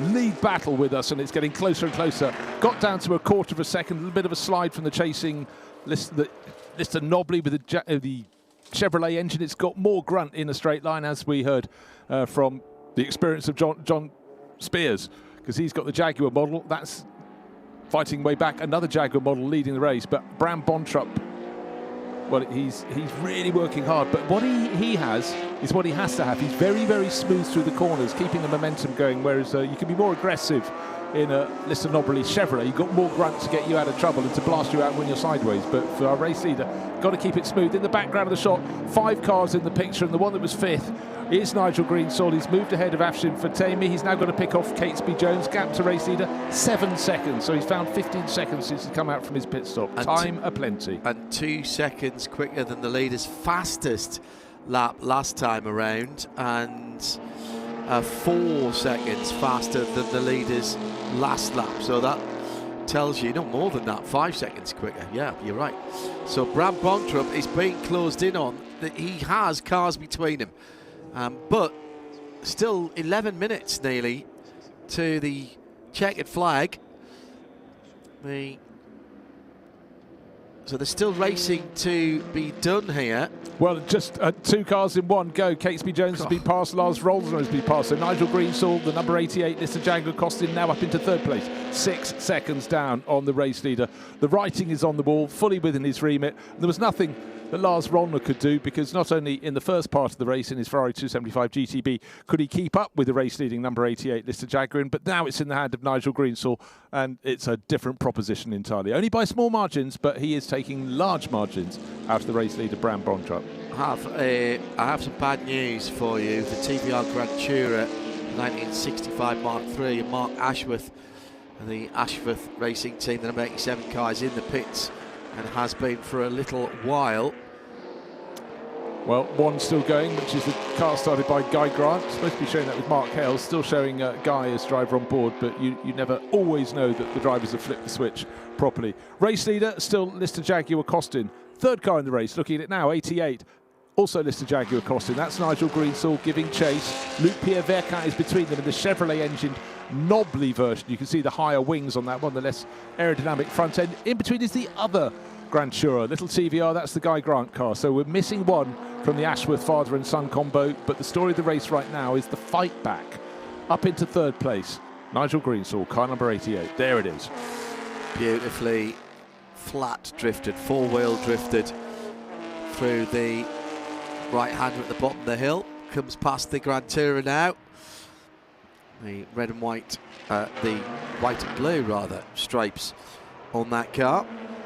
And he's got the leaders in sight now with barely a handful of seconds. I wondered if time wasn't on his side. You were confident, and you were right to be so, Bruce, because he is absolutely eating up the circuit at the moment, feeling for the grip with the front wheels, feeling for the grip with his backside and his right foot, getting all of that power down onto the road. And there's a good battle for the best of the GT cars as well, with the dark green, that beautiful dark green Ferrari, and the Porsche in behind it is Catesby Jones, and they're all doing their fastest laps of the race as they come through. Yeah, Nigel Greensall, new fastest lap outright. First and second, well, they just swapped around because Luc-Pierre Vercat in the knobbly has gone ahead of Bram Bontrapp. In the background of the shot is Nigel Greensall catching the pair of them. And I don't know if it was a mistake from Bram Bontrapp up at the top of the hill, but he's now down in second place. And he's being chased by the sister car, if you will, the second of the smoother-bodied Lister Costins, Jaguar power, but the momentum up the hill seems to be coming into the hands of Nigel Greensall. Third has become second. Now for race leader Luc-Pierre Vercat. He saw the tail end of this number 88 Lister pulling away in the first half of the race when John Spears was on board, but after, what was it, the 15 seconds extra to standstill in the pit stop, Nigel Greensall has fought back. And here's the move on the outside. It wasn't up at last source, but an better exit from that hairpin at the top of the course. And Luc-Pierre Vercat in the Lister knobbly car number 17 takes the lead of the race. That leaves the more sleek-bodied Costins in behind, also from the Lister company in Cambridge, but these with Jaguar engines. But let's head down for the very latest with Vincent Franssen, and he's going to bring us probably the news of a faller.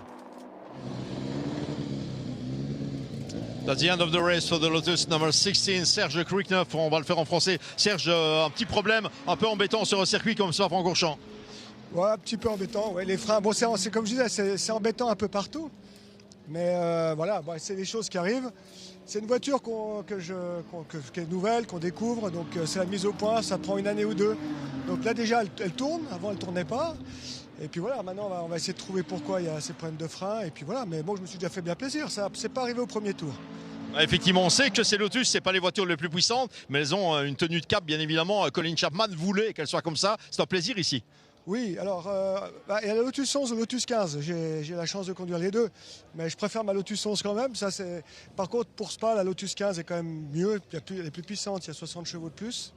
Donc c'est une voiture qui avance plus. Par contre, les freins chauffent plus apparemment. donc voilà, mais j'ai fait la pole ce matin, le week-end est parfait. Non, demain ça ira mieux, je pense qu'ils vont trouver les mécanos. Et puis demain on va se faire plaisir encore une fois, quoi. After the pole position, brakes problems and unfortunately a retirement for the Lotus 15, car number 16.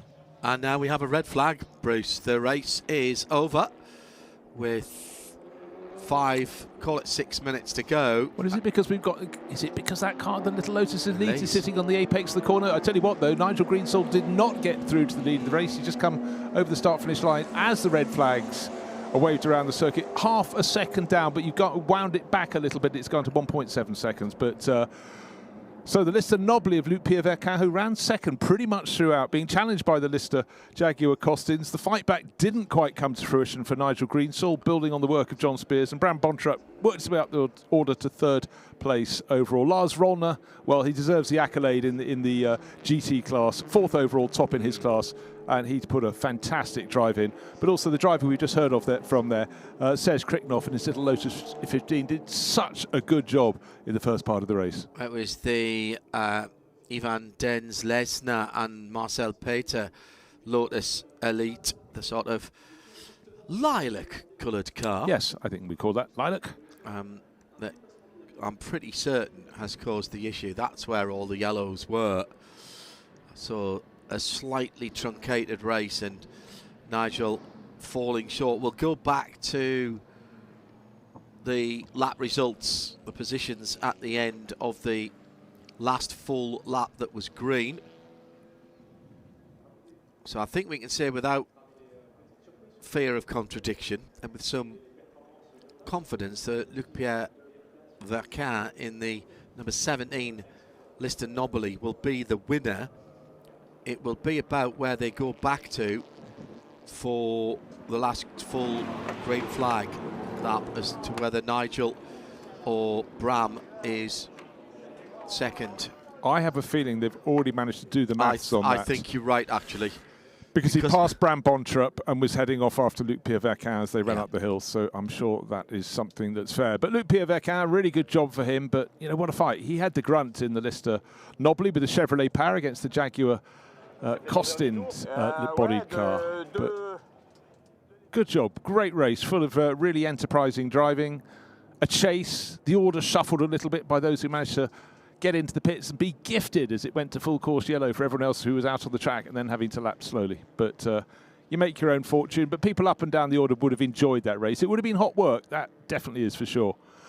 And let's go down and join Vincent, who is with our race winner, and he goes by the name of Luc-Pierre Verquin. With the winner of this race, number 1 for the Gentleman Challenge, Luc-Pierre Verquin, on this wonderful Lister Nobili Jaguar. We'll do it in French, of course. Luc-Pierre, eh bien, je pense que c'est un dernier tour qui a beaucoup de valeur pour vous, ça. Ouais, en effet, parce que je pense qu'un tour avant, j'étais 3e. Et j'ai pu doubler Bontrup dans la ligne droite. Enfin non, j'étais second, je crois, j'étais second. Et puis j'ai vu arriver un bon client derrière. Voilà, Greensole. Et bon, donc... je pense que s'il y avait quelques tours de plus, faut être honnête, il allait me passer, quoi. Mais bon, il y a eu un drapeau rouge, Luc-Pierre. Ça fait totalement vos affaires. C'est la course. Parfois, on a le droit d'avoir un peu de chance. Hein. Ça n'a pas toujours été le cas, donc tant mieux. Ravi. Sometimes it's time to be lucky. That's the case of Luc-Pierre Verquin, winner of race number 1. Thank you very much. Yes, he explained that very, very nicely. We worked hard all race, had a good battle with Bram Bontrup, and got the job done. But the cavalry was coming. Didn't quite get there before the red flags came out. So Nigel Greensall, car number 88, will have to settle for 2nd place. But it was nip and tuck. And that's the beauty of fields with lots of different sorts of cars. They did their performance in different ways. We saw the little Lotus of Serge Kriknoff mixing it with cars with so much more horsepower. And it all adds to the fun, but it makes the drivers work so much harder when they have to maximise on where their car is at its very best. And in the straight line, certainly, the Chevrolet grunt of our race winner, Luc-Pierre Verquin, was very much a trump card. He got it to work. Nigel Greensall, no doubt, will be congratulating him. Great sportsmanship up and down the paddock here. But with just under 5 minutes to go in the race, it was decided with the car in a dangerous position. We're fairly sure it was the Lotus Elite that was stranded at the bus stop chicane just off the racing line that the flag was thrown a little bit early, but, you know, smiles all round, and thoroughly enjoyed that race. And again, when you get a fight back, there's something to look at, something to see coming up the order. Good to see there's Nigel Greensall. He does indeed congratulate our race winner. But let's go down and hear Vincent is with Nigel Greensall, car number 88. There was a red flag at the end of the race, and unfortunately, it was not time enough for Nigel Greensall to win the race. Nigel, how was it? It was just fantastic. It was a great race to watch. The start with John taking the opening stint and having such a great battle with like 5 cars that were like all close together dicing. And then obviously we had the full course yellow, so we lost a little bit in the pit stop with that. But that was really exciting for me then, because then it's the opportunity of like, right, what can I achieve in the remaining part of the race? I just loved every minute of it. Pierre told us one more lap and was second, and Nigel won the race. You never know, but yeah, they deserve to win the race. They drove very well. So for us, it's just brilliant to be here, and what a magnificent circuit, gorgeous sunshine and great cars. John, it's a very good way to start the weekend. Absolutely, cars intact, and maybe tomorrow we'll be a little luckier, but you know, we're certainly ready to start the race again. Mind you, we've got another race in an hour and a half's time anyway. Silver medal for this car number 88, this latest Costin. Yeah, that was good fun. Thank you, Vincent. And just a year or so separating the two listers that were out there, slightly different treatment to the front end of the car, but the blue car, a very unusual colour that. I really like that. It really suits the swoopy lines of the Lister. Yeah, and in a period where lots of cars were painted just one colour, blue with the white stripes, it does make it stand out. So now we move from racing to qualifying for the next session, and this is for the Classic Endurance Racing 2, and we're going to go away and leave you after the highlights, which we'll look back on for the Gentleman Challenge, but we'll be back for racing later this evening.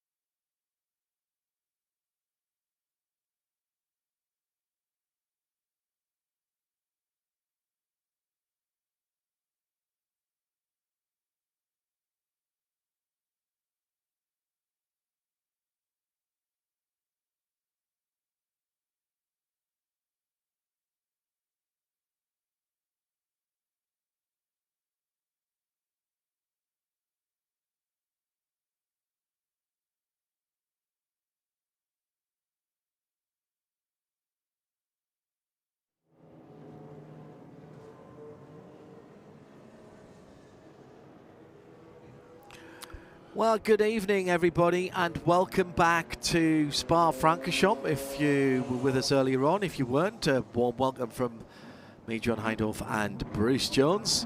It is a glorious evening. 26 Celsius in the air. The track temperature at a high of 46 Celsius earlier on has dropped to a mildly impressive 35 degrees. We have 4 hours of racing for you into the darkness this evening with a variety of cars that possibly, if you don't know this series, you would feel would be impossible to put together. And we're going to kick things off with a 2-hour enduro for 60s endurance racing cars, and starting those on the endurance start line, the run down the hill towards Eau Rouge and then up over the top of Radillon. The cars are beginning to grid up, and as well as us, we've got Vincent down on the grid. We'll pop down to him in a moment, but Bruce Jones, first of all, temperature coming down beautifully. Crowd has stayed on. There's been about an hour's gap between the last race and this, although we had a qualifying session, so there was something to watch, but you just feel people are settling in now for the evening session. 100%. You do have to pace yourself. It's a long day. It's been a hot day. Having just been out there, though the sun is shining, the temperature is far more comfortable. So I think you're quite right. A lot of people in the paddock just have a little drink, having a bite to eat, and then get to settle down for this. And these are just such glorious cars. The front, of course, is rammed by Shelby Cobra 289s, Jaguar E-Type lightweights, Shelby Cobra Daytona Coupes. A little further back, the best of the Lotus Elans will be there to keep them honest. Looking at the tail end of the grid, we've got a very early Chevrolet Corvette going down the hill and little Alfa Romeos towards the back. But as you can see, it's a kinked run down from La Source, so the grid is far from a straight line. But for all the drivers, they look down the hill, they'll be looking at Eau Rouge and then the way the track bucks up just beyond that at Radillon. But they're clement conditions. They'll become more and more comfortable for the drivers they work their way through, but some of these combinations know their cars very, very well. James Thorpe with that lovely dove grey E-Type Jaguar, 1965. He's got a very clear line of sight down to the first corner, and alongside he's got Xavier Desroses Shelby Cobra 289. That's on the pit wall side with the black stripe up its gun-metal flanks. Amazing grid of cars. We had 58 cars entered for this. Inevitably, some may have hit problems and may not be starting, and I think there was an ERA motorsport car in this field that we heard earlier from Carl Tilley.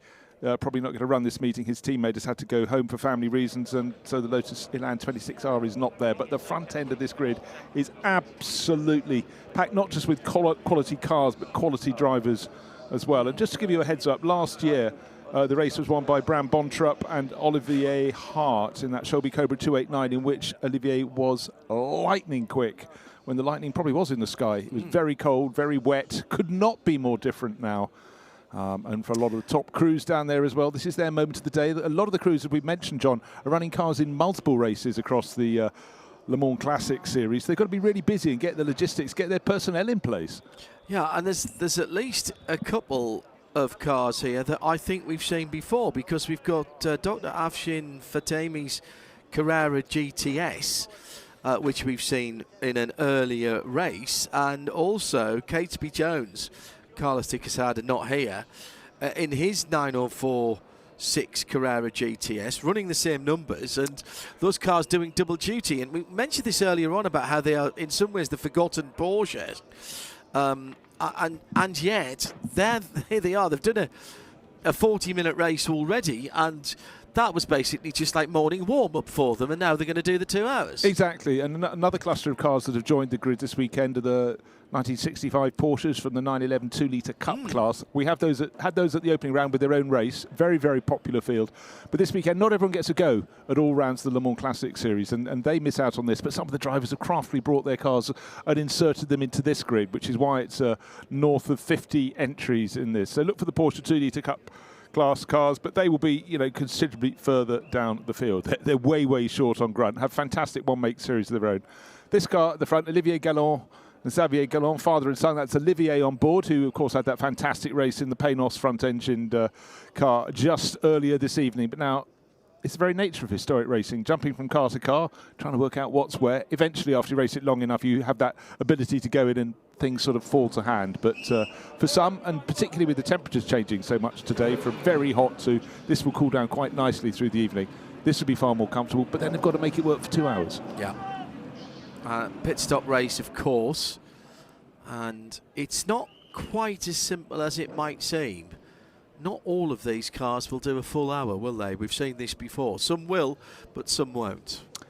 Yeah, it's a question of how they want to skin this one, but I think a lot of them will make their decisions on the run. And do you want to have, if you're going to have the pit stop, which you do you want it early in the race, or do you want it the other side of half time? Not that there is a half time. You don't come in and have to eat a quarter of an orange or something like you would in a rugby match. You do have to wear a gum shield sometimes, obviously. But what we have is setting sun here. Well, it's not setting yet, but it's going lower in the sky, bringing actually a bit of comfort. And what a grid of cars for the 60s endurance field. And these are the lucky ones. They've been selected to go across to the Daytona Classic later this year in November. And this field of car and the drivers, you can imagine the drivers are licking their lips. Do something different. Do it on another epic circuit.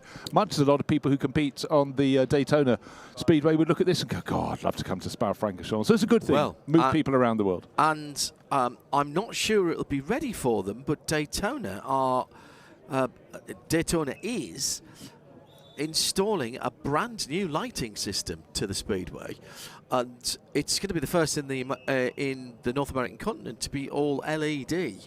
And I've seen some of the mock-ups of it. It looks absolutely superb. Now, I know it's going to be there for the Rolex 24 at the end of January next year, but I'm not certain whether it'll be in position at time. However, it is not dark when you drive round there at any stage.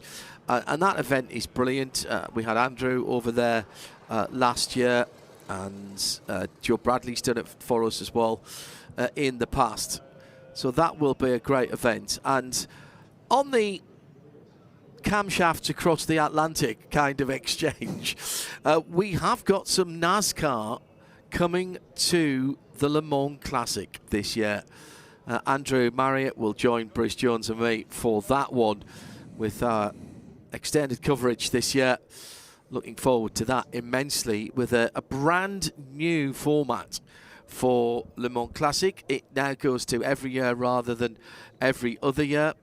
And this year are the slightly newer cars. We have some brand new cars in there, which we'll see here over the weekend. This is the GT3 Legends, and we'll see those cars at Le Mans. Cars that were running there as recently as the early 2010s, 2013. The homologation goes out actually with the Evos that can go a little bit further than that. There may be some cars out there that would actually, you'd look at them and say, well, that's a 2016 car. Yes, it absolutely could be the way it works. No worries about tyre choice. Everyone will be on treaded tyres, but they'll be on the dry compounds for those who have a choice. Absolutely glorious weather. There was a little bit of a worry earlier on that the track might actually be too warm, but we didn't crack 50 Celsius, got up to 46 as I said, and it's been nigh on perfect. No, it really has. I'm just going to run you down the people at the front end of the grid. If you're looking on the left-hand side, the pit wall side is the Shelby Cobra 289, 1963 model. That's Xavier Desro, always a front runner. James Thorpe alongside in the quickest of the E-types, of course 3.8 litres, 1965. Most of these cars are from the very early 60s. Well, it's the 60s endurance category. Then second row, Lee Mole. You can see his E-type tucked behind Xavier Desro's. Quick. Yeah, he's always quick. He was a contemporary racer, got very happy moving into historic scene. And John Spears. Last time he was out in the Lister Jaguar Costin, and he's again sharing with Nigel Greensall. He's starting from fourth on the grid. Olivier Galland, already a winner today in his Panos. He's the blue Shelby Cobra Daytona Coupe with the red band across its nose on the pit wall side. Alongside him, a similar car of Maxime Guénard. These are all regular front runners. Good one to look out for is a little aquamarine coloured Lotus Elan starting in about 10th position. That's Lando and Alexis Graf von Wedel, and they will be the David to the Goliath, but of course they're handling galore. But up the climb that we're looking at now from Eau Rouge at the bottom of the screen to Radion going out of the bottom left of the screen. That is steep, and they're really going to suffer in that. They look tiny, don't they? Oh, these they are cars? tiny, but they look even tinier. Oh, you mean overall as the whole lot? Yeah. Yeah. Even all of those cars coming through together, they look like half-scale cars because we're so used to seeing big sports cars, big wide Formula One cars. Makes the track wider. Yeah, it Just does, saying. and it makes the opportunity for people to do some passing. The first of the Porsches is the Catesby Jones car. That's in 18th position, one of the GT2. There's several classes here. We've got a couple of hours. We won't explain the technicalities between the classes, but what we will do is keep an eye on the class leaders. So GT5, GT4, GT2. I don't think we've got any GT3 runners, but no, I'm not sure we have. No. You get lots more variety towards the back of the grid. I talked about the Porsche 2-litre Cup not having their own round, but a lot of their runners towards the tail of the grid. Car number 190, the left of the screen, the Brumos lookalike model tucked in behind.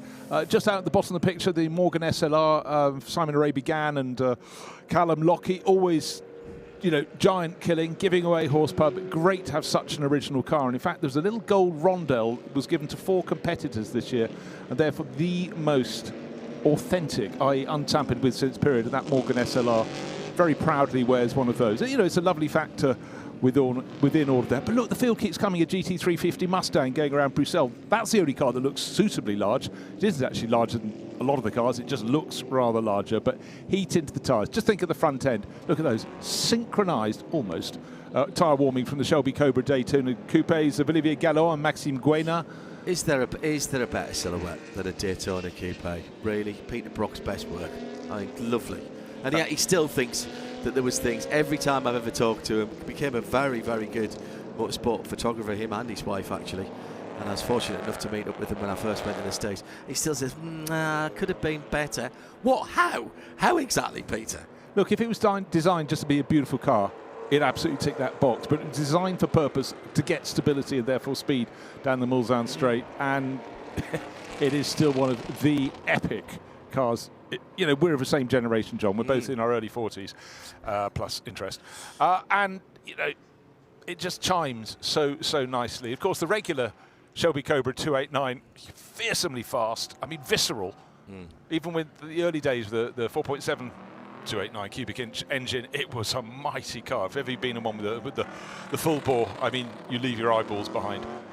But look at the tail of the grid. Lotus Elans, a couple of 2-litre Porsches, and right at the back, and a Bizzarini 5300 GT, increasingly in fashion in motor racing. So it's almost the forgotten car of Italy, but on the historic steed, the last 10 years, they've been given a wash, given a scrub, and put out on the route. Well, that isn't the one we saw before, though. No, that's the black one, not the white one. That's the black one, not the white one. Yes, yeah, that's quite a technical description for everyone. No, thank you. Well done. 56 entered. I think there's at least, well, we know of at least one that's not starting. Well, it was originally 58 entered, so that could be one of the 2 retirements. Little Ginetta, bit of variety down at the back of the grid, just ahead of lovely Austin Healey 3000. And again, a lot of people tended to think of them just as rally cars. They were very, very effective on the race circuit too. And I can see 1, 2, 3 of those in the race. And Michel Grosfillier with his standout Chevrolet, left-hand side of your screen, something very, very different. That's a Corvette C1. That is from 1960. And of course, the Corvette shape changed very, very quickly thereafter and became a totally different sort of car. But right now, here we have this view. The slowest they will ever come up through Blanchimont, but what a sweep. The climb up towards the chicane at the end of that, onto the Startford Straight, still climb a little bit more to La Source, and then double back down the hill. But for so many drivers, this is the ultimate circuit, and I think for historic racing, it has to be at the very zenith. The safety car lights have been extinguished, so the Cupra intervention car, actually, as it is, will pull away. Now, we lined these cars up on the endurance start line because I think there were so many of them, but I presume the flag will be given on the Grand Prix straight, and we're still going to have half the field not even on the start line, the start straight, when the lights go out. 2 hours on the clock indeed. Here we go, building up side by side across the cross hatchings. It's a long hold, it's a very long hold. Now it goes green, and immediately the Jaguar jumps to the inside. At Lee Mole having a quick look, but he was repelled early on as the Cobra holds the inside line, hugging the wall. Direction Malmedy. There's actually a road sign on the wall there, as it always used to be when this was a public road. And what a sight this is. Breathe it in, listen to it, and watch it in the evening sunshine. Happy hour, happy 2 hours, I reckon. Oh, very much so. And I knew off the start it was always going to be a case of Cobra grunts, and Xavier Dero from pole position has pulled away in the lead from Lee Mole, who started so well. But the third place car has come up from 6th. That's Maxime Guénard. And he is making strides. Again, where does the power really work for the Cobras on the climb? The third of the Cobras is Olivier Gallon. He's number 6. And then the E-Types for now lose out. But once we get to this section and they come down the hill, they start to fight back. Where you've got the corners, they can work. The little Van de Graaf car in the middle, Graaf van Vedel. Oh, and a problem. Oh, dearie me, that's a car that should be way further up. And problems all over. And with such a large field, he's got 40 more cars to overtake. There's something hanging down from the bottom of the Ebram Brontup machine. That's the Shelby Cobra. Last year's winning combination in this race, when it got cold and it got wet and they flew forward. So for Bram von Trupp and teammate Olivier Hart, it looks though that's over and out. I wonder if there's been a bit of either a bit of side-to-side contact. It looked like there was something hanging underneath, or maybe he had to run over a curb.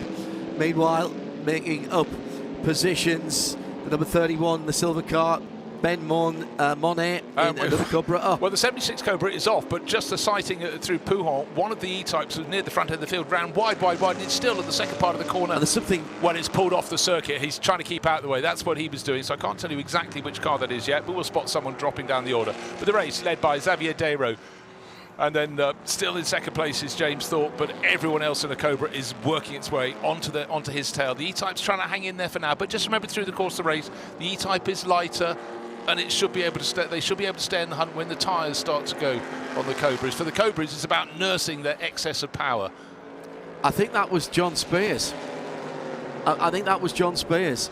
You're quite right. He's tumbling down the order. So whatever it is, it was a problem that looks though his race is over and out. But don't worry, John Spears will have other cars. But for the teammates in the pits, they would have been so looking forward to getting an hour in this race as we go into nightfall. But look at the challenge at the front.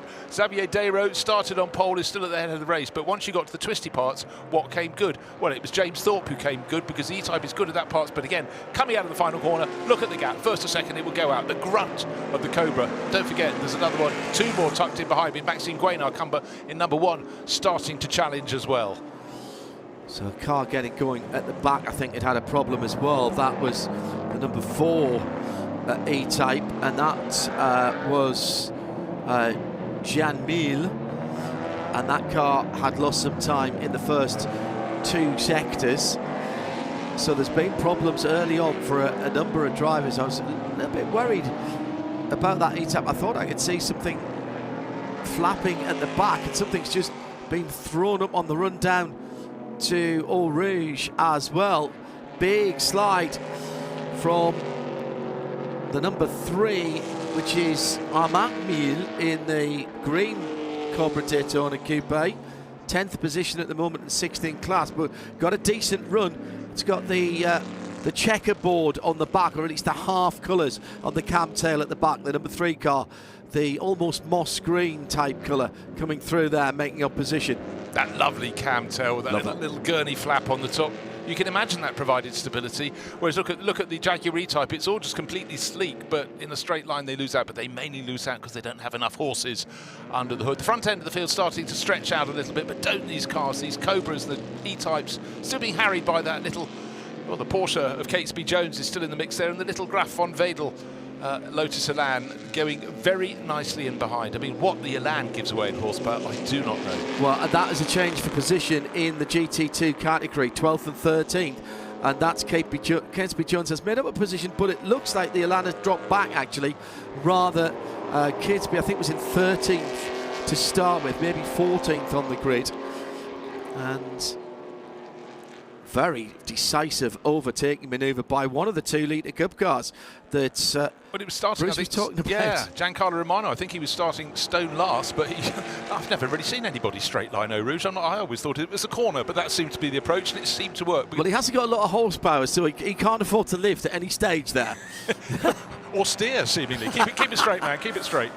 But isn't it great? Look at this. Any little slip in this race and you'll lose a handful of positions. It's nose to tail right the way down the order. The gap between our race leader, Xavier Desro, and the chasing James Thorpe, Cobra ahead of E-Type, is still only 7/10 of a second, chopping and changing the fastest laps of the race. Have had a few fallers early on, at one point a few little mechanical problems leading to cars to get towards the edge of the circuit. But look, the light is changing all the time. Oh, the second of the Alans in the race, running out of momentum there. Ran wide, had to lift, and you don't want to lift when you've got 2 Cobras behind you because they're going to blast past, and they've done precisely that. Up the slope to Blanchimont they go. Yeah, that... there's a couple of places. Look, I think that was the Ivanov 26R, wasn't it? That was in 16th position. That's dropped a couple of spots there. Yeah, he's a rarity. A Bulgarian racing driver, shares with Ed Morris, who's British, but loves his Lotus Elan. Anyone who's in Elan ahead of an E-Type and ahead of a Cobra gets my vote. No, sorry, it wasn't. It was the 53. No, it can't have been the 50. Oh, no, that that's blue. car? That's the pale blue, the aquamarine coloured car. Yeah. No, I think you were right. The 124. Okay. Yeah, I stick with the Ivanov recognition. So running in 17th place, but look at this field. And again, the field. Up to La Source we go, down the slope we go. But 2-hour race, it has a totally different tune to it, doesn't it, than the 40-minute sprints. Trouble is, not all the drivers have read that briefing, so for a lot of them it is quite simply a sprint. And for our race leader, Xavier Desro, it's a Shelby Cobra 1-2, but he's in a regular shape, not a Daytona shape. The Daytona shape is chasing in the form of Maxime Guénard, but for the moment Xavier Desro looks comfortable. Yellow flags. Oh, well, there's a car. I think there was some telltale skid marks at the bottom of the slope. And there was some debris at the top, right at the top of Radio. I think there was a white-coloured car sitting close to the barriers there. I might be just imagining it. So the car, Mustang's on the grass, don't do that. Come back to the circuit, please. So it's all going a little bit... Yellow flags right over the top of Radion and onto the Kemmel Straight. Waved yellows. So there's something gone on there. Has somebody pulled off, or is it something on the track? I've seen the last couple of laps, Bruce. I've seen something being blown around, almost like bits of debris, just as you go into the compression for Eau Rouge. And then I saw something right to the right of middle of track, coming over the top of Radion. That's bizarre. Whether somebody has shed a bit of bodywork or a number panel or something, it didn't look particularly solid, and it was being blown around. Safety car. I actually thought out the corner of my eye, I thought I saw the roof of a white car or cream-coloured car nosed into the tyres. But again, I saw it for a nanosecond, but it's going to be cleared up and we'll find out what it all is. But what I can tell you for Xavier Desro, he got 1.2 seconds clear, of course, with the safety car. Any advantage he gained will come back. Now, Xavier Desro still ahead of Maxime Guénard. Best of the E-Types, James Thorpe in 3rd place overall. The driver, there is a car off there, and I'm just hearing, thank you very much from race control, that the driver is okay, which is always the greatest of news. But right now, it's the clean-up operation, and that's why the safety car is out on the track to make sure everybody is safe as the whatever has gone on is cleared up. And I think there could well have been some fluid there, because maybe the Mustang, as it came out onto the Kemmel Straight through that right-hand kink, we saw it running wide onto the grass, but maybe the field bunched up slightly, and that was his choice. But definitely the flags were there. Yeah, and I think what I saw at the top of the hill might have been a wheel, actually. Oh, okay. So a weighty piece of debris, which is why we're straight under the safety car. Just look at Michel Grossvillier's Corvette. It's just such a sort of space-age shape with a cutout in the rear window, and the American racing colours are white with the blue stripe. And then what's tucked in behind? Tiny little Alfa Romeo, just looking so super glorious. I think it's Dr. Fatemi's car, the 110 that's gone missing. The silver Carrera GTS. I'll confirm that in a moment. Yes, it's running slowly or stopped, and it has gone missing in that sector. So now what happens as we go around behind the safety car? Nobody can overtake, tyre temperatures will drop, air temperature is gradually dropping as well, and the drivers at the end of the race will feel they're in a different country to the one in which they started. It was certainly warm, and as everyone knows, when you're in a racing car, they are massive heat soaks. And oh, well, there is the driver out of the car, and if that's Dr. Afshin for Tammy, that's a good one. He was looking fine. Maybe the car isn't so much, but that was looking down right from the top of Radion. Exactly, from the grandstand looking down. So he's going off. So what I did see was the roof of his car, just people in the grandstand. Is there something dragging under the front? No, it's nothing untoward. Under the nose of the number 6, Olivier Gallon, Shelby Cobra, Daytona Coupe, 4th overall. Now we've got cars at the back of the field behind his safety car as well. Two safety cars deployed. Two safety cars, exactly, deployed around the circuit. One is the one we've just been looking at that's going through campus into Curve Paul Frere. And the other one is leading the leaders up to the top of the slope at Les Combes. Or is it? No, the leaders have got through. No, the leaders have passed in front of it. And that's why they've deployed the second safety car, I think. The track is just over 7 kilometres, just over 4 miles, which under FIA regulations allows you to deploy multiple safety cars. Not all series do this. The WEC do not, but I know SRO, when you're here for the 24, do. Not the easiest thing to do to keep control of 2 safety cars, particularly with a 50-plus car field. But I think that was the right thing to do, given that we had a car off and a driver walking at the side of the track. It needed to be, the race needed to be neutralised immediately. So the first safety car has got our leader, Xavier Desroux, He is down going through Curve Paul Frere. Safety car 1 is going through the bus stop chicane, but safety car 2 is catching, and it may, I don't know if it's going to go past him. We'll see. But what I can tell you is that Dr. Afshin Fatemi's Porsche Carrera was hooked up to be wheeled onto a flatbed. That's going to take it away from where it's gone off, effectively almost straight on at Eau Rouge. But the good news is we saw Afshin walking away. Obviously he'll be disgruntled, but he is walking freely, so that's very good news. Car was in the barrier driver's left at Radillon, which is why you spotted the light-coloured roof reflecting the sunshine, and that was a wheel that had gone across the track. So smart work, thank you Ian McCarthy, and smart work by race control to recognise that danger and neutralise the race so quickly in an area that is very difficult to see on the screens. So safety car going round the first corner at La Source. And the second safety car now has our... No, it's not that's our leader. That's our leader, Xavier Desroux with the black stripe and the gunmetal Cobra. In behind is Maxime Guéna, who just moved up before the safety car came up ahead of the E-Type of James Thorpe, and 4th in that line, Olivier Gallon. And then the next safety car has bunched up everyone from 5th place back. So this is going to take a bit of sorting, but they're still going to have to clear up fluids at Eau Rouge, where Afshin Fatemi went off in his Carrera 9046. I suspect the cars ahead of the leader will get a wave through and be allowed to go at reduced speed. There's about 1, 2, 3, 4, 5, 6, 7, 8, maybe 10, maybe a dozen cars behind the principal safety car. And the second safety car now with the bulk of the field, by far the bulk of the field. Yeah, the E-Type immediately behind is Lee Mole. He's in 5th place overall. Correct. Behind him is Benjamin Monet in his Shelby Cobra, and then Pierre Thirier in his blue with the French flag running up the nose of his E-Type. 3rd in that line. He's 7th overall, but the first 4 cars, well, it's going to be interesting how they manage this one. Do they release the second safety car group to chase after the first one? You'd think that's a sensible way, but let's wait and see.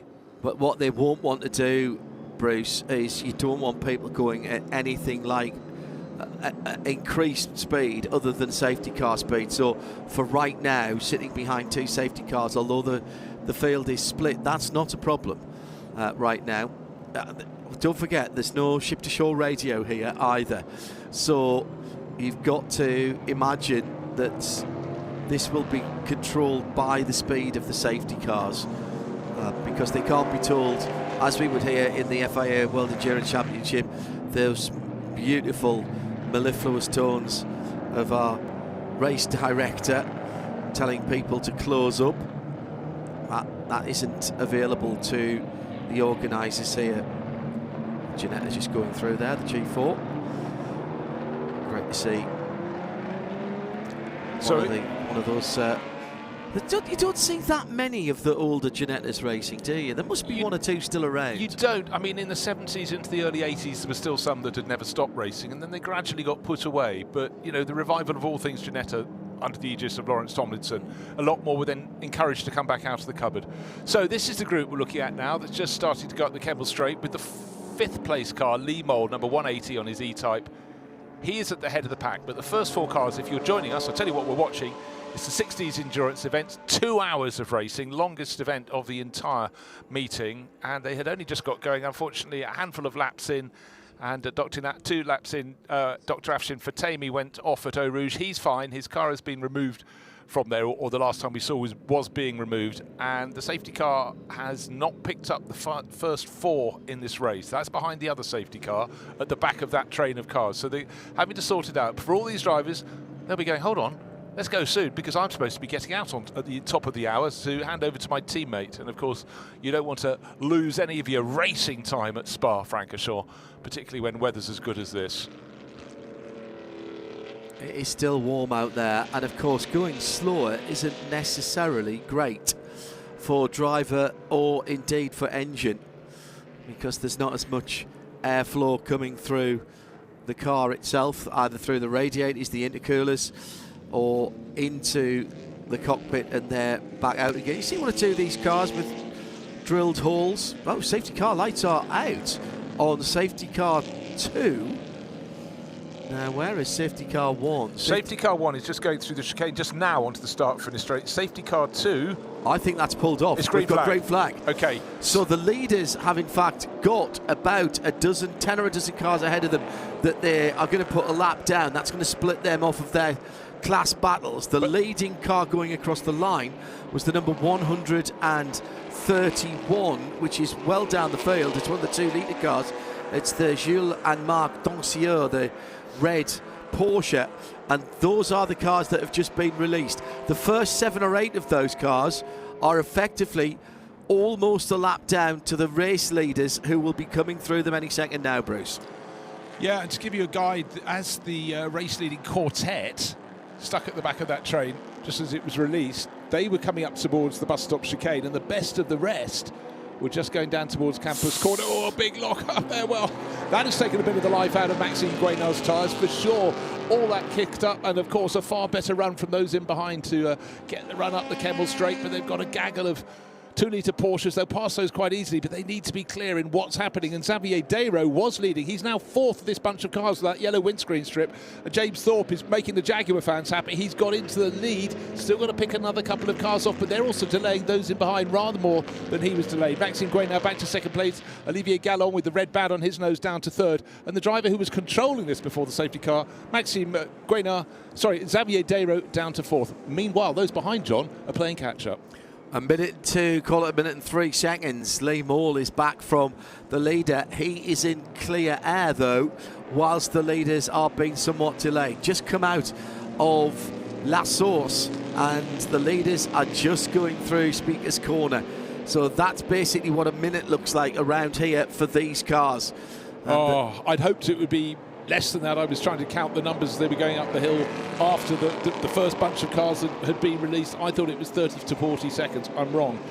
Best part of a minute taken away. The first 4 beforehand were slightly pulling away from the best of the rest. And blue flags being waved to indicate to drivers further back that you need to get out of the way, because keep your line, you're going to be overtaken by the front runners. Here are the front runners. James Thorpe in the Dove Grey E-Type and tucked in behind and really looking very busy. The driver who came 2nd last year, Maxime Guénard, Shelby Cobra Daytona Coupe. Totally different cars, just wonderful. Shadows lengthening now, Bruce, and the sun beginning in parts of the track to actually fall down below the tree line. What you have to realise about Spa-Francorchamps here is it runs over both sides of a valley, so quite obviously when you get to the run through Blanchimont and to the start-finish line, with the sun going down to drivers left as they come down here, you're completely in shade here, and the track temperatures will drop rather quickly. Nice outside move into the final corner. Still trying to work out how exactly Xavier Dayro in the number 139 in his regular shape Shelby Cobra lost the lead on the restart. But James Thorpe in the E-Type didn't need a second invitation, nor does Maxime Guéna, who's going up the inside into the source. That's a load of grunt, but has he got close enough? Ooh. Look at the length of the braking distance there, Bruce. Steel brakes, lot of braking distance. E-Type has a look. Again, that beautiful coloured car for James Thorpe. Just couldn't get it done. Watch for the witness marks on the road for where Dr. Fatemi went, and it's about there. He's gone and got the swapper on. Too much curb on the right-hand side is my guess, or just a little wiggle. Maybe, I know that sounds weird to say it on cool tyres, there was some debris further up on the right-hand side as well. So maybe something broke on that red car. I did, on that silver car rather, I did see some bits and pieces blowing around at the bottom of the hill. Meantime, into the pit lane. It's the Kolb family car, beautifully prepared, always so gorgeous. Vincent Kolb and Alexander Kolb. Looks great, but doesn't look great because it's not going anywhere at the moment. But drivers still on board, so there's hope. Well, I know why it's not going anywhere. Fire up. I can tell you why it's not going anywhere. Because the rear wheels aren't on the ground. It's, they're actually trying to run up the gearbox, I think. Yeah, but on the screen, enjoying far more form. Maxime Guéna with the power, and I must say, James Thorpe, he's clearly got a mighty good engine in that 3. He should not be able to keep up, but he's doing a very, very good job. Another driver who's made a bit of a gain, Pierre Thirier, car number 36. He's being chased up the hill by Benjamin Monet, but they've gone ahead of Lee Mole. Remember, Lee was 5th overall, the first car behind the second safety car, but he's obviously got monster at the restart as well, much as our pole starter Xavier Desro did. But Lee Mole, there we are, the dark E-Type with the sort of white lips or cream-coloured lips. He's coming up the slope and he's trying to pick off Benjamin Monet. Monet in the 31 AC Cobra, Shelby Cobra. Of course, they were Shelby's first. It's a track that has such good flow, isn't it, Spa-Francorchamps? Particularly for these cars, Bruce. You know, it's exactly what these cars were built to do. There's still the feeling of an Ardennes country road about the track, because, you know, that's what it was. Of course, you're not going straight on at Les Combes and down over the top of the rise, the left, and then the long sweeping right through the village of Burnville, and then down to that banked hairpin towards Stavelot, going back to the days when tracks were competing for who had the fastest lap time and the fastest average. It went back and forth between here and Grasse in France, and they cut off a little bit of a loop here and put that back. It's still there. Still there. You can still drive down and have a look at it, can't you? Oh, yeah, absolutely. Sorry, I'm just mesmerised by how Xavier Desro was looking left, looking right. He got the move done. He does seem to have a bit more performance than Olivier Galland does at various points, and certainly is pressing on. But yes, just bear in mind, this is a circuit when, imagine now, they're going up through Eau Rouge, through Radillon, up the Kemmel Straight. As you pointed out, they didn't used to turn right and go in the interlinking section, which isn't public road, never has been, but that was what meant we could carry on racing here at Spa-Francorchamps. But on the old circuit, the full fat circuit that went past Malmedy, past Stavelot, 150 mile an hour average speed. Just consider that for a moment, particularly when the uphill return leg just had exposed trees the whole way up on the flag, so correct. It didn't always end in a smile.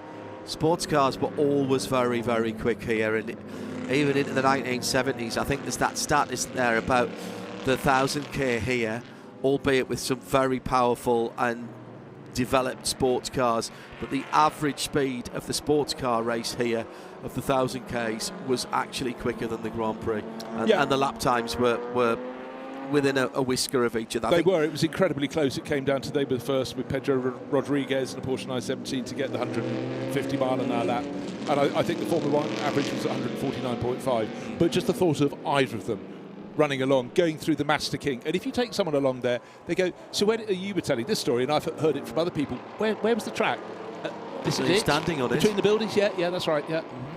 But anyhow, there is still very much the essence of Spa-Francorchamps with us today, and we celebrate it, and all these drivers out here certainly celebrating loudest at the moment is Maxime Guéna. He's pulling away. I'm slightly concerned about how much he was taking out of his tyres with all that smoking through Eau Rouge and Radillon the last few laps. And maybe James Thorpe, who's looking less dramatic in the E-Type, that's just sitting in second place, may come on stronger later in the race. Of course, that has been the eternal sort of yo-yoing you get in the battle between cars with performance versus cars with handling. problem for the little 2-litre Porsche that was at the head of the field on the restart, the Jules et Marc Doncier machine. That car has stopped in the second sector, I think down towards Curve Paul Frere. There it is on the right-hand side of the circuit. Well, good job for tucking that away as well as you can, and hopefully some people can just wheel it through that gap in the wall. There's no sign of Xavier Desraux giving up. He managed to get to the start of this lap into third place. He's back in fourth and challenging for third all over again. Well, he's surely going to get it this time, but all the number 6 needs to do, all Olivier Gallon needs to edge a little over, but he's been very generous there and allowed the pole sitter back through. So this is a battle that will eke its way forward and back, but just remember, they gained the best part of a minute's advantage with the 2 safety cars. The first 4 cars got clear, and the rest, all they can do is just chase and really battle over 5th place. Armand Miel holds that at the moment. And it was 1 minute and 3 seconds when we went back to green. It's actually gone out to 1 minute and 7, so that's a good point that you make there. They're not catching. Well, they weren't in the first part of the race, so that margin will extend, but it was just for them, their opportunity to stay close was unfortunately taken away. They had a chance to make a little bit of time when those front runners had to go through that 8 or 10 car back of the field pack, but the guys at the front of the field made short shrift of that and have done a very, very good job indeed. So now we are next. So we've got still over an hour and a half of racing to go here, but our next thought has to be towards the tactics of pit stops. And as we mentioned right at the beginning, it is not as simple as splitting it for some of these cars into 2 1-hour runs. Well, just had a little mistake from the car in third place. Olivier Gallon too deep into Bruxelles, and no second invitation required for Xavier Desraux. They've been yo-yoing between them. This is the battle we're looking at for the bottom end of the top 10. Car number 98, Nick Ditting.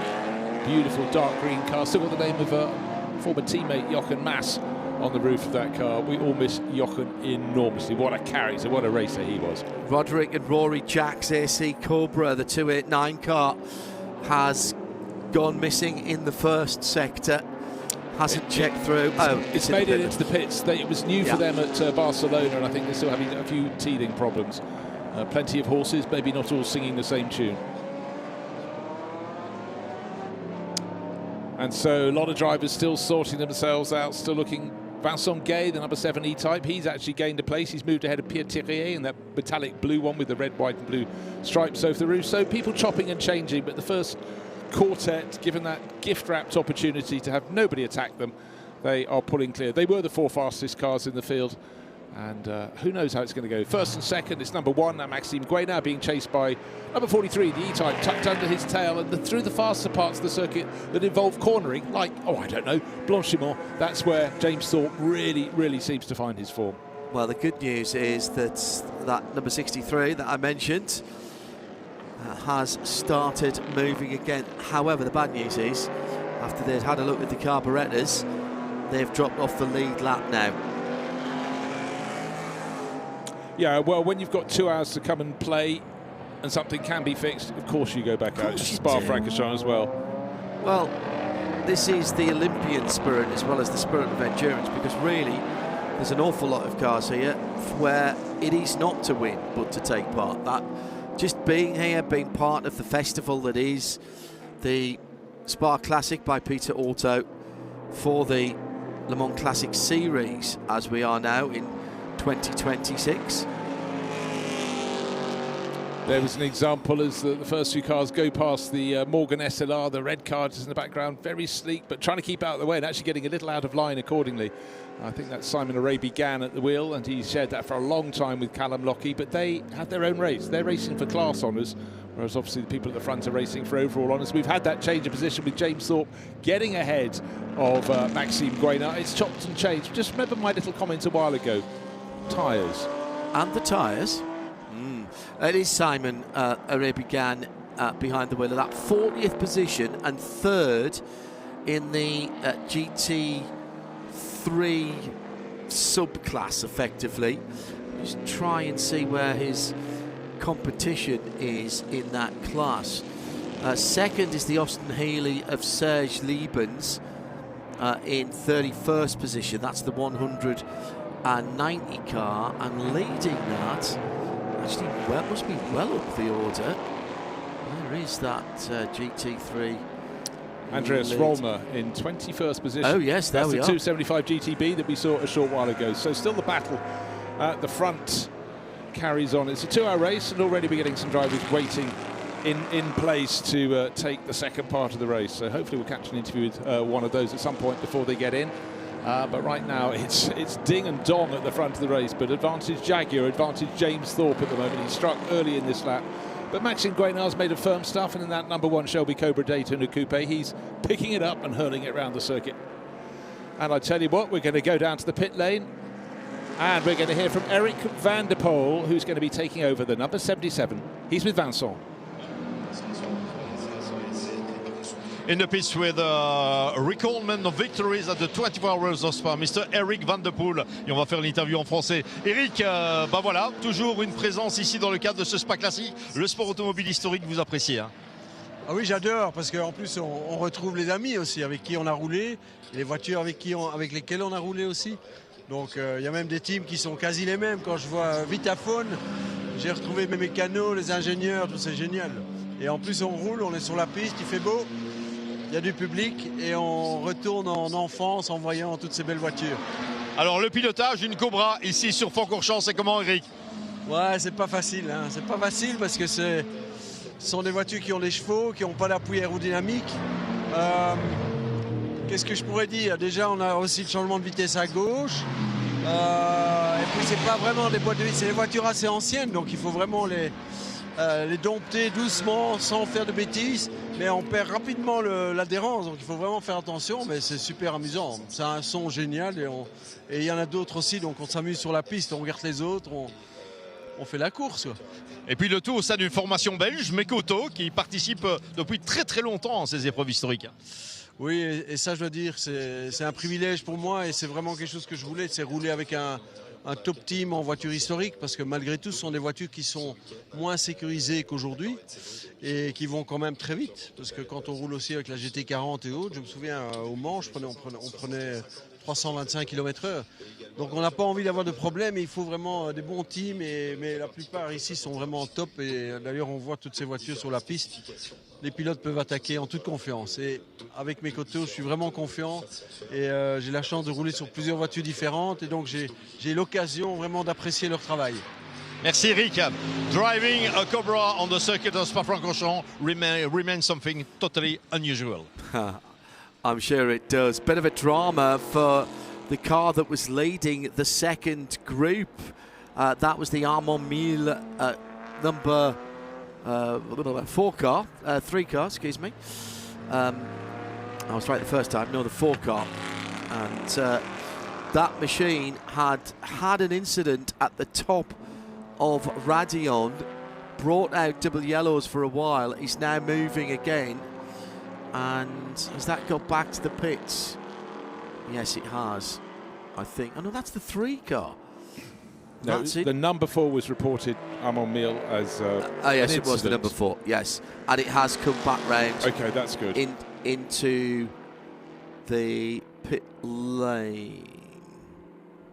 What I loved in that interview with Vincent Franssen interviewing, well, Mr. Spa-Francorchamps interview, Eric van der Poel, how much he said it's not just meeting old friends, it's meeting mechanics, back united with the cars that they ran in period as well. And of course he mentioned the Vitaphone Maserati. He had so much success in the 24 Hours of Spa with that, but he spread himself quite thickly across this meeting. I think Eric's got 4 cars to race. That's fantastic.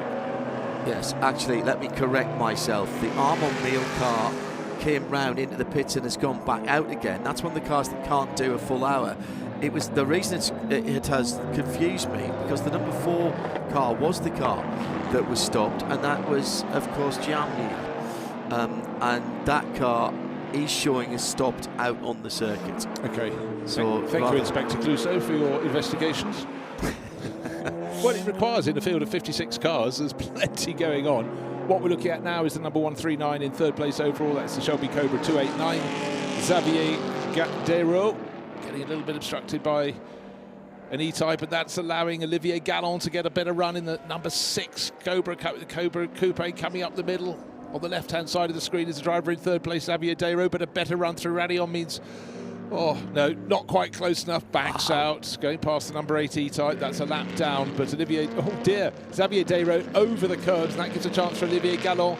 The track will bend to the right and go downhill. Oh, super close. Oh, brilliant. Historic cars sliding around corners within, what, 5 centimetres of each other side to side. And still Fantastic. an opportunity down the hill into Brussels. Difficult downhill braking, and you've got to time that. But Racing Room asked for and given. Now down to the left-hander. Speaker's Corner, as it used to be called. They're still at it. This is not over by any stretch of the imagination. Here comes the Cobra again. Goes to the left-hand side at the first part of Pouhon. No, thinks differently about it. These cars, you drive them as much on the throttle as you do on the accelerator and on the steering wheel or the brake. You are using the speed, the momentum, the pendulum effect, and the power of these cars to rotate them, to turn them into the corners. Oh, somebody's smoking ahead of them. That's the steel grey E-Type. Yeah, it looks like it had a bit of bodywork potentially rubbing on that front right wheel, but I think, I don't know. Every time Xavier Desraux drops back, he seems to really attack into the bus stop chicane. And that move will start here, curve Paul Frere. They've gone through Campus, and a better exit from Campus. There's no shortage of horsepower for either of these cars, but I'd suggest Xavier Desraux's got a little bit more, but in the straighter parts of the circuit, the Shelby Cobra Daytona Coupe, number 6, Olivier Gallon has an advantage, but Xavier Desraux doesn't appear to know how to respond to the question, to the answer. No, you're not coming through. But what have they got ahead of them? They've got about 8 cars. And who's going to find a gap to thread the eye of the needle here? They're just behind that gaggle of cars as they turn into the first part of the bus stop. This might work. Just in front, but they're going to come out this corner, accelerate hard, and go, oh my word, there's a traffic jam. But you could get 2 cars wide there, and at that point, Olivier Gallon has got the shorter line. And yes, he lost some momentum, but you can only get round some of these corners at a certain speed, and therefore he took the shorter line. He gets the advantage. The Smoky E-Type is the car that they're about to pass, as well as one of the 2-litre Porsches, and they've negotiated that, and immediately there's an advantage there for that Olivier Gallon driven machine, Xavier Desraux driven machine, excuse me, as the 139 now pulls away from the number 6. The blue number 6 still coming through the traffic with the Elan there. It's just glorious though, isn't it? But even, you know, there's always the talk about all the grunts of an AC Cobra, but they're still very nimble. When you saw them hard on the brakes, particularly Xavier Desraux, really skittering around as he turned into Les Combes, very, very aware of where the other traffic is around them. So they've got a Lotus Elan to pick off next. So the cars in 3rd and 4th going through Bruxelles, down the slope they go. Then they've got an Austin Healey to pick off. And here are our first 2. It's James Thorpe leading the E-Type with the yellow headlights and chasing is Maxime Guénard. Then there's a gap of about 6 seconds back, but maybe about to come down because no traffic now between this driver in 3rd place, Xavier Desraux in the 139. Look how he chucks it into Pouhon. Absolutely not just looking for a smooth arc, he's just looking to flare that tail out and then just carry it through the corner. Jerry Sisk watching along.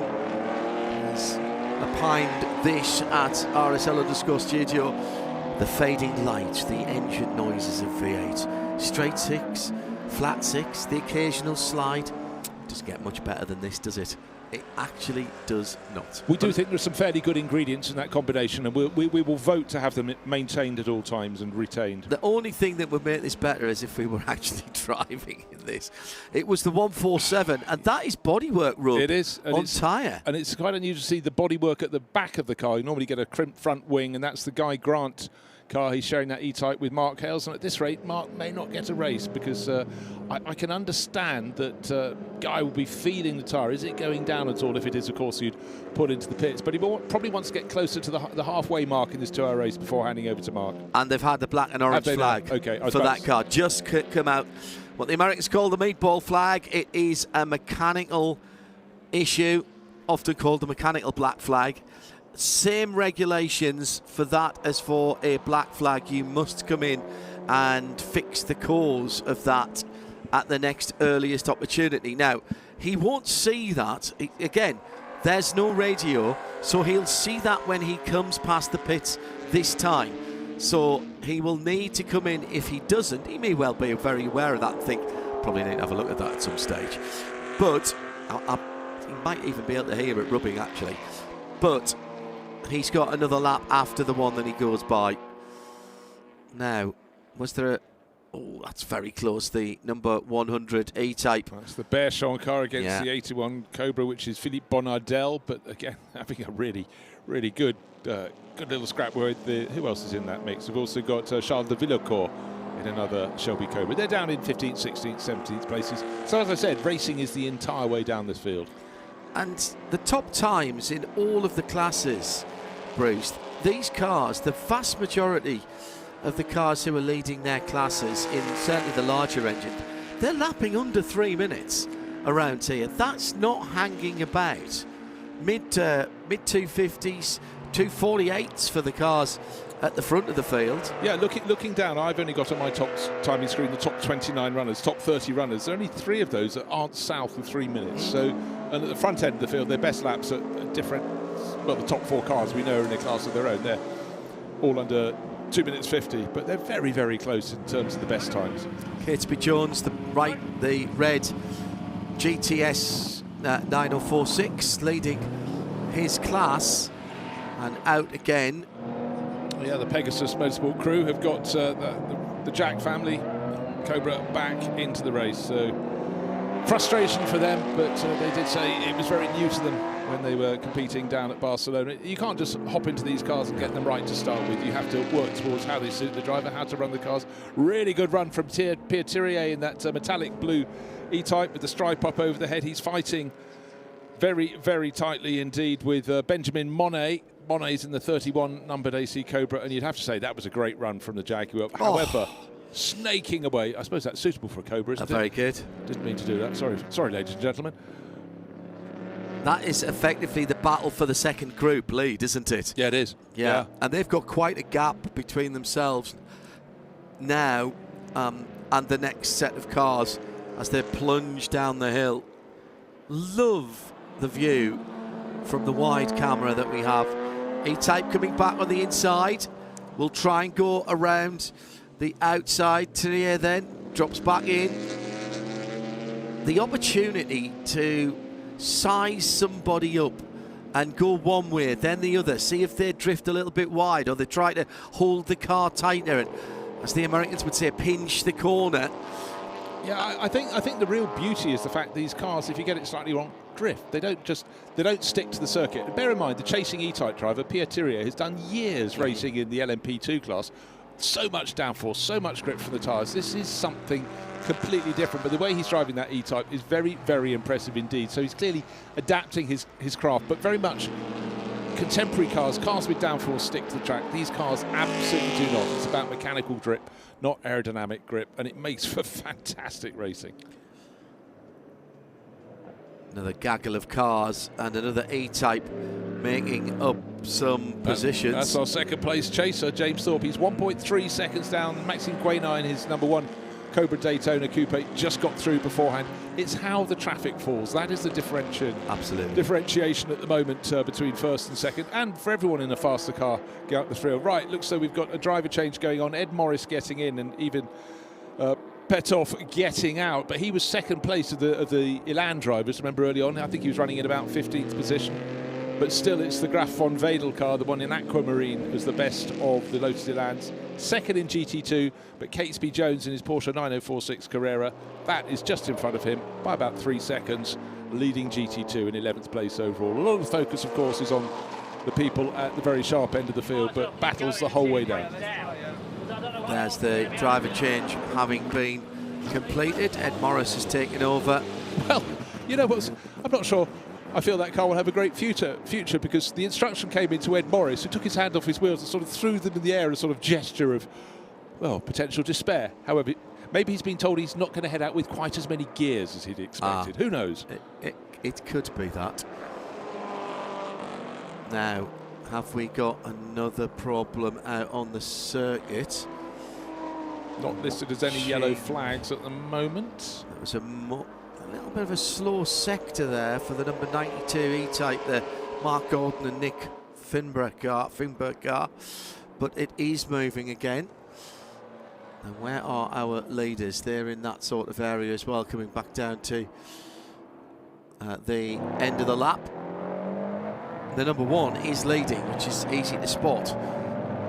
Rather nicely done. 1.1 seconds between the top 2 at the moment.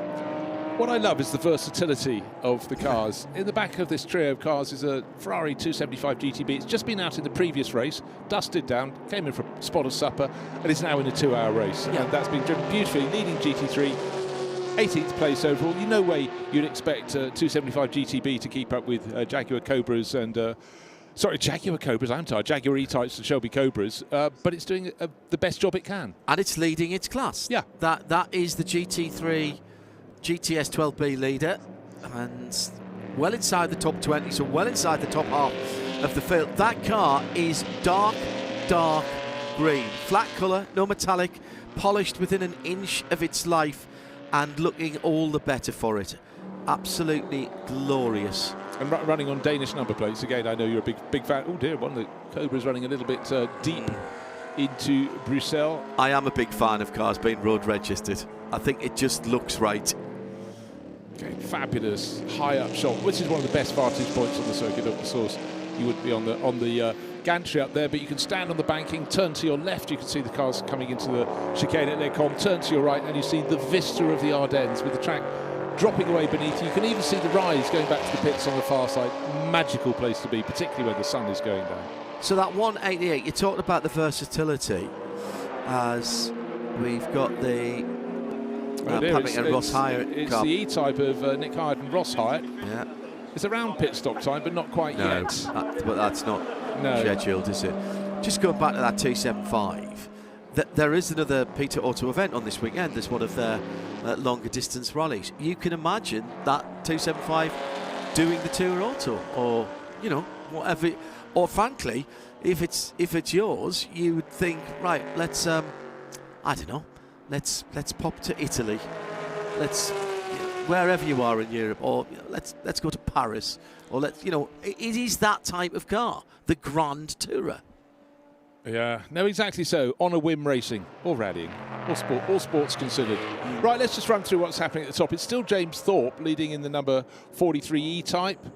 Got a yellow flag somewhere on the circuit, John. You might want to find where that is. Maxime Guay now 1.1 seconds down in second place, and Xavier Dayro now comfortably in third. In fact, he's gained 5-6 seconds over the chasing Olivier Galland in recent laps. But not all the cars are running smoothly, running cleanly. We've had a few problems. Here goes Andreas Rollner making another move in his... But let's go down, and we're going to go down and hear from Ross Hyatt, who's got some problems with his Jaguar E-Type. He's with Vincent. It's a bad news for this Hyatt Jag E-Type 72. Ross Hyatt, some problems with the car. It's unfortunately a retirement. Yes, unfortunately, I lost as I braked into the first corner. I lost the brake. The brake bias snapped, and it only went onto the rear. So thankfully, there was a good runoff. So I got it going again to see if it was any good. But then I'd only got fourth gear. So by now, I decided the gods were not with me, and it was time to go home. Sorry for this. And a few minutes ago, there was a Cobra in the same team that had also some problems, but it's not a very good time now for the team. No, but you know what? Ross Hyatt will bounce back. The Hyatt family deeply ensconced in the Le Mans Series and Le Mans Classic Series, and they've got plenty of cars to go around. And I think Ross has been racing a very long time, and he understands when things aren't going well, and you certainly want a car around here that you can get to break at Spa-Francorchamps, I feel. So a wise decision there. That yellow flag was fleeting, I'm pleased to say, and it was at Speaker's Corner, the left-hander coming down the hill, which is... you seldom have a small incident there, actually, because there's very little runoff. Now I'm keeping an eye open for the number 45 2-litre Cup car, the Frank Loudenklaus and Ollie Bryant car, because that was a bit slow in a sector.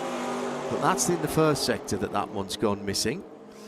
So let's see if that one pops back up again. I can offer you change of position. Now moving up into 5th place goes second car in GT4. That's Pierre Thirier in the metallic blue E-Type. He's moved ahead of Benjamin Monet's silver Shelby Cobra 289. So 2 cars delivering their form in different ways. But Pierre Thirier really getting a grip of historic racing. It's great to see. I loved having contemporary drivers coming across. His LMP2 career rather tailed away. So now he's found somewhere to come and play.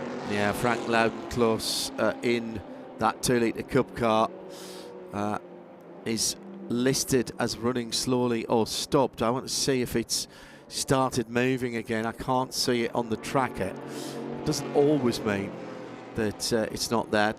The cars are tracked on predictive times rather than having a GPS tracker on it.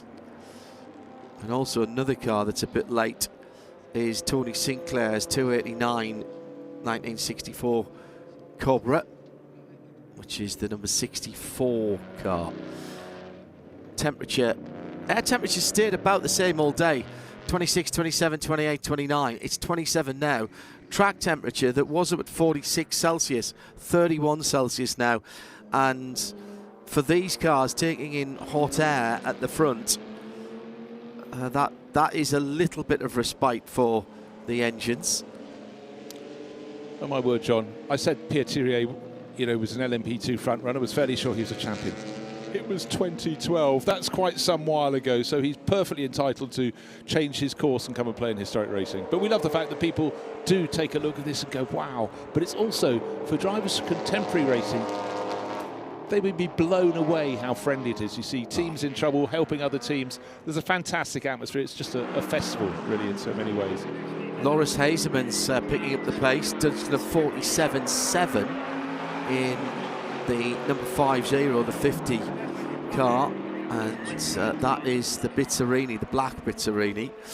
And at the front of the field, James Thorpe, not to be really outdone, has just done a 48.8, but that is by far the fastest GT4 category time. So there is pace out there. I'm keeping an eye on some of the class leaders as well. Maxime Guenard is a class leader in second in that number 1 Shelby Cobra Daytona. Catesby Jones now inside the top 10 at 10 for the best of the GT2 cars. GT3 is still Andreas Rollner in the lovely Ferrari, the dark green Ferrari 188. And he's parked himself well inside the top 20 at 16th. The last time we were talking about him, he was down in, I think, 18th position. He's made up a couple of positions there. And some of the other minor class leaders, well, there's been a bit of problem and a bit of culling of the runners further down the field. But those are the major class leaders, at least, as we're coming around to some pit stops in the next 5 minutes for those who can go to the hour mark or thereabouts. Yeah, the light becoming more and more magical. Depending where on the circuit, you could almost be in deep shade. That's the section of the track on the western side. That's the part we're looking at now from Curve Paul Frere as you go up the slope towards Blanchimont. That part of the track is in shade, and a little bit of cool is coming into what's been the end of the third of very hot days. Practice on Thursday and then qualifying yesterday, Saturday, today, and the atmosphere and the number of people at the circuit have grown and grown and grown. It's such a festival atmosphere, but right now it's all eyes on these fabulous cars in the 60s endurance race, and they are having a huge amount of fun. Right, our race leader is coming right onto the tail of the car in 16th place, the green Ferrari 275 GTB of Andreas Rollner. He's leading the GT3 class, but again, performance advantage clearly with the more tailor-made cars like the E-Type, and James Thorpe keeping the tight line up to La Source he goes. But you know what we saw in the earlier races, the 275 GTB isn't short of ponies under the bonnet. And he's listed as driving that on his own again, isn't he? I mean, if it was mine, I wouldn't want to let anybody. I'd not be sharing my toys. No. Here comes the GTS into the pit lane. This is the GT2 leader, the number 194, the red Porsche Carrera. Yes, that is a Porsche. If you're just joining us and you get that isn't a Porsche. What's that made out of? Well, this was their answer to some of the more specialised cars, particularly for Grand Tour type road racing. and engines in the middle. So think of, I suppose really you could think of a GT4 Cayman, and it was a bit more even specialised than that back in those days in the mid-1960s. And Porsche decided to build the car around the engine but move the engine into the middle rather than hanging out over the back axle. They are quietly, say this quietly, they are quietly considered one of the best handling Porsches that there is out there as a race car. Don't have the ultimate poke of some of the other cars. It doesn't really look like anything else. I can see a little bit, particularly with the engine cover, I always think, see a little bit even of a 9146, which came along later on, but was a much more utilitarian design, a bit squarer. It's a really lovely shape.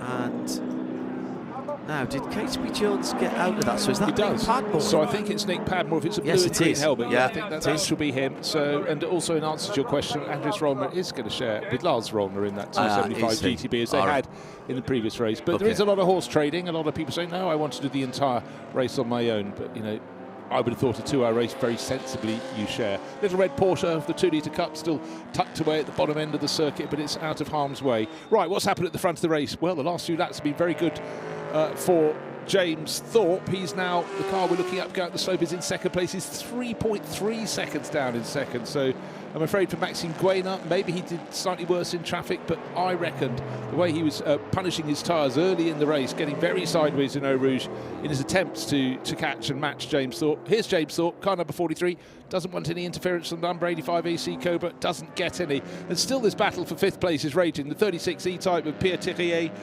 fighting away with Benjamin Monet, and in fact, sorry, I beg your pardon, they're fighting over sixth place, not fifth. Getting ahead of myself, because fifth place is held by Chris Childs Jr., who in fact has had a couple of very, very good laps, and he's been in among them, and I think he's actually just moved past them. That's why Thirier's in fifth. Sorry, in sixth, not in fifth. So Chris Childs Jr., car 74 AC Cobra, getting into the mix. Not even at the halfway point in this 2-hour race for the 60s Endurance Group, but soon there are going to be a flurry of pit stops, and they could well sort this race out. Still plenty of racing to come here.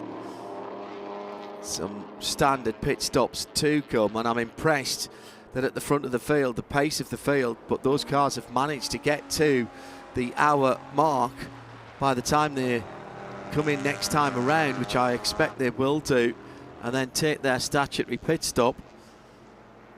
They'll be into the second hour. So let's nip down for some more comment from the pit lane. He's with the car 195.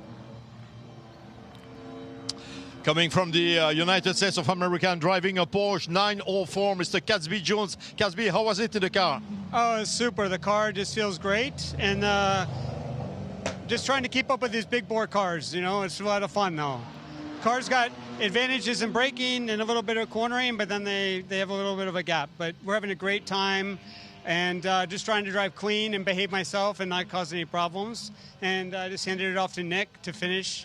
So hopefully we don't mess up the pit stop and, you know, all the other things that can happen. This car seems to be quite ideal for this kind of track.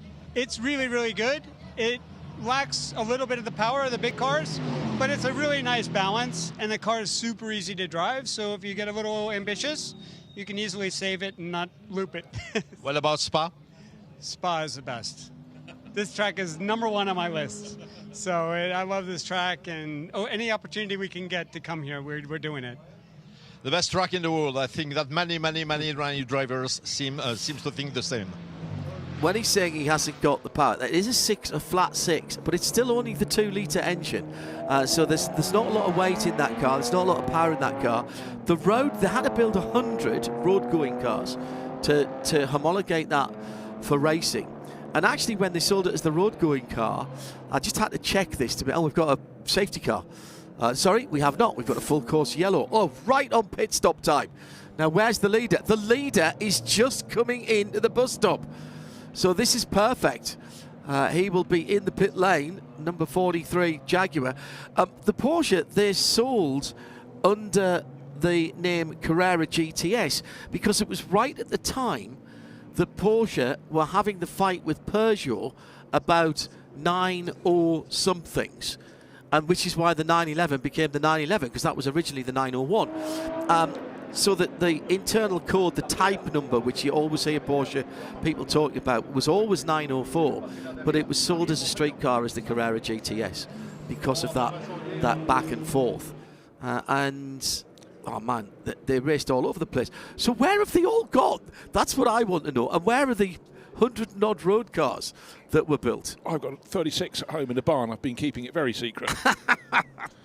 Name me a price. Right, race leader in, car number 43, James Thorpe. Full course yellow, Maxime Guénard's followed him. Everyone will follow him. Just remember those first 4 cars. James Thorpe in the E-Type, and then the Cobras, Maxime Guénard, Xavier Desraux, Olivier Galland. With the first safety car period, they got the right side of the equation and gained about a minute on all the chasers. They were already dropping everyone 5th place backwards. So it's really down to how these cars handle this pit stop. And we will see how they go back out. But the last 2 laps have been very good for James Thorpe. He had the long battle with Maxime Guénard. I sense that Maxime took a little bit more out of his tyres, and James Thorpe was driving very cleanly. He came in 3.7 seconds clear. That's what he'll be carrying to the second half of the race. We have just crossed the 1 hour mark, and as we speak, James Thorpe, there he is, coming to a stop, a little chock put under the front right tyre. And again, you don't have to hurry these pit stops. So he's looking all good. Jonathan Mitchell is due to be taking... there's Jonathan Mitchell, very fast E-Type driver, just coming out to the door of the number 43. James Thorpe should get a pat on the back. That was not only a good drive, it must have been a fun drive. Doing all that overtaking, driving against a car that has a very different performance facility.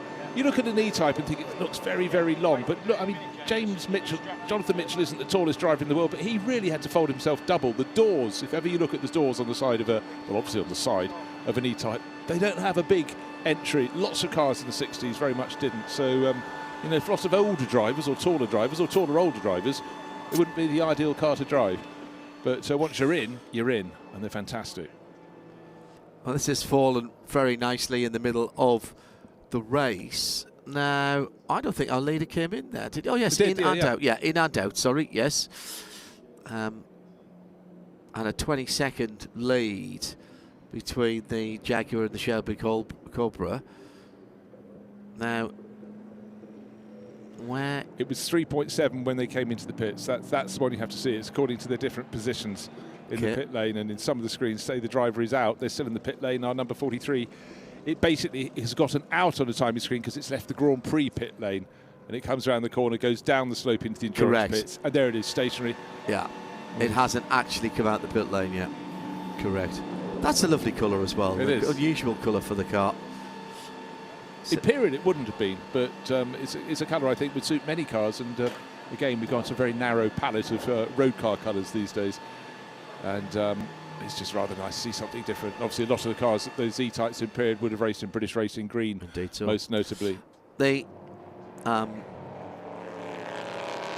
one or two of the racers who stopped earlier are still going around and have not yet pitted for their second stop. Those perhaps who have a slightly smaller fuel tank or can't quite get to the hour mark.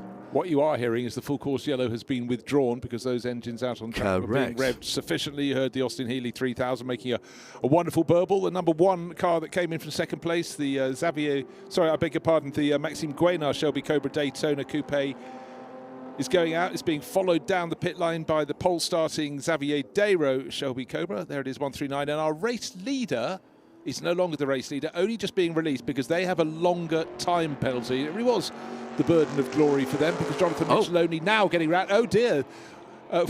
One of the front runners going down the pit lane and peeling into the... That was the Desraux car. Hold on, what's going on? They've gone for fuel. We got a red flag? No, they've gone for fuel. I've gone for fuel, of course they have. They've gone for fuel. So the fuel, like the Creventic series, you don't fuel in the pit lane. Okay, so you're seeing stop. Cars coming out. They pitted earlier, and that looks like Lee Mole just coming out the bottom right-hand side of the screen. So he's got his fuel on board. Then, of course, your crew have got to tell you roughly, is there a gap in the traffic going to the petrol station? Yeah. Oh, something different. Gosh, that really threw us for a second. Yes, but sorry. Importantly, the number 43 race leader, James Thorpe, handed to Jonathan Mitchell, but he is further back in the queue than Maxime Guénard's car that was behind them before they came in for the pit stops. For those that have made an earlier pit stop, we were talking about the tactics. They probably had a clear run into the refuelling station and now, not losing time. The number 7 E-Type coming in is going to take a penalty for overtaking under a yellow. So that will be a drive-through penalty. Actually, it's been converted to 64 seconds.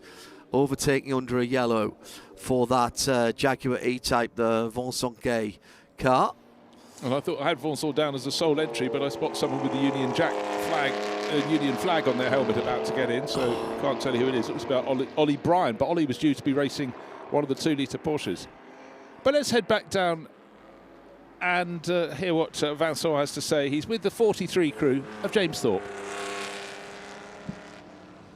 It was a great scene for Jonathan Mitchell with car number 43, this Jag. Jonathan, first position, P1 after this first stint. Everything perfect. Yeah, everything perfect. Car was superb. Conditions couldn't be better. I think we got a bit of a win behind the safety car, a few of us. So, yeah, we'll see how James can finish it off. But car's in good shape. Brilliant. How was it with the Cobra of Xavier Desroux? A lot of fun with Xavier. And then I don't know quite where he went. And there Maxime, we were quick in different places. He was coming flying up at me in areas, and then other times, braking zones, I got right back into him. So, good fun. Traditional battle between the Cobra and the Jags. Yeah, exactly. Always. And the winner will be? Too long to go. Too many variables. We'll see. Thank you, Jonathan. It will be a battle till the end of the race then. Which is 53 minutes away. Yeah, thank you very much. You can tell that Jonathan Mitchell works in the City of London in the financial things when he's talking about variables, and also answers a question. We thought Jonathan Mitchell was getting on board, so James Thorpe has taken all the accolades that for Jonathan's performance, but we can only go by the timing screens. So now let's clarify. James Thorpe has got on board number 43, but as we saw, it was later into the refuelling area than some of the cars that came in the pits behind it, so a net loss. And the Roderick and Rory Jack Cobra has been black flagged again, still smoking from the back of that 289 engined car. And that's something I haven't seen before, somebody having to chase the leaf blower down the pit lane. Just propelled by its own blow. Well, as you can see, drivers getting out of cars quite warm. Think what it would have been like earlier in the day, and it's something when your core temperature goes up. That's Vincent Gay, I think, and he just needs to have a moment and cool himself down. It's very, very difficult because you've been racing hard. What was popping off there? That looked like a transponder that popped off the back of whatever car is in front just of the number 1. Which it's one of the 2-litre Porsche Cup cars. It was a little black box with a wire on it. The ping. Now, he might have run over it, or it might have fallen off. Only now is James Thorpe, who's just taken over the car that was leading in the hands of Jonathan Mitchell, coming out of refuelling. So what we need to see, well, we've already seen the number 1 Cobra go up the hill ahead of it, and that was the one it was fighting with, which is now in the hands of Guillaume Mahé, which was driven so well by Maxime Guénard. That is just coming down the hill to Bruxelles now. The number 1 Guillaume Mahé driven Shelby Daytona Coupe. Well, James Thorpe has got into the action very early on, so no heat in the tyres. He's going to have to just recalibrate. That's up at Les Combes. If you're going to lose it anywhere, that's probably not the worst place. There is a bit of runoff ahead of you, but there's a wake-up call, and now James Thorpe will have his eyes wide open for the next 51 minutes. Yeah, he's got one of the Lotus Elan 26Rs right behind him. Another brilliant piece of engineering. I think that was the Will Nuttall car. Yes, it was, the number 55 that was on the scene there. Yeah, he shares that with Stefan Jibsel, and Stefan did the first part of the race, and doesn't seem to matter what you put Will Nuttall in, whether it's a Cooper from the early 1960s or anything, he's gonna make it sing. So he'll have cooling temperatures, the setting of the sun, and a charge to the end of this race. 2 hours for the 60s endurance field, and it's been packed with glorious cars, some fantastic racing between the Cobras and the Jaguar E-types, as there ever was. But now we're going to see quite a lot of drivers who are running a 2-driver combination starting to pick up the pace, and the order will change. And don't forget that some of the more highly qualified drivers, higher licence ranking, they have a longer pit stop. And so there will be a sort of change of position, change of gap, and then it should come down again towards the end. Pit window will close in 5 minutes. So for most of these cars, if you haven't stopped already, you've only got one more lap. But scrolling down to those that are running, I think everyone's done at least one stop. Yes, it has. And Loris Hazeman's just done another fastest lap for the Bizzarini, a 46.599. Wow. That car running in 43rd. I think it's the last of the cars that are running, but that is a very, very impressive lap indeed from the 5300 GT. Could you just from 65. check? Did we lose Frank Loudencloss in the number Yes. 45? Yes, we did. Okay, so Yes. that was Ollie Bryant I saw in the background getting into the number 7 E-Type. We look at it coming up the hill. If we get the side-on shot, we see a helmet that's got basically the Union Jack on it. Let's have a look. Oh, it just goes out of shot. But I'm fairly sure he's jumped across because Frank's had a problem with the car he was sharing. Wait for that to come up on the timing screen. Still saying Vincent Gay, but I think Ollie Bryant's taken over the number 7 Jag. Well, Frank Loudencloss is back out again. Has lost a couple of laps. Maybe Ollie started that car, you know, because Frank's only been down the pit lane once. It was going slow at one point, and there was a yellow flag out for it. But he's been in, he's done his pit stop, and he's back out again, much like thinking James Thorpe was doing the first part of the race in the 43 E-Type. You know, maybe the drivers decided at the last minute, but there's James Thorpe on board, much better line, the top of the hill, they comp. More traditional, I'd say. On the curbs, not over them, but for a lot of the drivers thinking, look, this is the Argentinian flag on the front of this 2-litre Cup class car. I'm not going to hazard a guess who started it, since we seem to get that wrong. Jose Ruben Zanchetta is one of the drivers I can offer you. He's the regular driver in there, and sharing this weekend, I have to scroll down a very long way, Julien Lefeil, also another Argentinian doing racing in Europe. Of course, if they've ever been racing in Buenos Aires, one of the hottest ever race meetings was one that really launched Stirling Moss. It was the first engine for a rear engine win for a rear engine Formula 1 car. I think it was 1958 off the top of my head. And he could make his tyres last the whole of the race. He had canvas showing at the end, but it was a race that certainly Fangio went, I know you were good, but look what you've done to those of us with front engine cars. The exclamation from me was for James Thorpe dangling the inside wheel of the number 43 1965 E-Type. 3.8 6-cylinder straight 6. Yeah, of course. He's going to have to use all of those 3.8 litres because he came out 20 seconds behind the number 1 Cobra, Guillaume Mahé. He's now down to 18 seconds, so he's catching up. Here's the number 1 Cobra coming into the bus stop chicane. Hot work for all the drivers involved. Still 50-odd minutes to go. And let's go down, talking of hot work, with Vincent, who's caught up with Vincent Gay. Oliver Bryan is now at the wheel of the Jag number 7, but just before it was Vincent Gay. We do the interview in French. Vincent, dans la Jaguar, c'était visiblement exhausting, comme ils disent en Angleterre. Ah, super exhausted. À mon avis, il devait bien faire 60 degrés. Et le début de course a été assez... le début de course a été assez viril. Et donc, difficile de prendre une cadence. Il fallait rester dans le groupe. Et disons qu'à mon âge canonique, j'ai fini par fatiguer. Et je dois dire que les 5 derniers tours ont été un véritable calvaire. Parce que vraiment, je n'en pouvais plus. Voilà.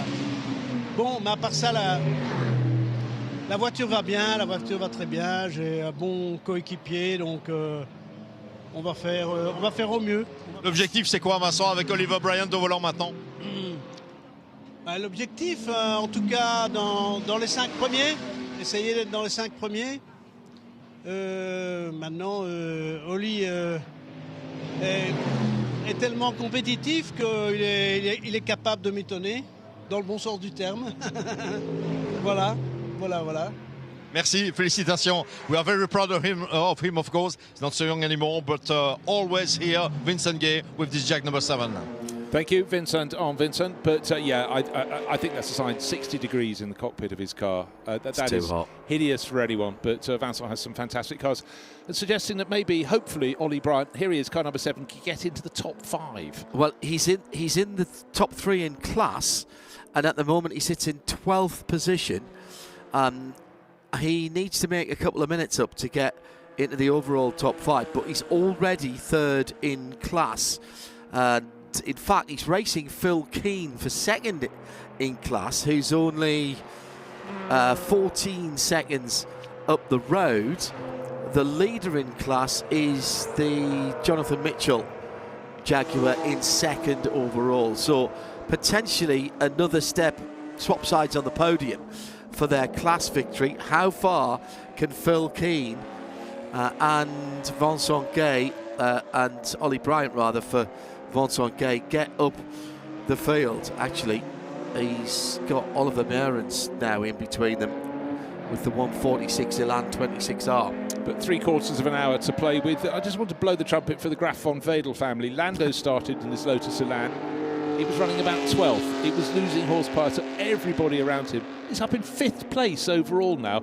Yes, the faster cars have come back through. They may not have had much in terms of a burden of glory and extra time in the pits, but Alexis doing a really good, tidy job. But the cars behind are all faster, but for now in 5th. Just remember that. And don't forget that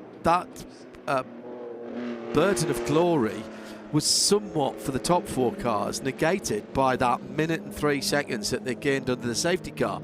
And right now, that Lotus Elan is only 44 seconds away from the lead. So without that splitting of the field, they would actually be probably be in front and be being chased down. And that's the point of the burden of glory, that you get these races. It's not exactly a handicap race, but it gives some of the other teams an opportunity to be in the front and get their time in the setting sun, as it is here. But that Elan is being pedalled with aplomb. Well, another one, yeah, another one going very well. We've just seen it making its move. Number 146, Olivier Meurens. He's in 11th place overall, so he's still got some quicker cars behind him, and that's the car that's being hunted down by number 7 E-Type with Ollie Bryant, Vincent Gay's car. I don't know if Ollie knew before the start of the race he was going to be called up to take over from Vincent, but certainly Vincent was looking really rather warm sitting there. I would be in exactly the same condition, I can assure you. Right, Jonathan Mitchell playing catch-up. He's not. He's in the pits. It's James Thorpe playing catch-up in the number 43 E-Type. Yes, they flipped them round. No. Easily done. But the main target is the number 1 car. It's the number 1 leading the race. It's Guillaume Mahé, who took over from Maxime Guéna, and we'll see what they do relatively. The gap is 16 seconds between 1st and 2nd at the moment. And another class leader is still the 275 Ferrari, and as you suggested, it would be Lars that took over. It is indeed Lars Rollner behind the wheel of the 188 car, leading GT3 by a margin, actually. That car just does its thing. Yeah, next in class is about 13 positions further back. In fact, precisely, so 13 positions further back. Austin Healey of Serge Liebens, car number 161. But so an MGB, is that a rotation? No, I tell you what, it's an Austin Healey, red with the white roof. I think had a rotation between Campus and Paul Frere, but has hooked it up and is going again. So yellow flags out for a moment, white flags out at that part of the circuit as someone is going slowly. And you were mentioning the Alexis Graf von Wedel car, and it's absolutely being leaned on at the moment, was hassling the back of a much faster car, having been very committed at the bottom of the hill. Ginetta coming through. That's Thomas Ward on the move, and here comes the Graf von Wedel car. Just wait a moment, it'll be round. Well, he's just caught and passed that E-Type that is behind him now, and that was all done on commitment to corners. Just absolutely incredible. Pulls out another Elan and a half, maybe 3 Elans worth, because that car is being driven absolutely as it was designed to go. I'm glad to see it's going so well. A couple of weekends ago at the Donington Historic Festival, and it had mechanical issues. But again, a lot of historic cars, it takes a few meetings to find out what makes them tick. The speed with which he's catching that Ginetta, there was about 3-4 seconds between them the bottom part of the circuit, half a lap later, crossing the start-finish line. And the Ginetta does not have the answer to the question that is only being asked once. Alexis Graf van Wedel through, neat, clean, tidy, and then the great descent. Saw how banked the inside of La Source was there as the Lotus bounced through it. It's something that you don't think about when you see other forms of racing here. Takes the smoothest line possible through Eau Rouge and then tries to straighten out that middle part. You don't want to be putting too much steering lock in. He doesn't want to be scrubbing any speed off. The leader then, Guillaume Marre, in the Shelby Cobra Daytona, number one. Number one on the entry, number one on the track, the 1965 car. Well, they looked into a little bit of the lead, there's no doubt about that. And as we've mentioned, they didn't have the full handicap put on at the pit stop because of that. It was somewhat mitigated, but you cannot argue with how these cars at the front of the field have been driven, Bruce, and he's now got nearly 18 seconds on the second place car.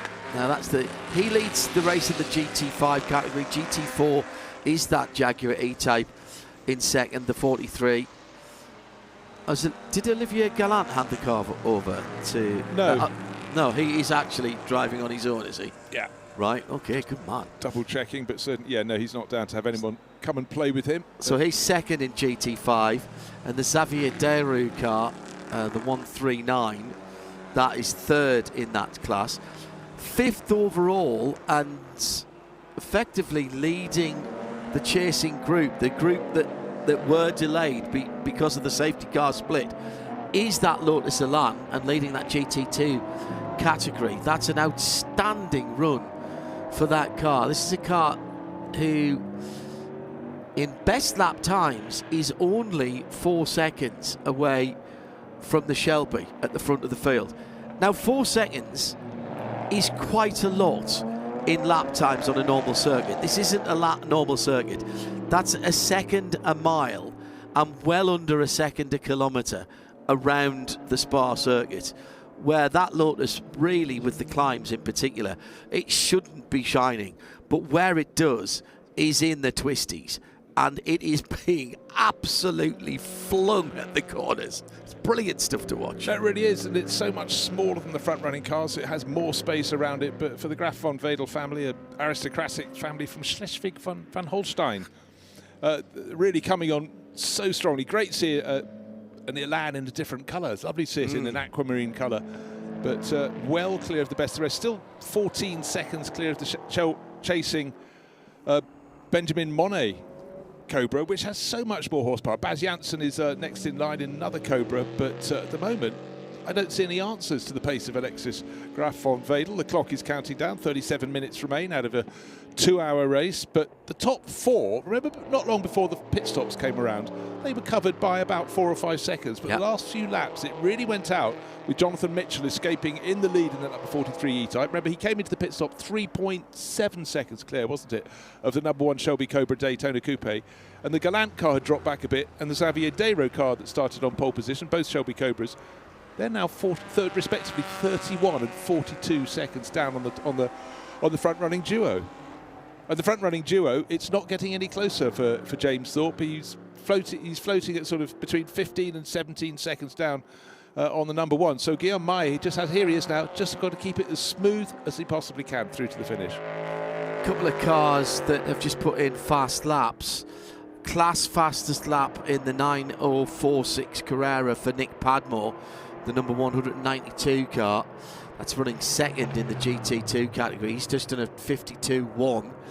And Phil Keane has just put in a 48.8. Backed that up with a 48.9, which was the quickest for that car. That's second in the GT4 class, that car being the Jaguar E-Type, the 1965 3.8, the number 180 car. Eric van der Poel is now behind the wheel of the number 77 Shelby Cobra.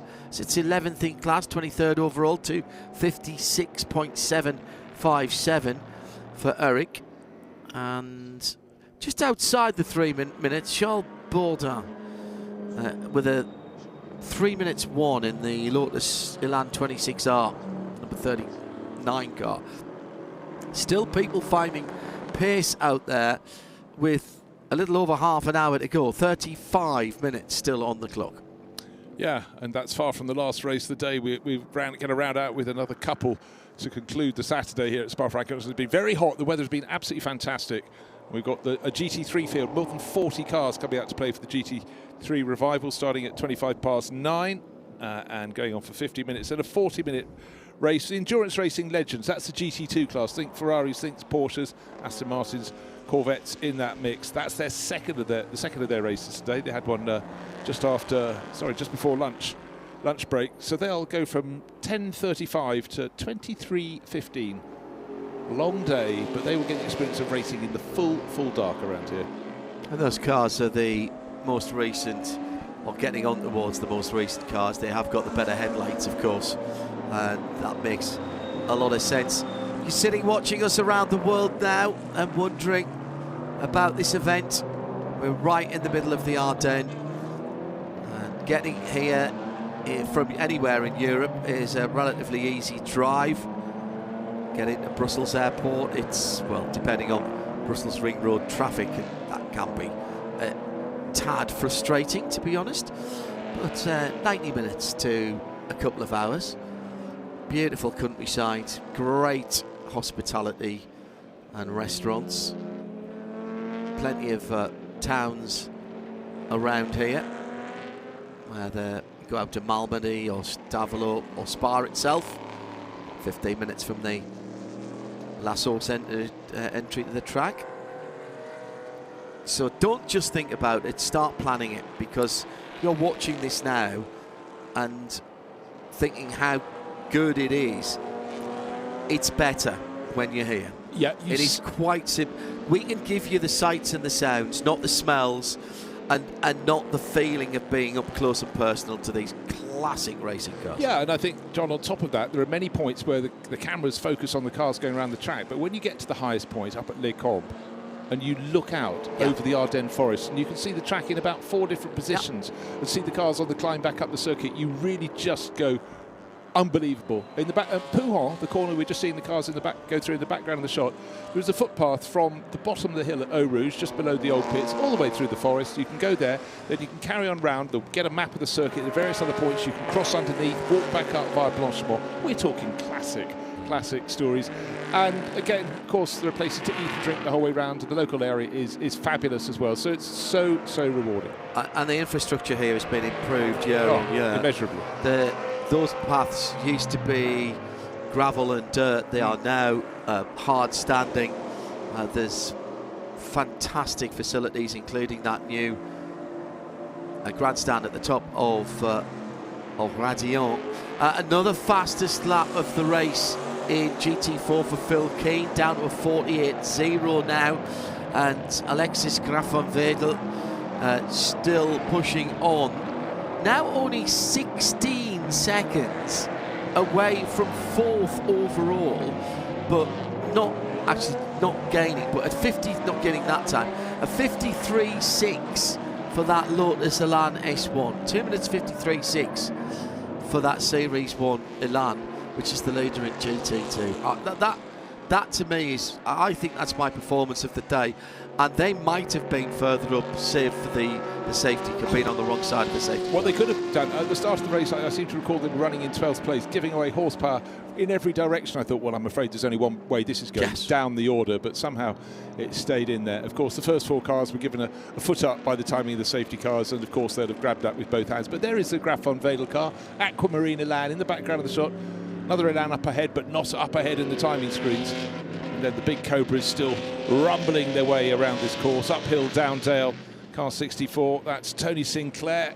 Tends to run his cars in a sort of dark metallic blue, and that looks fantastic. I like that. In the setting light. I approve. Yeah. It just so happens that my cars are varying shades of metallic blue. And so is mine, as it rests. It's your TVR metallic blue, is it? Oh, yes. Oh, lovely.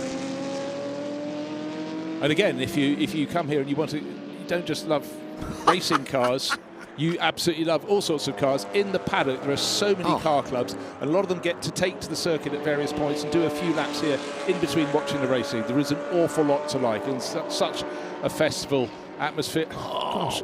Okay, that is a car, the Graf von Wedel car with Alexis at the wheel, that is teetering, not on the brink of oblivion. That is controlled excellence to the outside of the circuit.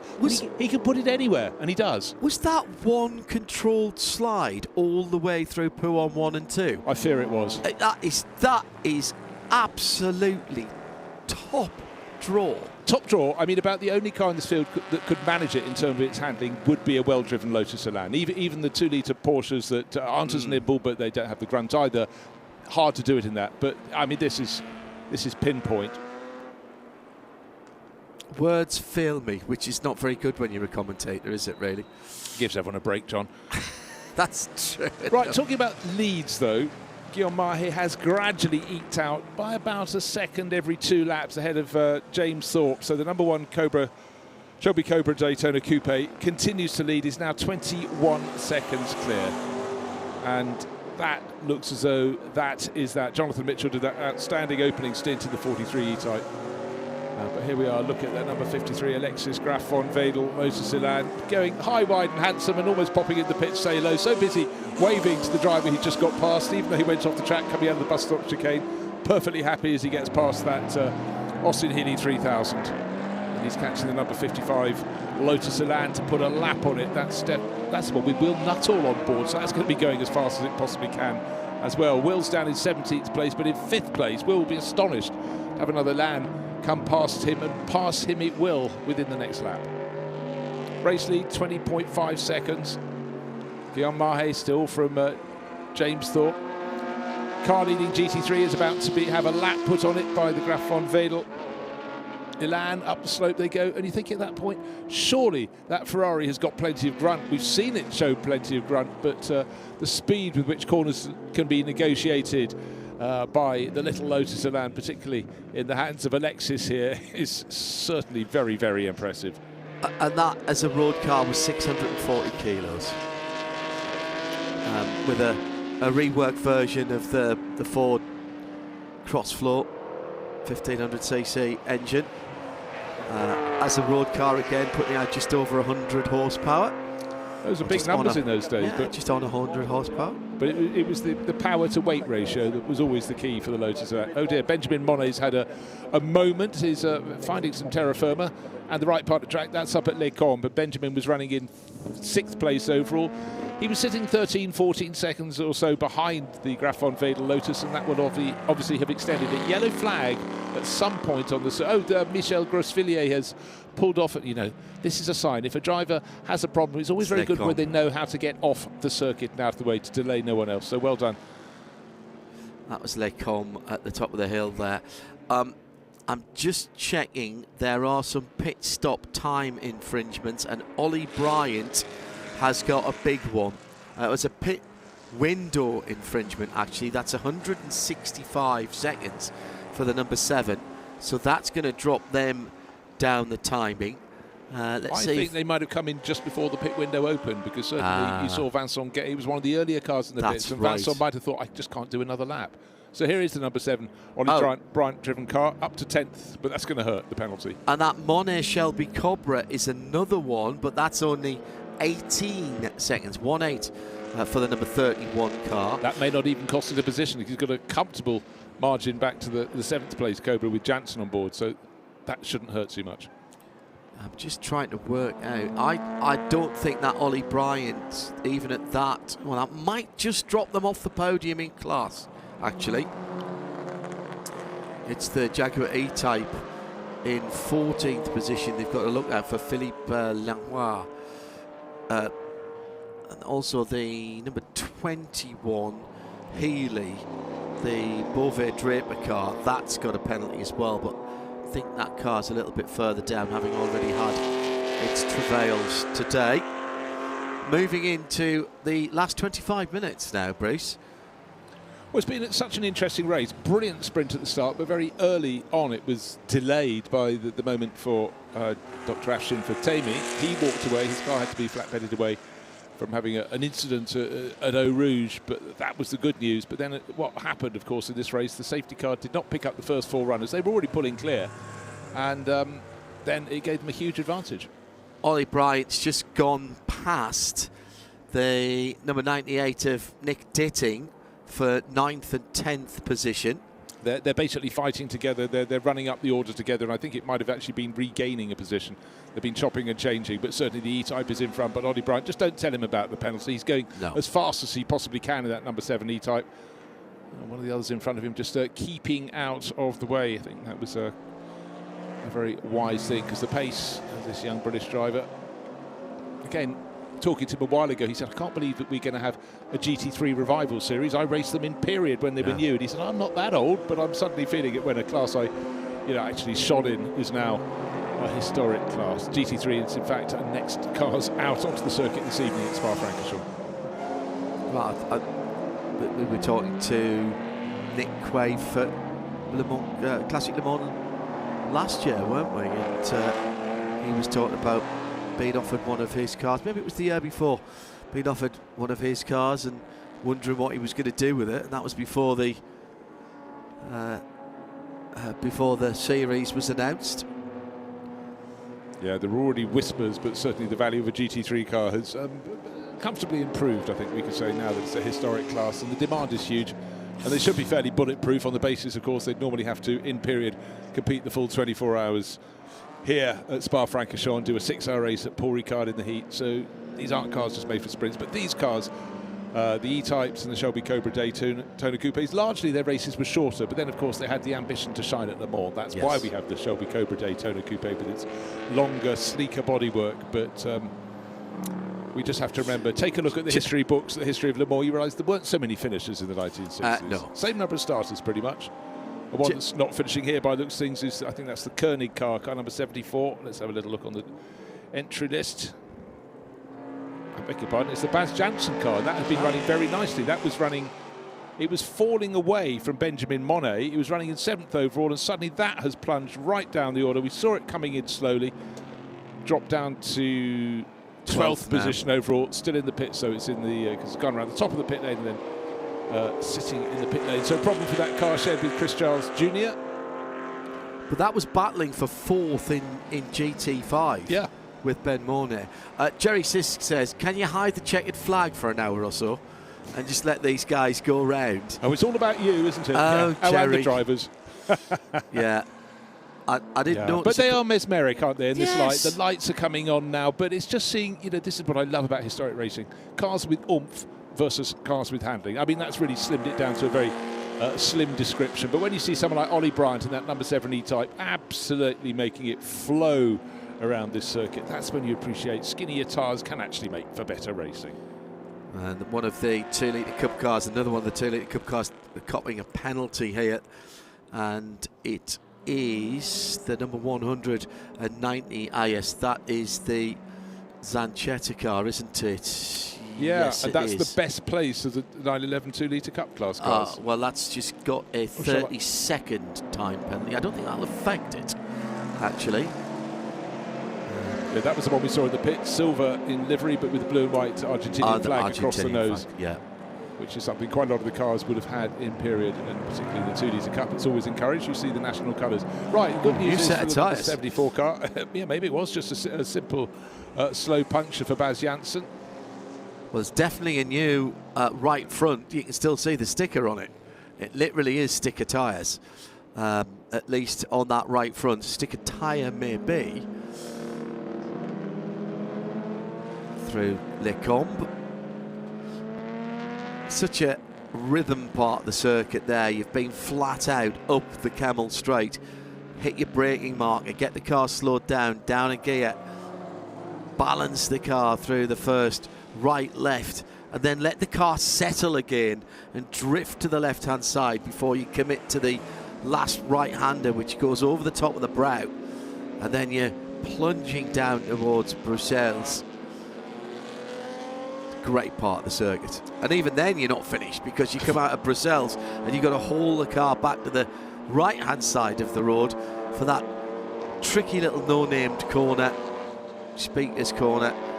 They have pushed the barriers back a tiny little bit there. That always seemed to be ridiculously close there down through the years. And then, of course, you're down to that double left, the double gauche or Pouhon. In many ways, I think if you get fortunate enough to come and play on this circuit and have a go, the corner that does really open your eyes is, everyone talks about Eau Rouge to Radillon. You know about that. That's folklore. People don't talk enough about Pouhon. Totally agree. Because you're going, of course, television flattens the shot, but you're going down, it's still an appreciable slope in, and from the top, the first apex to the second apex, the corner, it's dropping away enormously. Yes. At that point, your car wants to carry on to the outside. You'd quite like it to carry on going left. And then, of course, you get the famous corners on the way back up. Blanchimont, famous for being just flat out and fearsome. But I honestly reckon if you get out on the circuit, and please do, there are plenty of schools around and people who have cars that can take you around the circuit, give you a bit of coaching and let you have a go. You will be richly rewarded. It's far harder than you think, but it's far greater as a challenge. The thing about Pouhon is if you've got a car that you are confident in, it's had a bit of gravel being sprayed by OPK2, famous number plate there. So that was that a position change for 12th for Greg Caton? In that, yeah, it was. He got past Philippe Lenoir, who was taken over from Pierre Thirier in that metallic blue E-Type. If you've got some confidence going down to Pouhon, and it could either be confidence or, as it was in my case the first time I went down there, pure dumb luck. So I'm charging down there, and I arrived at what I thought was probably 15 to 20 miles an hour at the very least, too fast. But it was before they pulled the gravel trap back in. So there was a big car park on the other side of it. So I thought to myself, well, I'll just let the car roll. And if I have to open my hands out, I can open my hands out. And of course, I rolled up onto the curb and thought, I wasn't 20 miles an hour. That was actually about the right speed, or maybe I could have committed harder. It's such a difficult corner to pick through because there's so few reference points around that first part as well, Bruce. And then, as you say, you've congratulated yourself. I've got through the first. Oh, hang on, here's the second one coming. I just want to ask one question, John. Why, at your first attempt, were you trying to go in so quickly? Well, I did, because you come down that hill so fast. We'd literally just been released from behind the safety car, and it was like, oh, I'm here already. It looks much longer on the telly. It really does. It is lovely around here. I typically don't do track days. If I could get a chance to race, I still do, as we've got the number 73. Is that the silver? Lauren Jasper's E-Type. Well, it could be going through there to get refueling, but the fact it's not going anywhere suggests it's pulled to a halt at the bottom of the endurance pit lane. But if you've got a chance to drive here, no, it's at the. It's just. Oh, it is. Sorry, beg your pardon. Just where we were talking about. Okay, so that's the low drag coupe, very unusual Jag E-Type. And again, of course, we've got the regular coupes and the ones we're looking at now. The regular Jaguars, the 3.8s, just fantastic body shape. And that's Ollie Bryant right up the chuff of arrival, but he's just going to put another lap on it, no problem at all. Lights ablaze. And this weekend, the track sessions this weekend are lovely because there's such a variety of cars out there and everybody is behaving themselves. We'll have Callum Lockie racing later on, and he and Melinda run Gold Track in the UK, and that's a very good track day experience. And to get the opportunity to come round this circuit, even for me, was an opportunity that I just couldn't eschew. Yeah, look, and I mean, we've just come from last weekend, another magnificent circuit that you can drive on if you so choose. The Nürburgring Nordschleife, huge crowds there for the Nürburgring 24 hours. But here it's harder. You do have to be more organised. You have to sort of get permission to be on the circuit. And you know what? It's with track day clubs, experience counts for so much. They know how to run them. So definitely look for whichever company has circuit experience but time of running, and they will make the most fun that you can have in your car. They will tailor-make it as much as they can for you as well. It doesn't do anyone any good if you've got people going on the circuit having too much bravado and stopping a session. But anyhow, these are epic circuits here, and they're listed. How far up is it? 60 kilometres, 40 miles between the Nürburgring, maybe slightly more. About 80. About 80. About 80. Okay, but close enough to share the same weather patterns. Well, and share them they do. Yeah. Now somebody again has had. I've seen that bright yellow inboard at least the last 2 laps. Somebody's playing fast and loose with fuel consumption, with still 15 minutes to go. When we talk about the pit lane window being closed, that's the mandatory pit lane window. Of course, if you have to come in for more fuel, you come in for more fuel. No, entirely so. Haven't talked about the gap between first and second for a while. Looking at another of the Elan's going very, very nicely. That's Will Nuttall. He's just gained a position. He's moved up to 16th place overall. But we know the one that's leading the class has just gone through our shot. That's Alexis Graf von Wedel in 5th position overall. And now with under 15 minutes to go, he's got a 26-second margin over Benjamin Monet's Cobra. So you have to say that little Lotus Elan, not the one we're looking at now, that's going well, ought to win its class and should finish in 5th overall, which will just be an outstanding result. Top 9 still on the lead lap by my reckoning at the moment. And that despite, actually that might, no, I think that's right. I'll wait for them to come across the line, but given that we had that split earlier on with the 2 Cupra safety cars. Yes, I mean, always after that, the cars that were running in the first 4 positions were going to finish in the top 4 positions, barring some mechanical failure. But for that Graf von Wedel Lotus to get up to the lead of everybody else has been remarkable. Well, and God, Will Nuttall's really pushing. Look at the balance he's got there, going through Eau Rouge up to Radion. Fingertips on the steering wheel. Totally. And when sitting in that grandstand at Radion with the clear windscreen, with the big glass houses of these cars, you can see the driver working just on the fingertips, just balancing that car, feeling for the grip from the front end and the rear end. Where's it going? Is it turning in? Do I need to adjust the throttle? Do I need to adjust the steering? You might be wondering, by the way, why we didn't get the wave by and get the field back up. As we said at the time, that is so difficult to arrange even in contemporary racing without people losing out or it taking a long time. And remember, there are no pits to cars radio here, so it was unfortunate for those, but that is one of the vagaries of this type of racing. Oh, first corner spin, last source. That's the E-type of the Tremblay E-type, isn't it? Yes, it is. 6th in its class at the moment, sitting in 28th position for Hervé. He's one of the, well, I suppose about a third of the field have decided to do solo, so you can forgive him a little mistake after a best part of 2 hours of racing, but he did it in a place where nothing untoward, didn't drag any particular amount of gravel onto track, but again, a slower run for him than the chasing Cobra.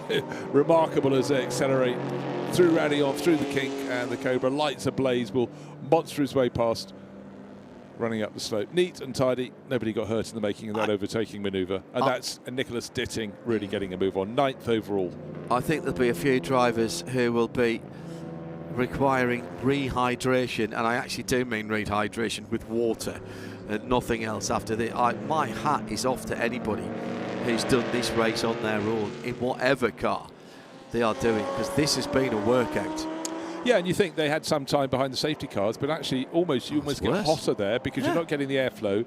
Your concentration goes a little bit, and you're just not operating at the same level. But they'll all be very, very glad to rehydrate of the proper stuff, not with the frothy stuff. And for the top three runners, Guillaume Mahé and his teammate who kicked off the start of the race, Maxime Guénard, you have to say they are going to be on the top step of the podium there. Well, the gap's come down. It's 18.7 seconds, but with 11 minutes remaining, their advantage over Jonathan Mitchell and the driver on board the number 43 type, which is James Thorpe, more than comfortable, because back to 3rd place, it's a further 13 seconds to Olivier Gallon, who's driving his Cobra Daytona Coupe solo.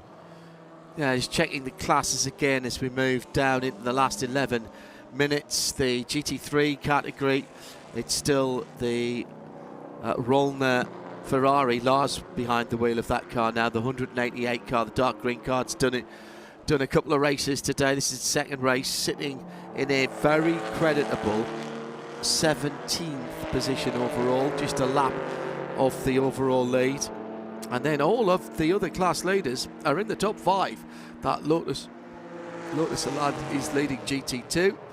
That's the 53 turquoise car that we've been talking about, with having been very impressed by it. And that is a class leader. Second place car, the Jaguar, the number 43. That is a GT4 leader, and the overall leader obviously is the GT5 leader.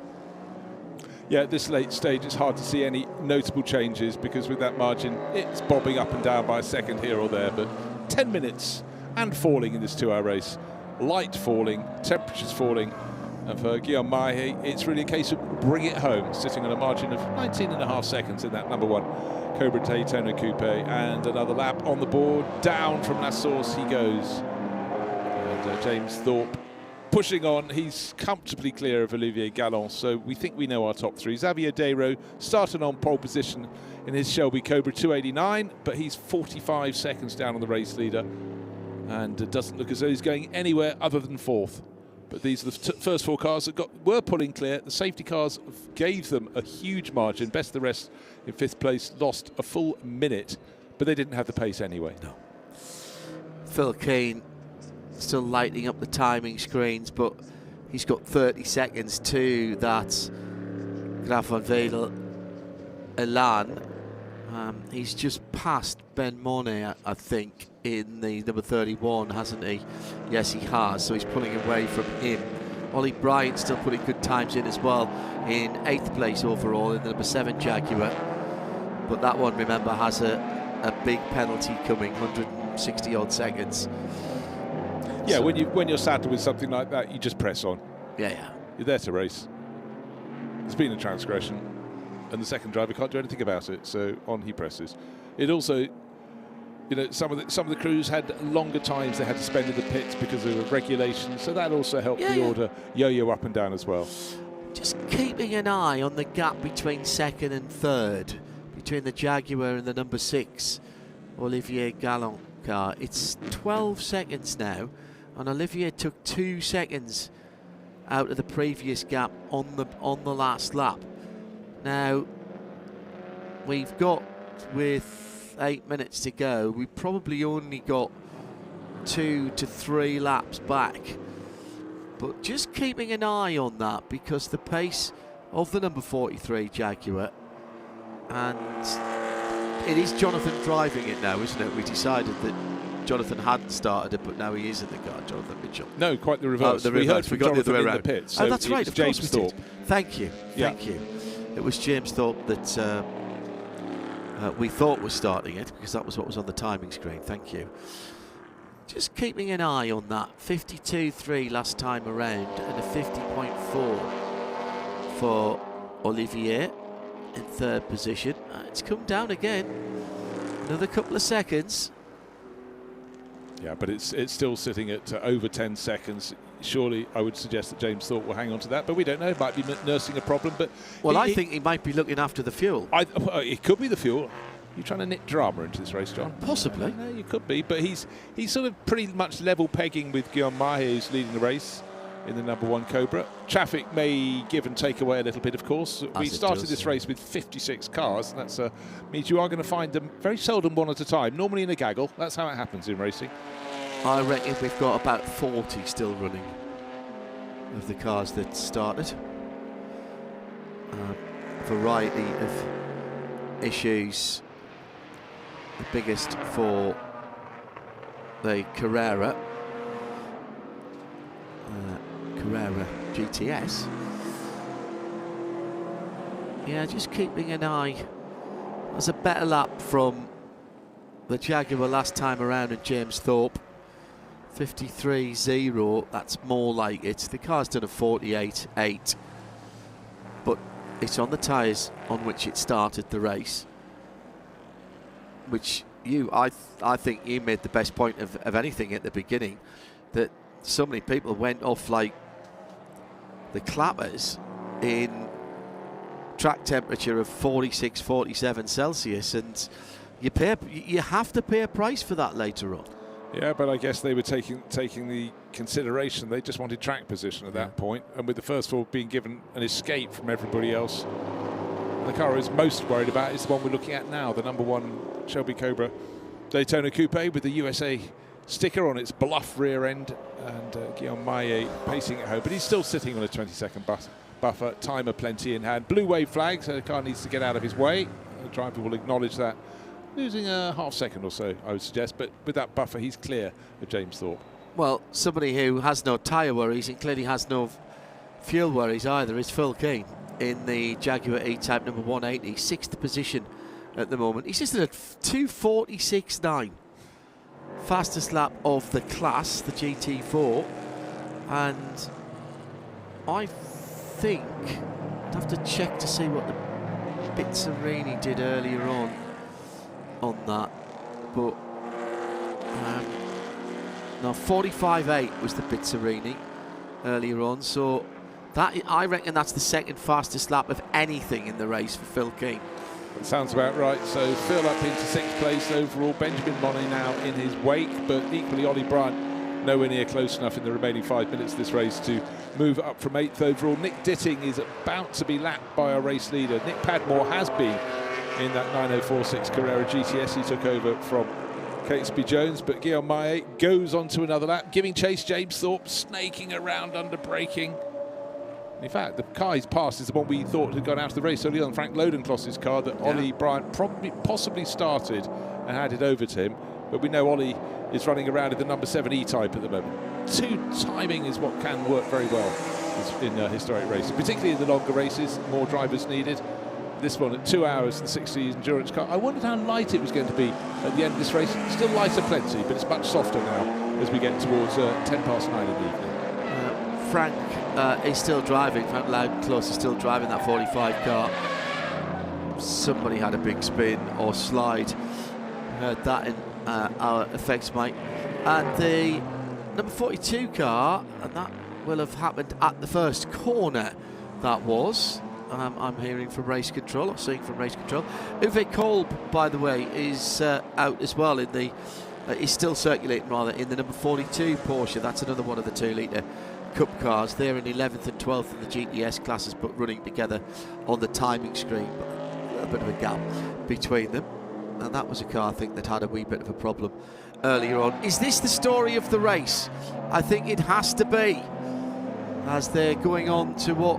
I'm not sure what he was pointing at there as he went across the line. I think he might have been suggesting it's the last lap, but it's not yet. I think for him it's 1 lap and 1 more, because our race leader, Guillaume Maillet, car number 1, where is he on the circuit? He's just coming through Pouhon 2. Yeah. He'll come into the background of the shot. The Lars Rollner Ferrari 275 goes out the bottom of the shot. In fact, that's the next sequence of corners down. Campus, and then rising up to curve Paul Frere. But at the moment, with nobody immediately in front of him, the number 1 Shelby Cobra Daytona Coupe, Guillaume Maillet, 21 seconds clear now ahead of James Thorpe. So pulling out rather than being pulled back in, is pacing it. When he gets up to start the next lap, that will be the start of the last lap.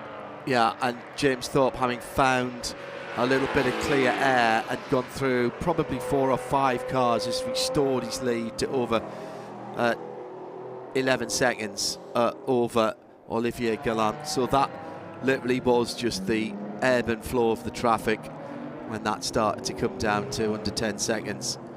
And of course, Olivier has all of those cars still to pass. So that I think we're fairly safe now in looking at those top 5, top 6. Top 6. I'm glad you mentioned 6, not 5, because Alexis Graf van Wedel may just be able to hang on to 5th place. He looked tailored, nailed down when compared to Benjamin Monet, but Monet's been passed a while ago by Phil Keane in the number 180 Jaguar E-Type, and that is absolutely flying. The margin between them is 10 seconds. I'm sure Phil can't do that in 1 lap, but for the Graf van Wedel family, there'd be slight biting of the nails. Phil Keane, of course, took over from Lee Mole, the 180 E-Type, but he's been absolutely starring in this closing stage of the 2-hour race for the 60s endurance. So, I tell you what, he's close, because the Elan is just coming down to curve Paul Frere, and Phil Keane is absolutely on a tear.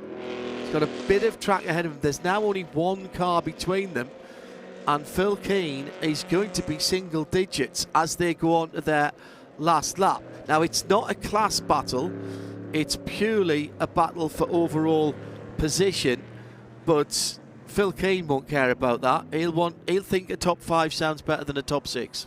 Yeah, going through Blanchimont now, the gap's coming down. There are no cars between them, and unfortunately for them, they have one further lap to do. Our race leader, Guillaume Mahay's on his last lap, but he's behind them on the track. He's half a lap down. He's just going down to Speaker's Corner, and as the 5th and 6th place car, the Graf von Wedel, Lotus Elan and Phil Keane and Jaguar E-Type come to the bus stop chicane. There is next to nothing between them. I think what looked like a 5th place is going to go away in the final lap, but no disgrace to the Graf von Wedels. But for our race leader, Guillaume Mahe, started this lap well. Last lap he started with a 21-second advantage. It's actually gone out. Traffic worked in his favour, 25 seconds clear. He's got under half a lap to go until the checkered flag. It's been a superb run, hasn't it? And what a way to kick off our evening session with a 2-hour 60s endurance competition. That's here at the Spa Classic as part of the Peter Auto Le Mans Classic Series for 2026, the newly named series that runs across the year. And if you're enjoying this, a reminder that we'll have coverage for you of all of the rounds, including the new Le Mans Classic this year. Waiting for the checkered flag for the leader. I'm keeping my eyes on the battle for 5th and 6th at Brussels at the moment, and there's traffic ahead of the Lotus exactly where they don't need it, exactly where that car is strong. Meantime, Bruce, what a victory.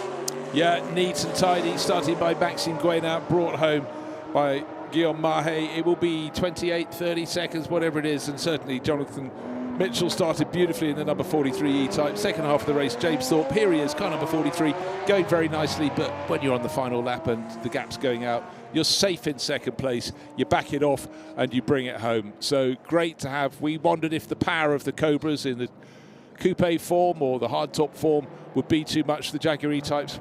Well, it was for all but one of them, but great run through. And third place ought to go to Olivier Galland, and in the background of the shot he gets much, much closer in 4th place overall. Lights and blades crossing the line, so that's 3rd place on the board. There's nothing between Alexis Graf von Wedel and Phil Keane. Actually, there is. There's one. No, there isn't, because the number 146 car is right there and holding the Lotus back for the moment, and Phil Keane is right on the back of that 5th place car. The battle for 5th and 6th coming through to Blanchimont now. We'll look back towards the bus stop to see them come through. I suspect that if the Lotus cannot pass the car ahead of it, and it's may not be able to do it, the 146 is another Lotus, actually it's a 24R, and I think the pass has been made. The pass has been made. Watch for the little blue, light blue Lotus coming to the line. There it is. Oh, they're still in front, side by side for a moment. The arm is aloft out of the window, and it is the smallest of margins. The tracker actually had Phil Keane and the E-Type ahead for a moment. I can change the whole scene. That Graf von Wedel car has just been promoted to 3rd place overall. They've started putting the penalties in. So victory to the number 1 Cobra, 2nd place to the Mitchell and Thorpe Jaguar, and 3rd place overall, the Graf von Wedels. So Phil Keane followed across the line. How far behind? 0.8 of a second. Wow. So nearly got past him. But Olivier Galland and Xavier Dero have been demoted from 3rd and 4th to 5th and 6th. And so, what a story. On the podium, a car from GT5, GT4 and GT2. That is astonishing. And that then was the battle for the 3rd step of the box overall after 39 laps and 2 hours. A little over 2 hours, actually. We promised you 2 hours. We give you about 2 hours and 2 minutes. Always like to under-promise and over-deliver. What a run to the line. and Alexi Graf von Wedel holding off Phil Keane. There was a moment I saw the tracker flip them over, and it was the 26R. It was another 26R that was right there and potentially giving the Series 1 Elan the issue.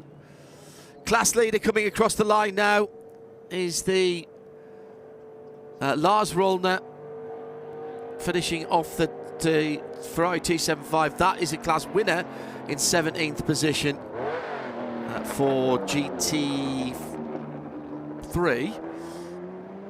Well, Olivier Gallon still waving to the marshals. He may not know that his third place is now 5th overall with the penalties. And for everybody, it's lovely to see them acknowledging the marshals who stood there for them. And that, actually, I'll tell you what, I really love the look of that bright orange Lotus Elan, number 421. They've had fun, for sure, brought home by the Wiebel. Bruno Wiebel.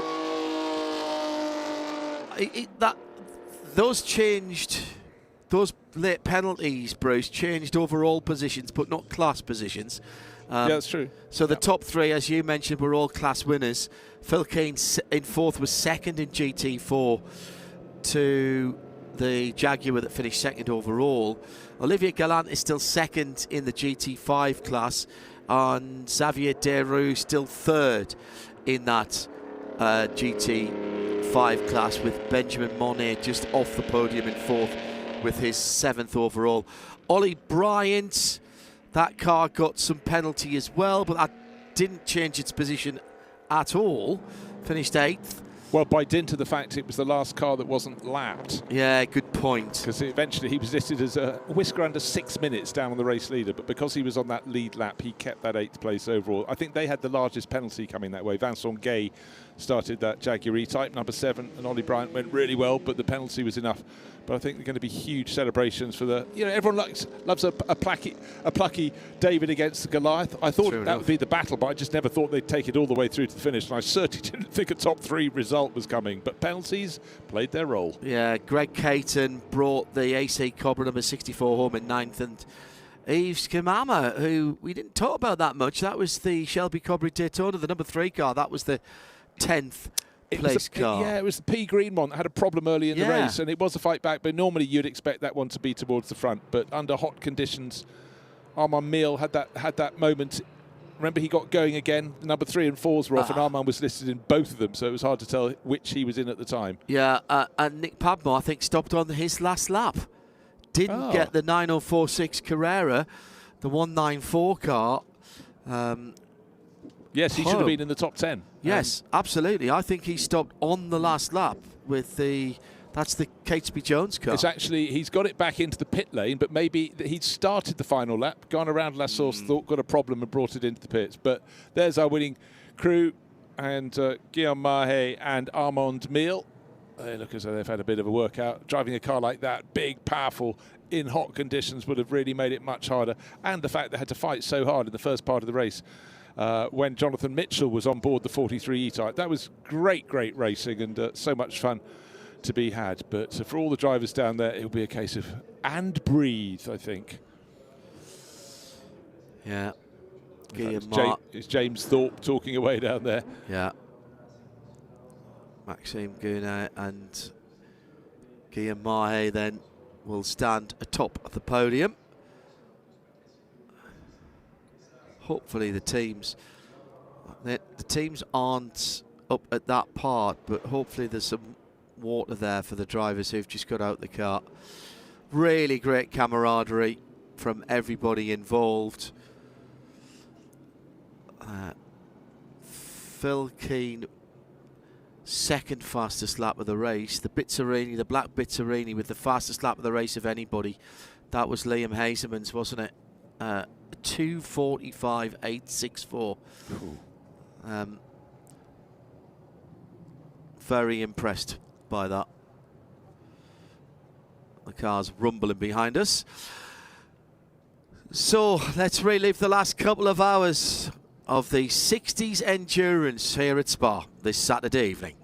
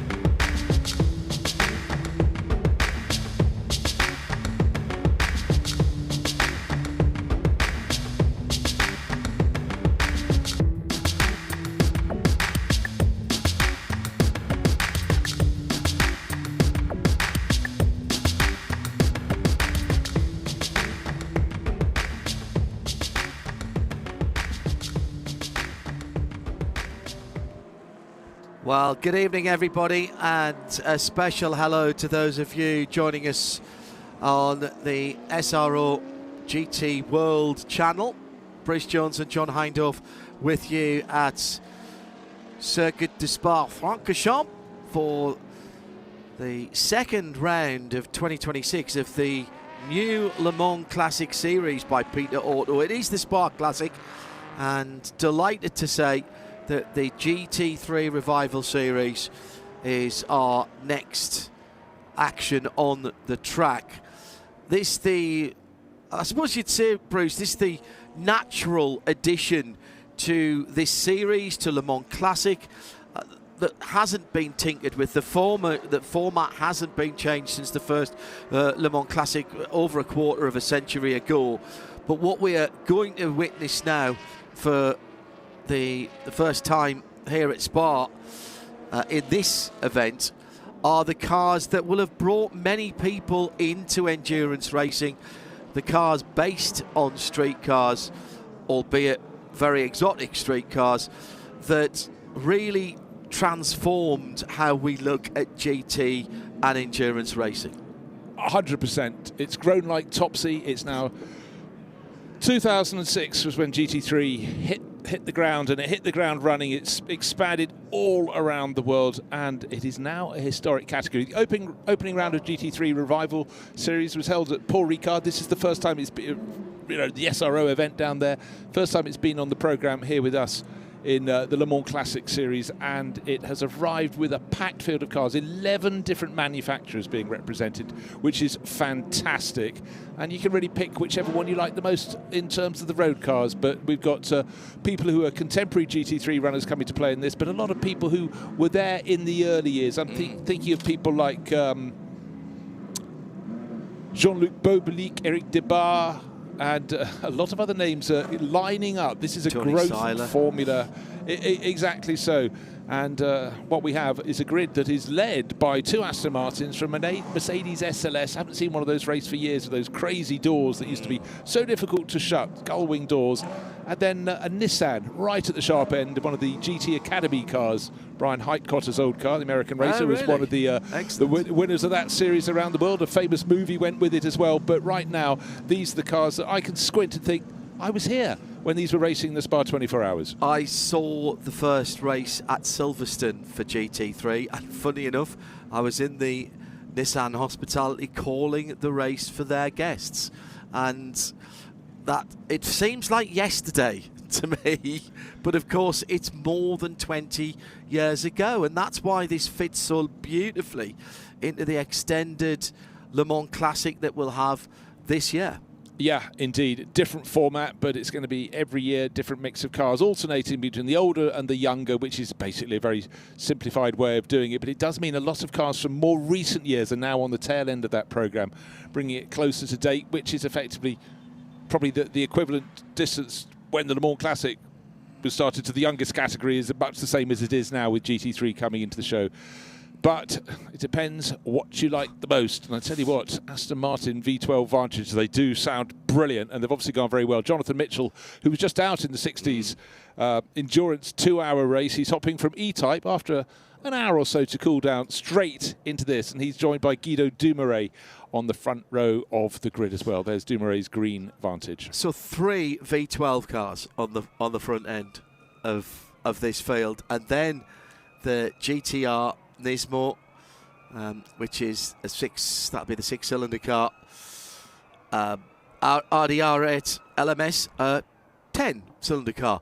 How would you like your variety then in terms of how many cylinders that you've got? The Ford GT, the Maytech car as well in there, the Ferrari 458, another trio of Audis, then a McLaren MP412C, the different manufacturer, and the Callaway Corvette, of course, a little bit reticent to get involved in GT3 in the early years. They've thrown themselves at it much more now, but that allowed people like the Callaway concern, as the Maytech actually with the Ford, to get involved with the blessing and build the cars and go race them. And just want to give a shout out for one of the preparing teams of the Haribo sponsored SLS Mercedes. Seen Rob Huff near that, but they were the very nice people from Motor Historics who brought us a plate of scones with cream and strawberries and sandwiches mid-afternoon to keep the standards high in the commentary box. We gave it a go, but thank you very much indeed. Just saw Rob Huff helping out, so I suggest it's his teammate who'll be kicking off. That's Philip Kadori, who's already been racing here this weekend in a Ferrari F430. Cars of a very similar vintage, but just remember, with GT3, there was a thing called balance of performance, and the idea is that the manufacturers can come with cars of different shapes, different engine configurations, but across the manufacturer field there should be a balance that they should all achieve an equal lap time. It took a lot of computer shuffling and they seemed to get it right, and that brought in more and more manufacturers. You may have noticed that as yet we haven't mentioned Porsche, and how can you not mention Porsche when there are sports cars on the track? The first Porsche is the David Harrison driven Lionspeed GP 997 GT3R. Running in 17th position for the number 5, and that is in the AM2 category. There's a Pro-Am category and an Am category for the different classes of cars. We'll not dilute what's going on with that at the moment. When we get to the end of the race, we'll tell you who's won each class, but I just want to see these cars racing. Exactly, so never overcomplicate things. In fact, there are 2 AM categories, AM1 and AM2. We'll come to that, but at the front end, we've got an AM2 car on pole position, Jonathan Mitchell on board the number 7 Aston Martin, and that is going to take some beating. But just wait through the course of this race, and there are going to be some drivers who are doing the second half who are going to come forward. It's a 50-minute race, and just look at those cars. Some of those liveries you've forgotten and suddenly remember all over again. Others in their own unique livery that weren't raced in period, but they've brought the cars here, decided they will look how the owner wants them to look. Keep an eye on Andrew Bentley as well in the number 105. That is the GTR Nismo GT3. Andrew, driver of some repute. I've known him for a long time, and he never gives anything less than his best. This is a 50-minute race. It's a pit stop race as well, and therefore you've got to time your pit stop within the pit window. Not everybody will be changing drivers. I don't think there's 2 drivers on every car. No, there aren't. But you still have to do the pit stop. I mean, you're right about the names going right the way through this. It's a fabulous field. Yeah, and what you have also are sort of mark experts and preparation experts. I'm looking, Lee Maxted Page, he jumps out. Yes. We had an interview with him last year, but he's jumped onto the GT3 bandwagon, and quite rightly so. He's raced Porsches for years, and he's trying something different. Celia Martin is listed against the Ford GT with Lindsay Brewer. Celia Martin, one of the Iron Dames for a little while, and of course, one of her former teammates raced that car in period, and that would be Rahel Fry. She raced the Ford GT, the Maytech GT. Rahel just taking on performance directors for GT, performance director GT job for WRT, who are just a few miles up the road now at opposite Liège Airport. Okay, we've got this far into the commentary. Let's mention another mark, Audi. For so many years, so strong. Belgian Audi Club Team WRT. There we are, bringing it all the way back round.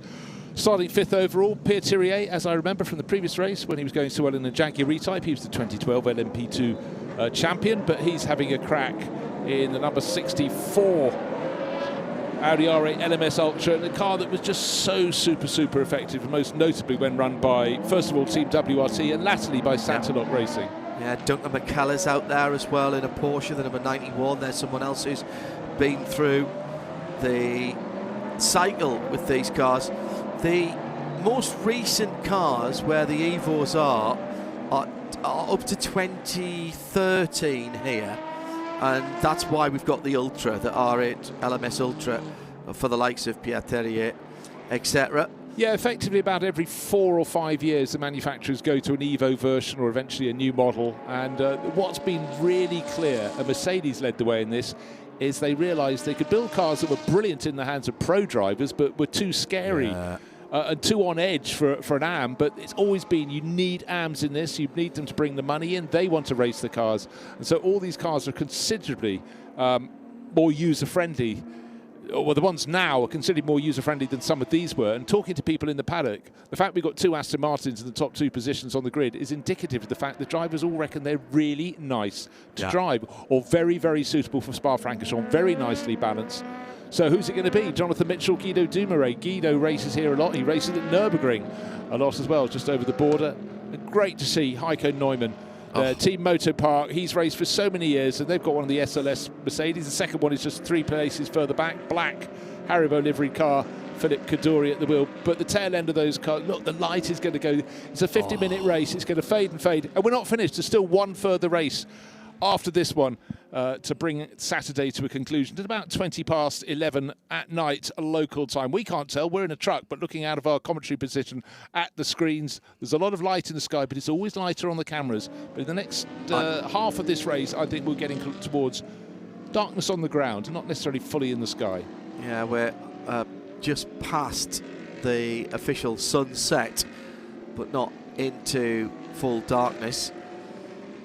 Well, the only GT3 car that I've ever driven on a racetrack, not raced, was the Aston Martin. That was at Monte Blanco a very long time ago. And it was a car that inspired confidence, to your point, and that is so important. Oh, it's absolutely vital. I'm just having a quick whiz down the timing screens. The best of the Lamborghinis, there are a couple in the races, all the way down in 28th position. Craig Wilkins, Lamborghini Gallardo. Of course, they then moved on to the Huracan and started getting success, particularly with the Grasser Racing team from Austria. You think people like Mirko Bortolotti, who was one of the stars of last weekend's Nürburgring 24 hours in coming still from driving Lamborghini. stone last. But, you know, a couple of winters ago, he wasn't entirely sure he'd be able to carry on. A lot of these drivers, you think they just have a golden ticket, but they have to work hard because the vagaries of manufacturers' marketing budgets have always affected racing programmes. But look out for Craig Wilkins, actually. His car is silver, and he went really well a couple of weeks ago. He was racing up at Donington, so he's got one of the older cars in the field, but it may well just suit here very nicely. Thank you very much. I wonder how long it'll be before we see a Huracan, because the Temerario is now taken over, although they're racing in the same races together over in the WeatherTech Sports Car Championship. Right, settle back, shuffle to the front of your seat, because you're not going to be I don't think you're going to be relaxed watching this, and I don't mean that in a bad way. This is going to be edge of the seat stuff. Okay, and I just want to throw something else into the mix because there's so much to put in. Look out for Jean-Luc Bobelic, historic and race cars. He's the best place of the Ferrari drivers, starting in 8th overall. They dominated the first 2 races down at Paul Ricard. Different circuit, different weather conditions. In fact, it's pretty much as warm here as it was at Paul Ricard about a month or so ago. So just look for the Ferraris, some historic cars. They may come forward. 19 Celsius in the air. That's gone down about 10 degrees from earlier on today.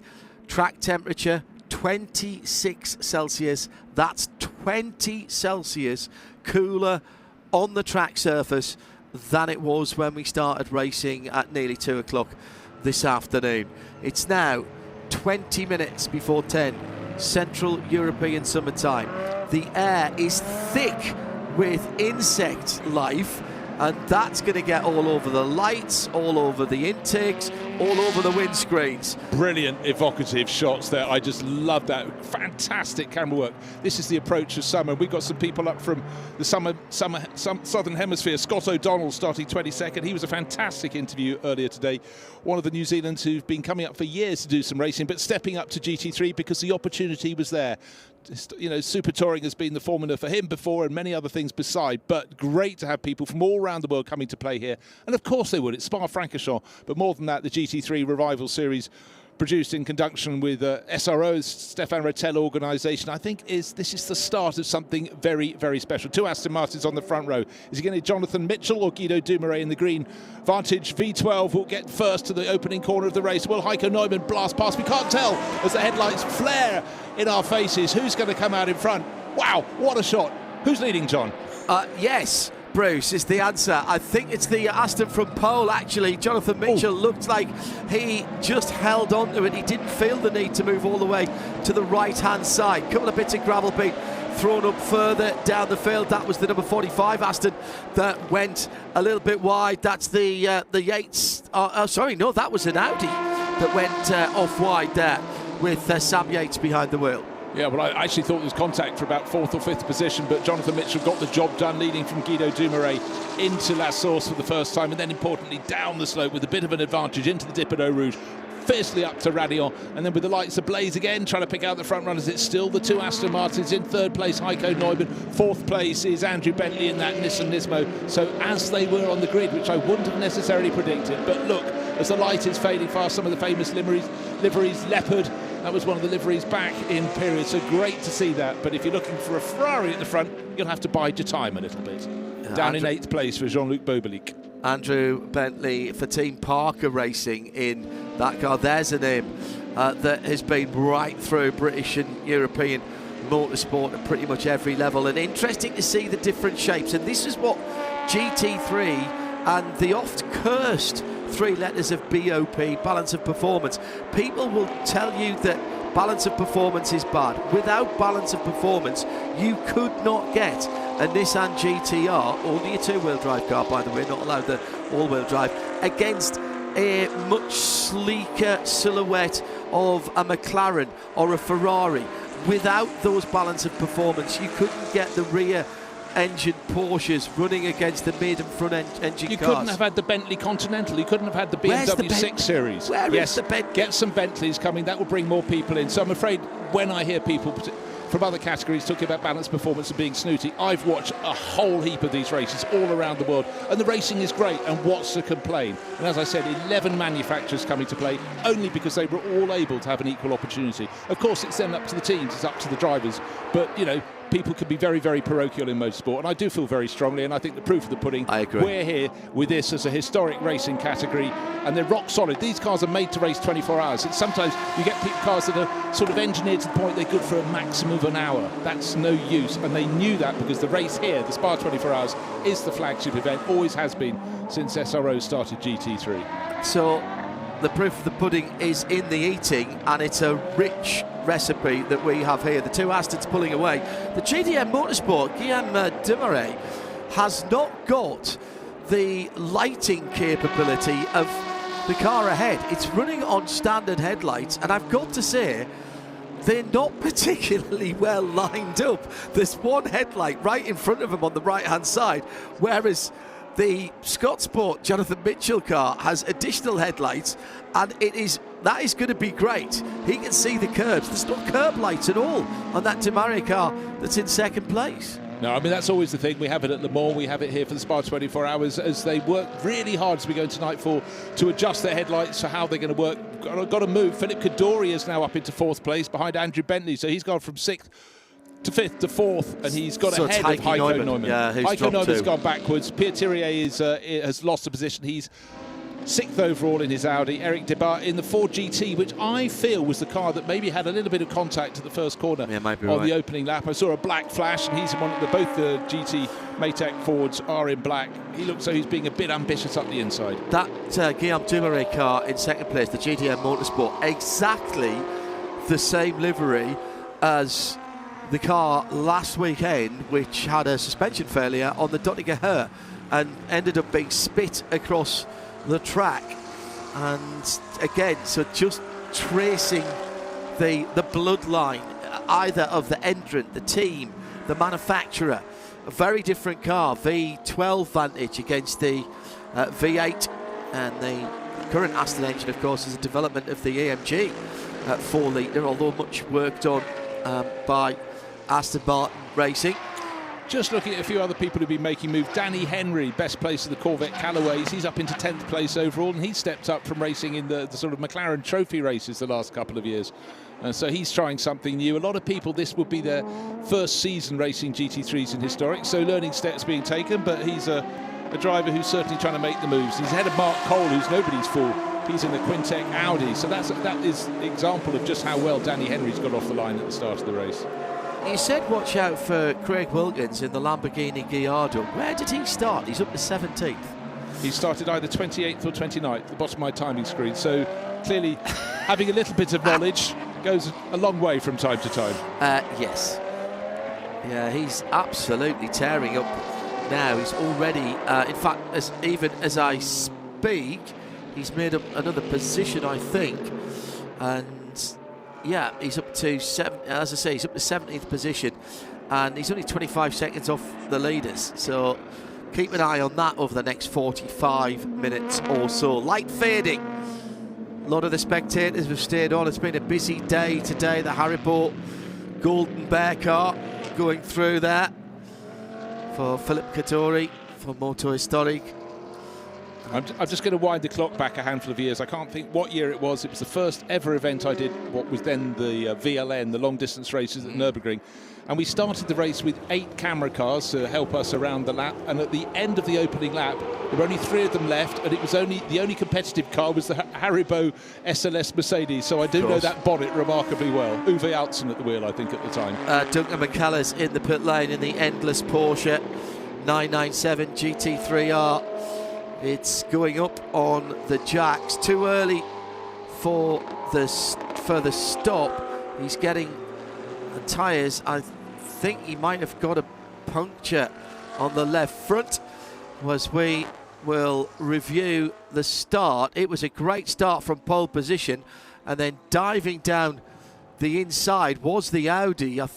No, that was the Ford. You were spot on, Bruce. It happens every now and again. In fact, it's really interesting looking at that replay at the start, because, of course, we saw it from head-on, where we were completely dazzled by the field of 40 sets of headlights coming our way. But as seen from the back, clean start by Jonathan Mitchell from pole position. Guido Dumouriez neat in second place. In fact, the top 4 positions, if we recall, were unshuffled, but a few great moves from further back. And the one from Eric Debar, he's running in 7th, so he's pretty much where he was. But there was a little bit of push and shove on the inside. So Aston Martin's first and second is 3 laps go on the board. 1.4 seconds between them last time. 1.1. Guido Dumouriez getting a little bit closer in second place. Up to La Source they go. Starting to make a bit of a gap. The next car is Andrew Bentley, 3rd overall, but he's 3.8 seconds further down. So those Aston Martins escaping. Still the gravel on the track.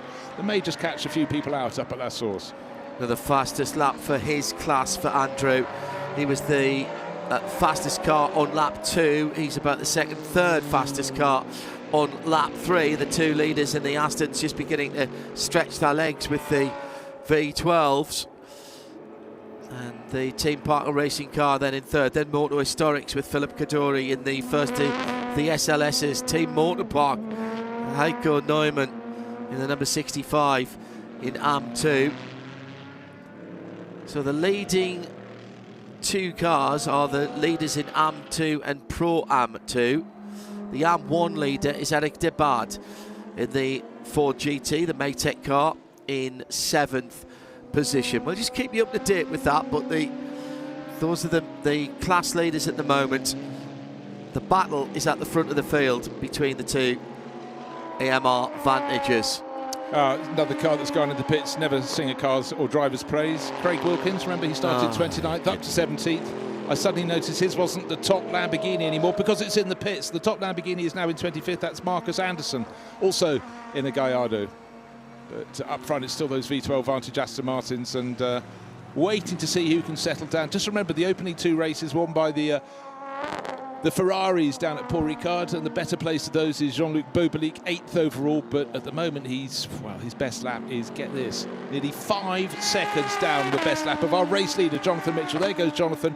007 on the door, 7 on the timing screens. His blue Aston Martin looking very, very comfortable in the lead. And the light's starting to set. I'm beginning to think it's a Spa 24 hours. Of course, going around the clock, you get that moment where you hope the light will last as long as it can. But there's that special moment, John. You've done enough races through day, tonight, back today. There's a soft light you get on the changing, and that's what we're enjoying now. I remember the first time that we did the full Spa 24 hours. We were the first broadcaster to do it with RSL, go all the way through. And what a great event that was, with its roots in touring car racing, turned into a GT race by SRO, and regularly over 70 cars racing in different categories, not for the cars in terms of the potential performance, but for the drivers. So effectively a single class race in terms of the homologation of the cars, in terms of performance potential. Through over the top of Radion for the Maytech Ford. Yeah, one of two of those in the race. The other one is somewhat further down the order. It's down, Celia Martin's in 16th, whereas Eric Debar is in the sister car, the black car, in 7th overall, leading AM1 for now. Puncture on the right rear for the Gallardo that we were praising earlier on. I'm not entirely sure that's the only problem, because I had a quick snapshot. Yeah, the engine cover off at the back, and this is where mechanics curse the accessibility of engines. In fact, that wasn't too bad, but you do need to have sort of fairly long arms to get down into some engine bays. So for Craig Wilkins, after that really great start, a frustration for the Scott Sport team run car, but anyhow, this is early days in terms of historic GT3. Ex-Writer Engineering car, still involved in racing. They were on the KTM's crossbows, the GT2 cars at the Nürburgring last weekend. Proper dark now, Bruce, and the headlights are in fact having to pick out the edges of the track. Andrew Bentley circulating nicely in 3rd position in that number 105. Just looking further down the field for little battles. The Equipe Europe, Pierre Terrier car, Heiko Neumann having a decent scrap for 5th and 6th. That's Audi versus Mercedes. So that absolutely goes back to how it would have been in period, which is just one of those things. In fact, what you wouldn't have had in period, Aston Martins didn't feature as well as they are right now. True enough. And they haven't always been the backbone, or they haven't been there in numbers. What we had for years, huge number of Audis, because they were cheaper to buy. For some reason, there is always the price tag on a Ferrari in GT3 form tends to be at the higher end of the scale. A lot of people only want to race a Ferrari. They're coming in as gentlemen drivers. Mercedes have been a backbone as well, and others have come and gone. But right now, you know, from time to time, you get another manufacturer coming in or someone launching another model in their range, whether it's an Evo or moving as Lamborghini did from Gallardo to Huracan and now most recently to Temerario. There is very seldom something that's not changing in GT3, but the overall battle with balance of performance, well, wow, almost a straight line there from Andrew Bentley as he went up to Radion. You know, there is a moving stage, and what stays at the top? The best drivers. Yeah. Hans Reiter also behind the GT3 Camaro as well, of course. Johannes just reminded me at RSL_studio that there is a strong desire from Hans to bring out the GT3 Camaro. Now, there was a car that had a distinctive sound. It really did, and you know, this is the thing. Sound is so important in racing, and you always get that wonderful mellifluous rumble of the V8s in the Mercedes, and you know, the safety cars they've had in Formula 1 for years. When I was working in that category long ago, we all used to stand back and just enjoy when the medical car went out for its practice laps, just to make that engine note. But the V12 is something very special in those Vantage Aston Martins, and you know, as they pull away, you know, if you're out on the banking, you can close your ears and try and guess which make of the car's coming past. In a fairly quick time, you'll learn. And the V10, of course, in the Audis as well. What a great engine note that makes. Yeah, and the SLSs ran the V12, the early V12s as well. I remember being at Bathurst, and one of the V12 SLSs going up the mountain straight and having to pull over to a marshal's post and ask them to close the door for him. Oh, frequently. He couldn't. He'd let go of the strap and couldn't, and they helped him. Then he got the strap and pulled it down. It definitely was a hindrance, because I saw a race at Zandvoort in which not one but two drivers in races, the longer races with driver changes, not proving endless at the moment. So maybe there was a little bit of bodily contact that forced that to go back. Funny you should say that, Bruce, but there's been an incident noted between the Philip Kadori Rob Huff SLS and Heiko Neumann's car, perhaps? Yes, it Which did. is now back in front. Remember, Yes. Philip Kadori had got ahead of Heiko Neumann. Hyman got up to 3rd at the start, then he dropped to 6th. He's back into 4th. Yellow flag somewhere around the circuit. Trying to work out what that incident is. Just coming into, just through Blanchimont, is that safety car has been deployed. Safety car has been deployed. So... Right, looking for anybody falling quickly down the order, trying to work who that may be. Might be Armand Meal, car number 35 appears to be taking a bit of a tumble down the charts. That's an orange and white Audi I think R8 it might LMS. be Pierre Thierry's car, unless he's gone into the pits.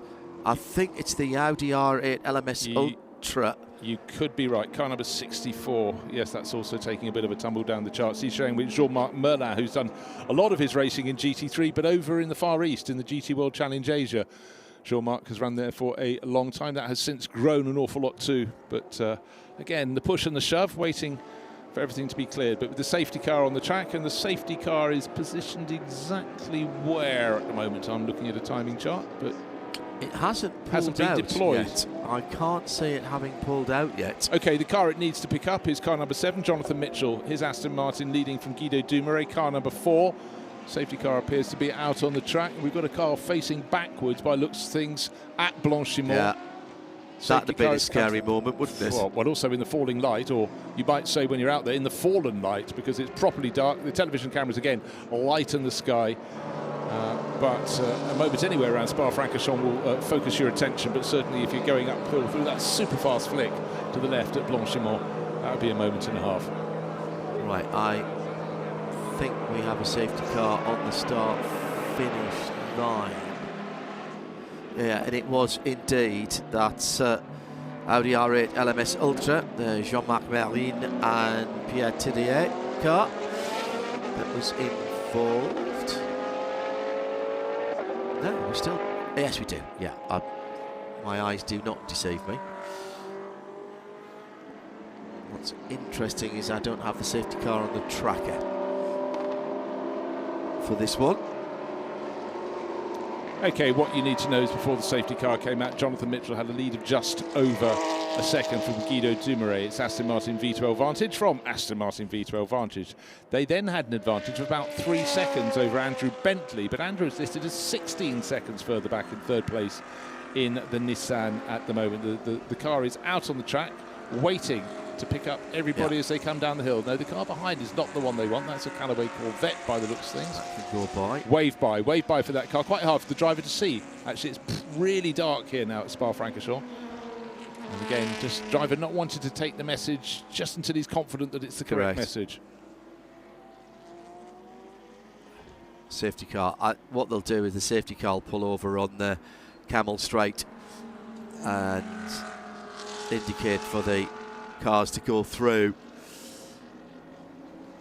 The leader is coming out. The leader is in that sector at least. And a second car just spotting John and stopped. It looks like it's on the exit. Is that the exit of Pouhon or the next corner down? But no, that is the exit of Pouhon. You're spot on.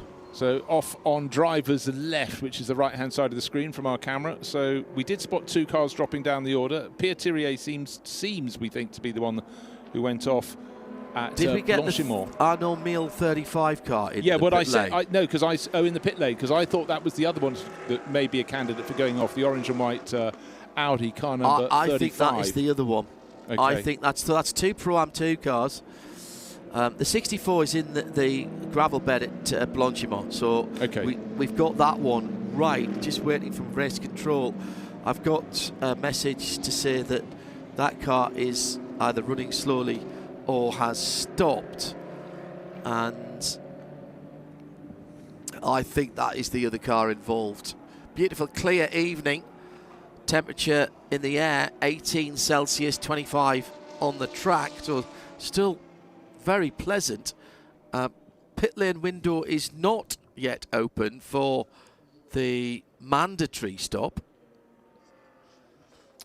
Gosh, it really does feel as though we're just taking a slice out of the early evening in the Spa 24 hours. Now, what have you spotted, John? Right, now I've got the safety car on the tracker. It's popped up, and we've got the leader in front of it at the moment. So the leader either has to slow down, or the safety car has to wave everybody through and then pick them back up again. Okay, that also explains why. Remember I said that Andrew Bentley in third place had been sort of 3 or 4 seconds behind and was suddenly 16 seconds behind. So number 7 and number 4, Jonathan Mitchell and Guido Dumouriez with their Aston Martin V12 Vantages in front of the safety car. And then I think there's another car that may have had a problem, but hopefully that will all be sorted out, and the safety car will have our race leader soon. Also, we need the 2 incidents to be tidied up. And for Pierre Thierry, fairly confident his was the car that went off at Blanchimont. Yeah, that's it. That's a definite now. Pit window has been postponed. Now, I think that might have caught out Afshin Fatemi, Dr. Afshin Fatemi, because I think he came in when he expected the pit lane to open. I saw his car coming into that was the the pits. Aston, the Britec Motorsports Aston Martin. And there's been a Lamborghini in the pits as well, car number 90. Just double checking down the order for that one. That's the one, Marcus Anderson's car. And just remember when we had the problem of the first of the Lamborghinis, Craig Wilkins, I said that means Marcus Anderson has taken the class lead. He's also been in the pits as well. Our race leaders have not, however. So it's Aston Martin from Aston Martin, Jonathan Mitchell from Guido Dumoulin. And let's just talk for a minute, if you will, about the Nissan GT Academy, John, because obviously that was a competition that really succeeded in so many ways. It caught public interest. It created some brilliant drivers. They took from non-drivers, non-racers to proper racers. Jan Mardenborough was the third winner, correct? I think. It was interesting because we were so closely involved with it at the time, because Nismo were one of our partners. In fact, that's how we ended up covering the 24 hours here, and indeed the 24 hours of Dubai, because that was the prize drive. Pit lane is still closed, by the way, and I was at the first one of those at Silverstone and the race camp, and there was a lot of good people involved in that, and the unsung heroes really was Bob Neville and his wife. 100%. Because they were the ones who the selection process was ingenious. Darren Cox from Nissan, Andy Palmer, who was his boss at Nissan, they came up with this idea of taking someone from video gaming, platform gaming on Gran Turismo, and basically from armchair to arnage, as we always used to call it. And there was a lot of people in the establishment who were really, really sniffy about it early on. And then when it caught on, of course, they all wanted to be part of it. Success has many parents and failure is an orphan. And it was really well put together in the first place. And the selection process involved some driving, some gaming, some interviewing, some athletic ability, mental agility, etc., etc. And that was only part of it. What happened afterwards, which was Bob Neville and the rest of his team and RGN, of getting people to an International C license in a very short period of time, and then taking them out and running them in what were these type of cars that you were talking about now. Yeah, they sort of kicked off in GT4 level cars-ish, and then stepped up. But also, I remember talking to Lucas Ordóñez, and he said he was the first winner. He was studying for his degree, and he thought, right, I can do two ways. They were a family interested in racing already. Correct, his brother had raced. I can please my parents by continuing with my studies, or I can beg their forgiveness and take effectively a year out and game, and it worked for him. And Jan did exactly the same. Jan Mardenborough did exactly the same, and it worked for both of them. Ordóñez, actually, I bumped into him a while ago. He is doing the Global Electric Powerboat Series, and he's racing for Will Smith's team. So, still racing, just doing something a little bit different. Wolfie Reep, the German, came through it. Brian Highcotter was the first. It got split, and there was a North American winner as well. Of course, Jan Mardenborough was the one who went on to Le Mans. The thing that was very different about that, Bruce, was that after you won the competition and had your prize drive, very many of these things go, thanks very much, shake your hand. We've got someone else coming now. Yeah, we're going to do it again next year. Whereas the Nissan GT Academy just kept basically adding to their roster and keeping the guys going on in various drives. And that wasn't the easiest thing to do in terms of the funding, etc. But it was a great time, and I thoroughly enjoyed being involved with it, even though quite often it meant at the back end of one year standing on the bankside at Silverstone, and Silverstone has its own microclimate, a bit like this place. And I do remember standing there in sleet and snow on what is now actually the Aston Martin test circuit, the Stowe circuit in the middle of the circuit, watching guys going round and rating them and all that sort of stuff. And fair play, it did something different. It proved that there were other ways to select potential racing drivers. And I suppose if you look at it now through the lens of what happened subsequently, and particularly during COVID, you now have virtual racing, iSports, and you and I have done plenty of that together as well, as a legitimate learning tool, training tool. You've got the max factor rule at the Nürburgring, where taking part online can stand for your air permit. Red flag, but we've just seen the trail of cars on the exit of Pouhon. They've still got that Audi facing the wrong way. Well, we think it is. It's certainly Armand Mills' 35 Audi, and there's a course vehicle with it. They're not moving. I wonder what else has happened that we haven't quite seen. But red flag for now. We had 23 minutes still left on the clock. It was a 50-minute race. And so Jonathan Mitchell, who's at the head of that train, in fact, there was a Corvette between him and the safety car as it goes around. The message, bring the cars back to the pits. It'll be the F1 pit lane that's used. They'll stay in the fast lane. It will effectively be no touchy, parc fermé, is the official term. And they did get hold of the leader, I think, first. Although I did think I saw the Callaway. Callaway is in between. So oh, is it? Right. Number 7 is our race leader, following behind the safety car, but in front of him is a car that may have just popped out of the pits, which is one of the Corvettes. But Jonathan Mitchell, brilliant race from him. Guido Dumouriez keeping him more than honest, as there's two Aston Martins pulled clear of the rest of the field, and Andrew Bentley doing a really, really good job. Gained one position over Heiko Neumann's Mercedes SLS. That fell down the order to 6th, but Neumann eventually got ahead of the other SLS Mercedes, Philippe Kaddouri. And Eric Debar moved up his Ford GT 1 position to 6th overall, leading the AM1 class. AM2 class in the hands of the driver at the top of the charts, Jonathan Mitchell. Guido Dumouriez leading the Pro AM class in 2nd overall. So yes, in that narrow pit entry they come. And I wonder if it's just that they don't want to put a flatbed out in the dark. Well, I mean, that could be one of the reasons, because certainly out the very backside of the circuit is very, very dark indeed. Of course, you get these pools of light when you go past the grandstands, but they only really officially seem to make a difference once you get to the bus stop chicane. Then you've got the big pit building in the background on driver's right as they come through. So the drivers came around trying to find their teams, and their co-drivers waiting to do the second part of the race. Some of them were walking along with their balaclavas on, getting ready to hop on board, because we were approaching that point in the race. The pit window was delayed, remember, Correct. John? So some of those drivers could have been ready as much as 10 minutes ago, if not slightly more. But red flag for now. No word on a restart. The drivers will have been told to stay in that fast lane. And all the way down.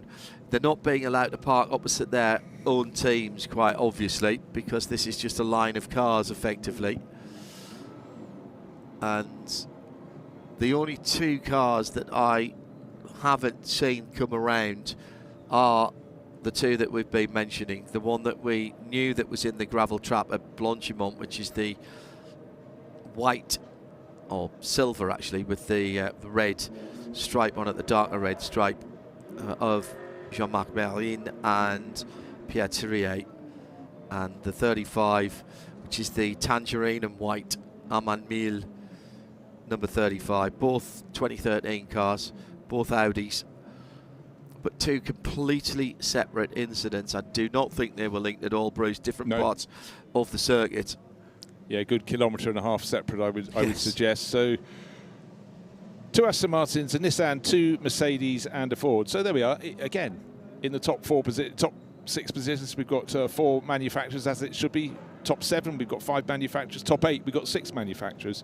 So, and in fact, in the top 10, we have 7 different manufacturers. So again, that is the essence. That was one of the reasons that GT3 worked as well. And for a lot of people, they had their own favourite manufacturer. They wanted to come on board with them. And so at certain points, certain marques had far more domination of the field than other times. Right now, it's incredibly even, Steve, both on the historic scene here in the GT3 Revival Series and, of course, in the GT World Challenge. Sadly, the Jordan Racing Team McLaren MP412C, the Matthew Holm car, that car did not take the start. Craig Wilkins got back out again, having dropped a couple of laps.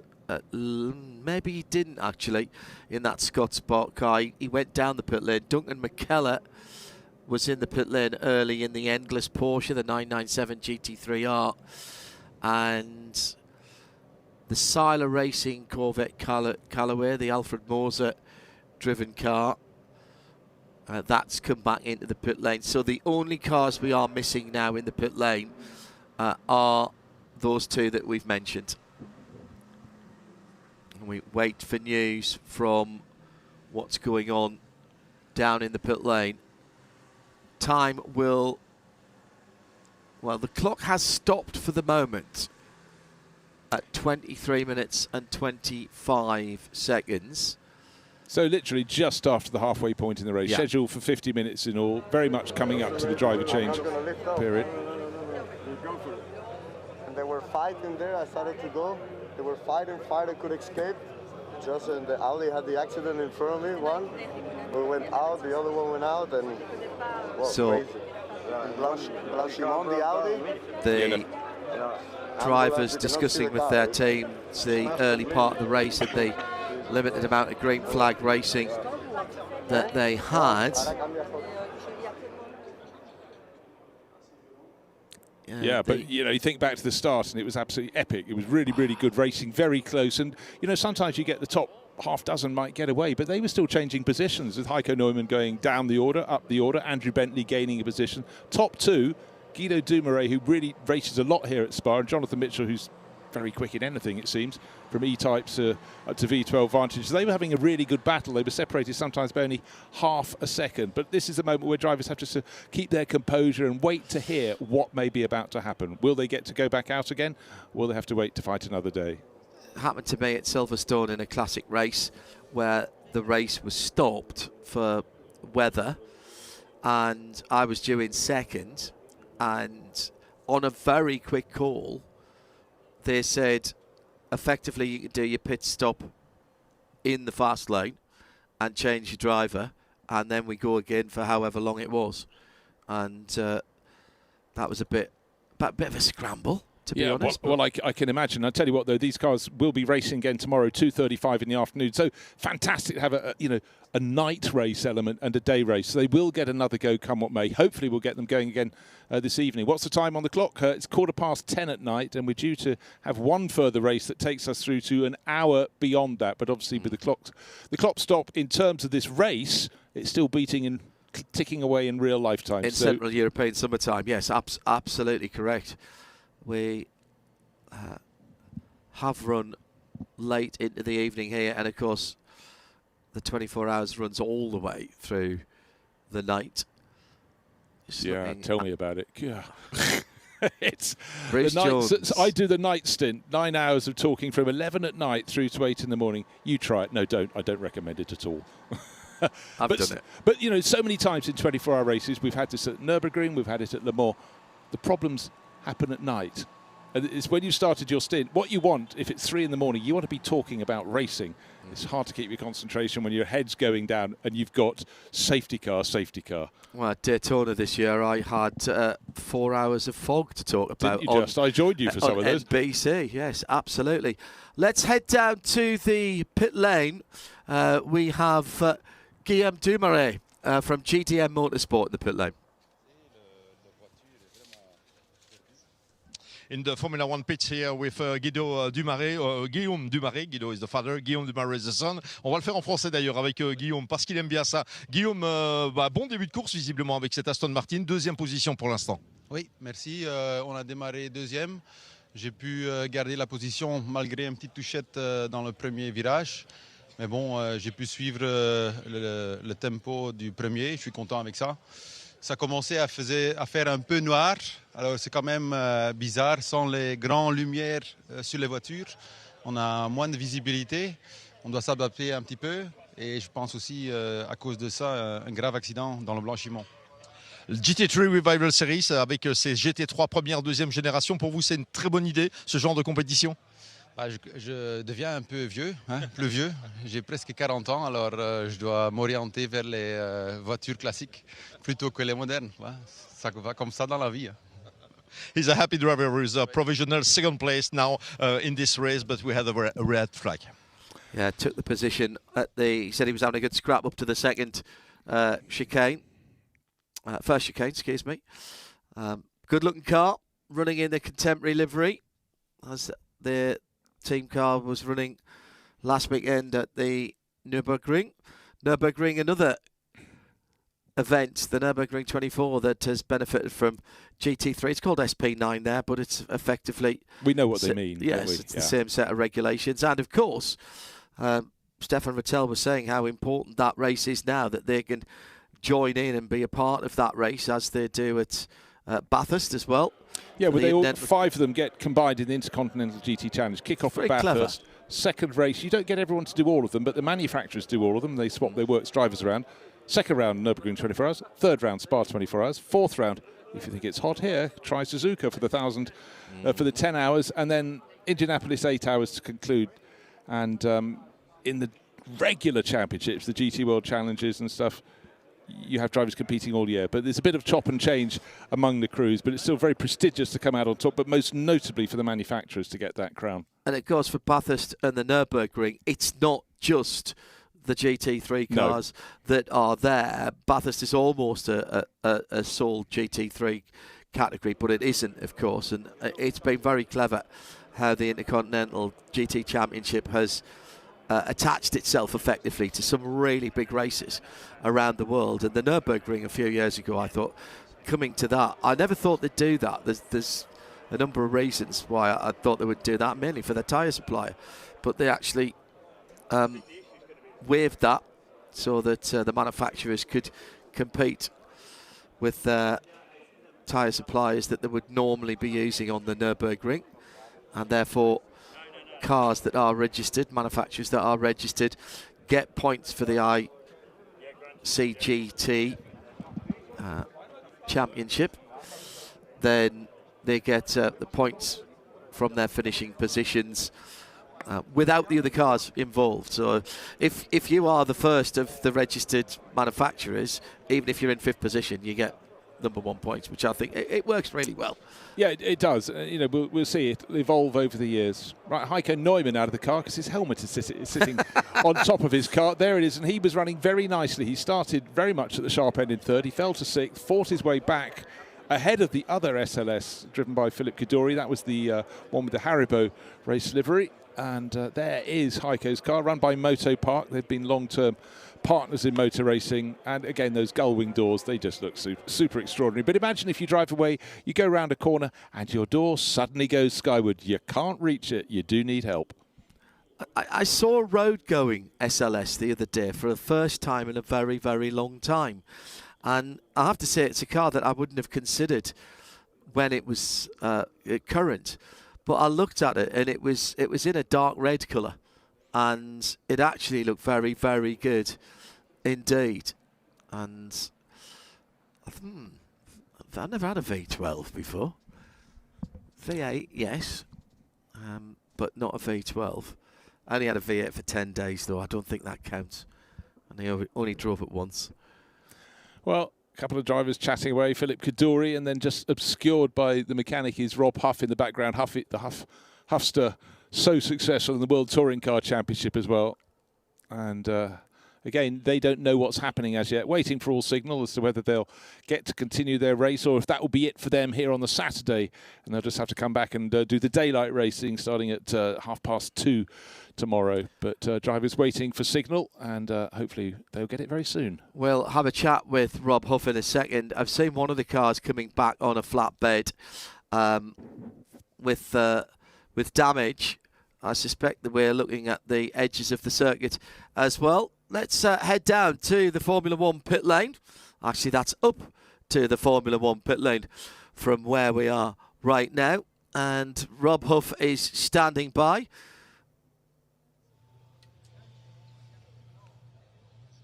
And I'm very happy to be in the pit lane with two close friends, it seems. Rob Huff, how was it this first part of the race, except of the crash, of course? How was it for you? Yeah, for me it was great. I was stood in the pit lane watching Philip do a fantastic job.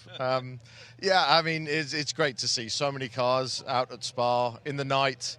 You know, I was driving these GT3s back in 2014-15, so for Philip to invite me to come and drive the Haribo car is an absolute pleasure.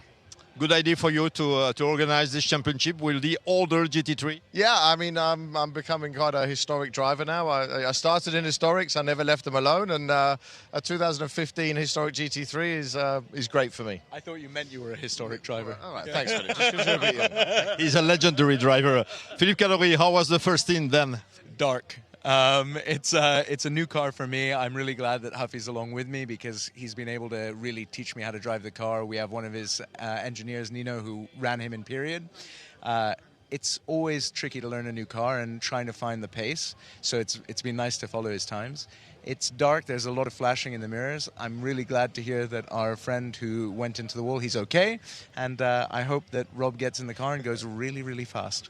Of course, this championship seems to be very competitive. Many cars, of course, many quick cars. Yeah, and many quick drivers as well. You know, the great thing is you know, it's so competitive. Lots of flashing of headlights, and let's see what we can do for the closing part of the race. There is a good atmosphere here in the pit lane, Formula One pit lane of Spa. Thank you very much, Vincent. I think you'll be safely. They're full of sugar from their Haribo sweeties, one feels. But there's the bonnet I looked out over for so many hours in a long-distance race at Nürburgring a few years ago. Telling the story last weekend about Haribo jumping onto the Manthey Porsches. 30 years of Manthey, 20 years since their first win, and 10 years since the Grello colour schemes, all happening, those anniversaries all happening at the same time. And Haribo jumped onto that with the Golden Bear. I remember the Golden Bear on the grid. And Olaf Manthey, the patriarch of that august company for running Porsches, preparation and design company as well. I mean, what Olaf doesn't know about running Porsches at the Nürburgring probably isn't worth knowing. And there was a special edition N24 packets of Haribo, and which was nice. You thought, well, that's, you know, you're activating your sponsorship. That's great. So when we signed on, we all got one, and so you get back and you open it up and go, oh look, lovely. There's a little Golden Bear in there. That's great. And then the 911. There's a Porsche 9. And hang on, what's this? It's an Olaf Manthey Haribo suite, complete with the handlebar moustache. Absolutely. Standing with his hands on his hips, perfectly modelled in gummy suite. And of everything that Olaf Manthey has achieved in the world of motorsport, and that is a very long list, I'm not sure you can top having your own gummy suite. So you think the ultimate accolade is to have your head bitten off by hundreds of thousands of children around the world? I think we can work on that. Yeah. But yeah, I mean, what a character. I mean, ever since I started going to race meetings in Germany, he was there. And you know what? His cars were almost at the front end of the field. Yeah. And that doesn't come by accident, does it? It happens according to how hard you push and how you read the rule books and how you assemble a team, how you motivate people. Well, and particularly at the Nürburgring, you know, when Porsche went away from the Louvres in the GT3 cars at the top of the wings, the Manthey cars at the Nürburgring never did. They always held on to them, and they felt that was the right way to go. And then, guess what? The new GT3 Evos came out, and the louvres in the top of the wheel arches were back for them. The setup work that they did, and of course then being subsumed into the Porsche empire and actually becoming a tuning house officially, so you can get your Manthey MR editions of your Porsche 911s, and it doesn't invalidate your warranty. 997s, one of the Tizen cars there. Always thought that was a very elegant redesign. The 996, the first of the water-cooled cars, but the 997, maybe a 997.2 is that peak. 991.1, 991.2. People will tell you that they were peak Porsches as well, but the 997 was a big step forward. That took them a little while in the top class, in the GT category, in the Le Mans category. There was a couple of years when their setup window was really, really narrow, and even the works teams, if they got it right, they were quick. If not, they were absolutely nowhere. And all those evolutions that you were talking about earlier, Bruce, generally are to widen the setup window and to make the cars work on a bigger variety of circuits. Corvette Callaway, the classic Z05, that would have been. Well, no, 06. 06, yeah. And obviously they ran very strongly in Germany. There was the ADAC GT Masters Championship, which was won for years. In fact, I'm fairly sure Jules Gounon won a title in one of those a long way back. But it was a staple. But every championship had its own difference. But increasingly, you went to the GT World Challenge as it became after Blancpain, and the sheer number of manufacturers, and that was great. A certain regional series had a preponderance of Mercedes or Porsches or whatever. But for now, we're here at Spa-Francorchamps. We probably should have pretty much come to the end of the first of two GT3 Revival Series races. It was 50 minutes duration. We got to just past the halfway mark, and then we had a couple of cars going off the track. Various characters down there. Stewie Hall with his back to us with the Golf overalls, having a little bit of a chat down there. And drivers, they like to know what's going on, and they're just waiting for the signal. Yeah, the two cars involved in two separate incidents at vastly different parts of the circuit. Pierre Thirier with the car that he shares with Jean-Marc Merlin, the Audi R8 LMS Ultra, the number 64 car, going off into the gravel at Blanchimont.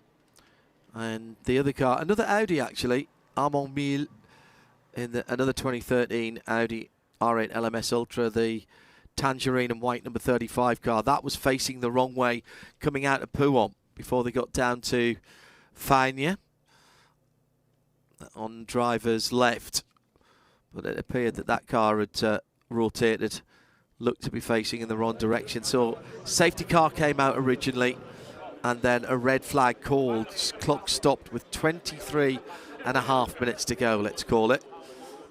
No pit stops had been, no mandatory pit stops had been affected. They were suspended, postponed. The pit lane opening was postponed. So we've had no mandatory pit stops. There have been some cars down the pit lane for remedial work to be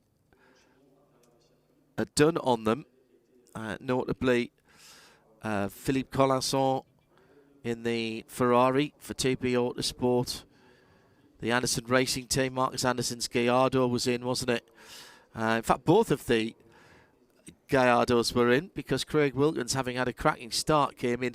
He'd had a tyre issue of some description. Yeah, they were also checking in the engine bay on that Gallardo. Yeah.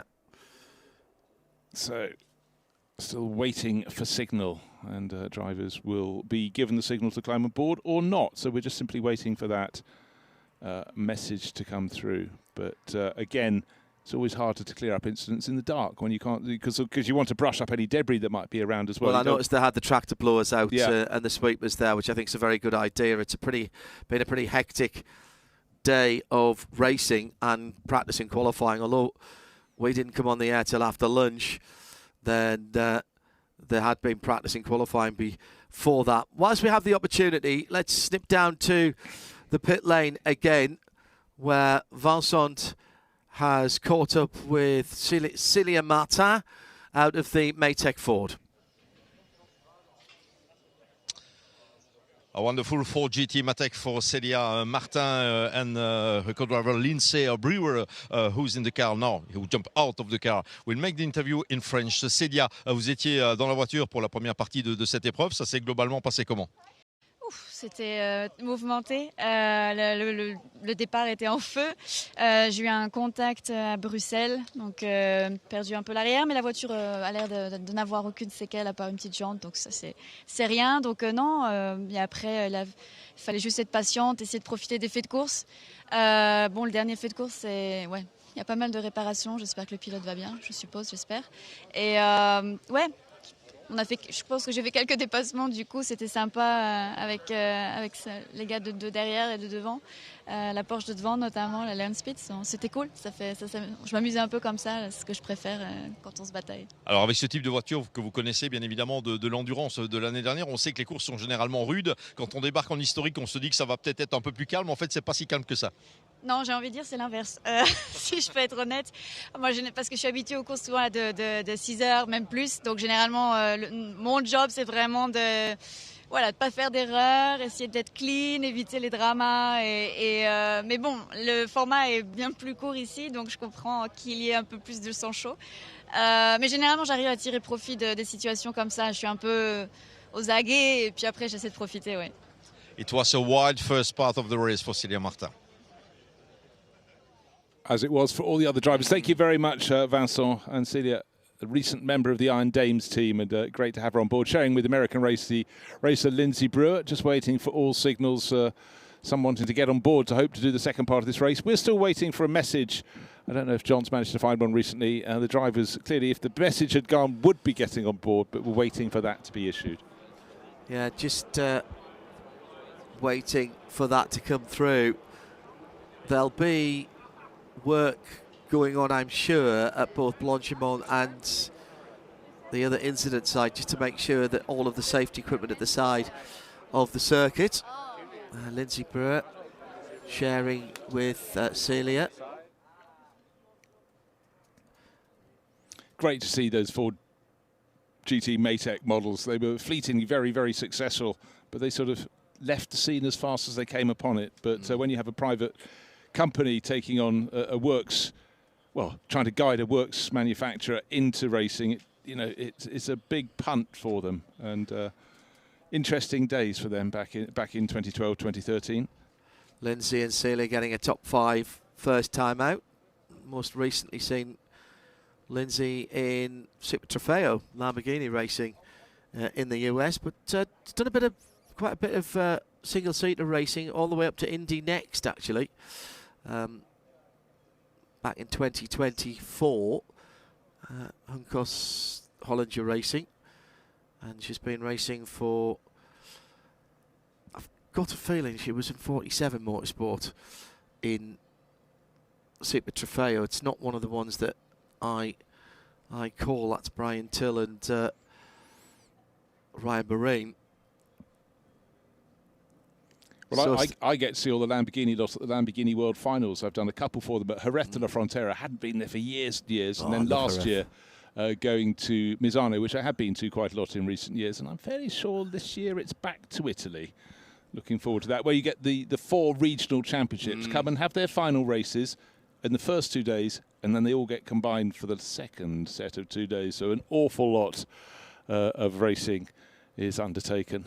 Well, this is where the pit reporters earn their money and earn their keep when there's nothing out on the track. So we get to speak to some of the drivers, and it's great to be able to do that.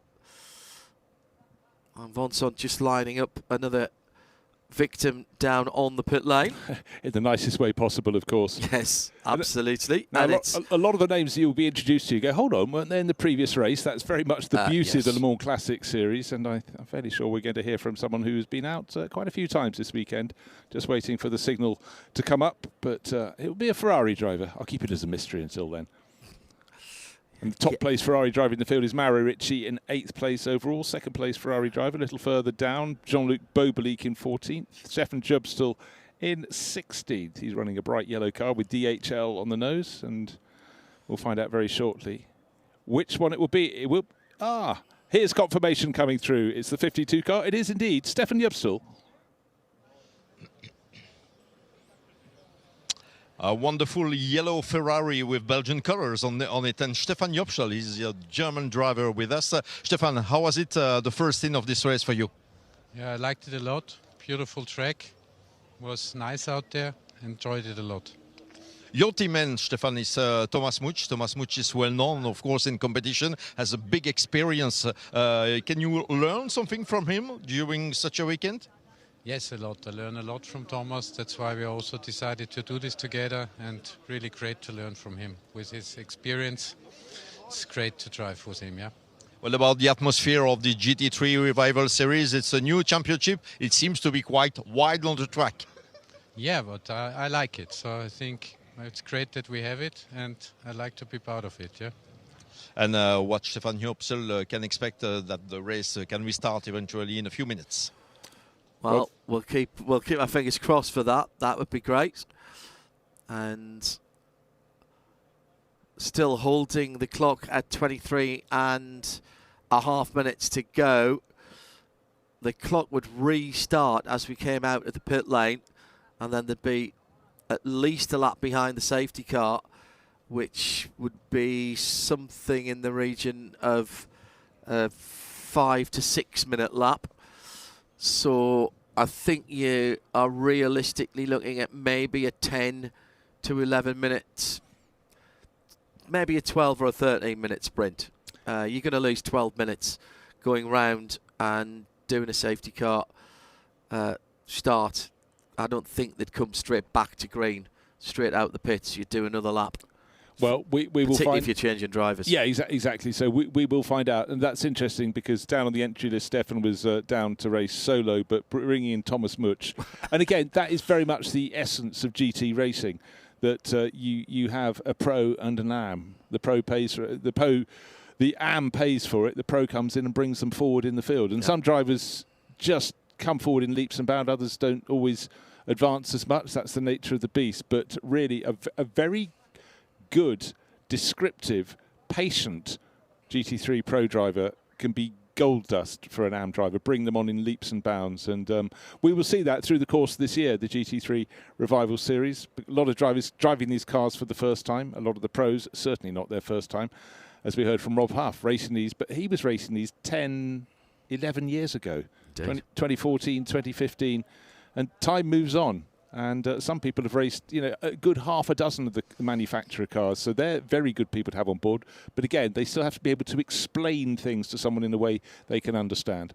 Well, particularly now that at GT3, at a Pro-Am level, is the GT category in the World Endurance Championship and therefore at Le Mans for the 24 hours, which is something that, I'll be honest, I never thought would happen. And so now what you have are works drivers who are paid by the manufacturers who have to have a non-pro driver in the car with them. It's normally a platinum, a silver and a bronze now for that. And the job of the top driver, or a gold, a silver and a bronze, is the job of that works driver to bring along the silver and the bronze to make sure that they are able to deliver consistent pace. Now, quite often, so if you look at somebody like Dan Harper, BMW junior driver, teamed up in Team WRT with Tony McIntosh and Parker Thompson. Now, Parker is a very experienced driver, should be a works driver by now, but he's still rated as a silver. Been with a couple of manufacturers, run Porsche Carrera Cup North America, was just by 2 weeks too old to go to the junior shootout. Then plied his trade with Lexus for a couple of years in the States, and has had a relationship, driving relationship and a coaching relationship with Tony McIntosh for a while. They decide to go to the WEC. Dan Harper comes in and helps them both. In fairness, Dan has said to me, there's not much I can do for Parker in a good way because Parker knows where it's at. But it's not just good enough. The point I'm trying to make in a very long-winded way, but we've got time to do it, is it's not just good enough to be a good driver anymore.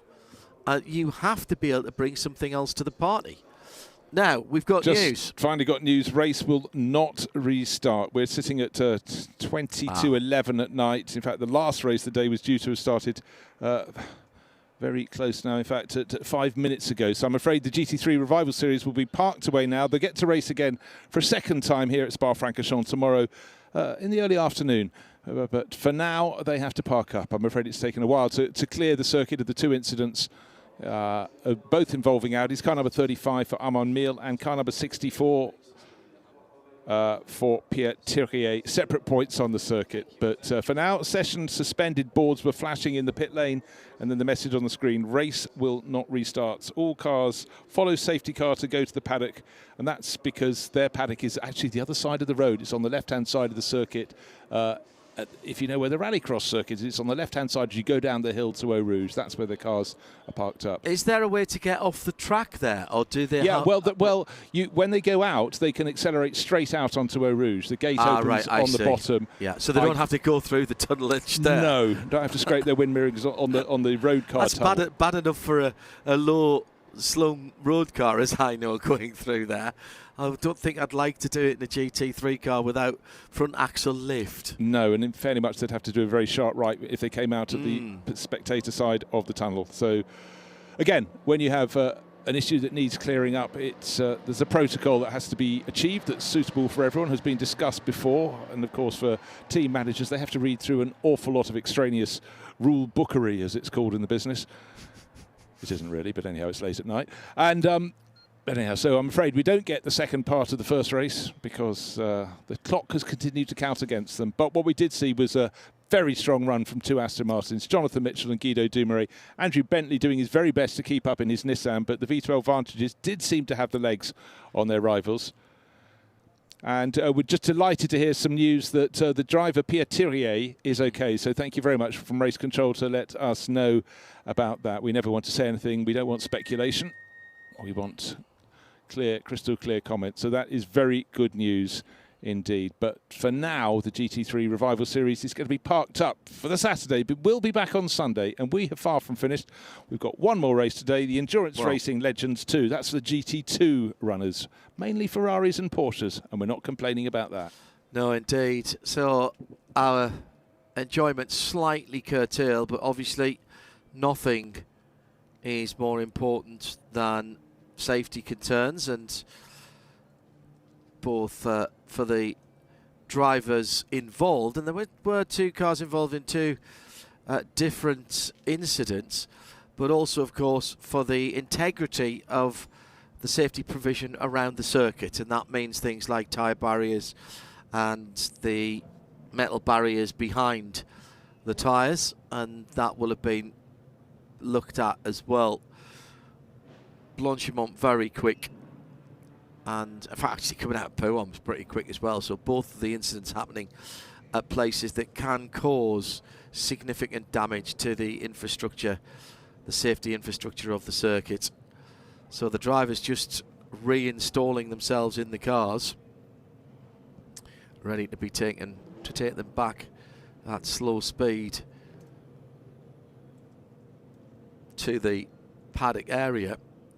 So apologies for those of you joining us expecting to see some racing, and particularly for those of you on SRO's GT World channels.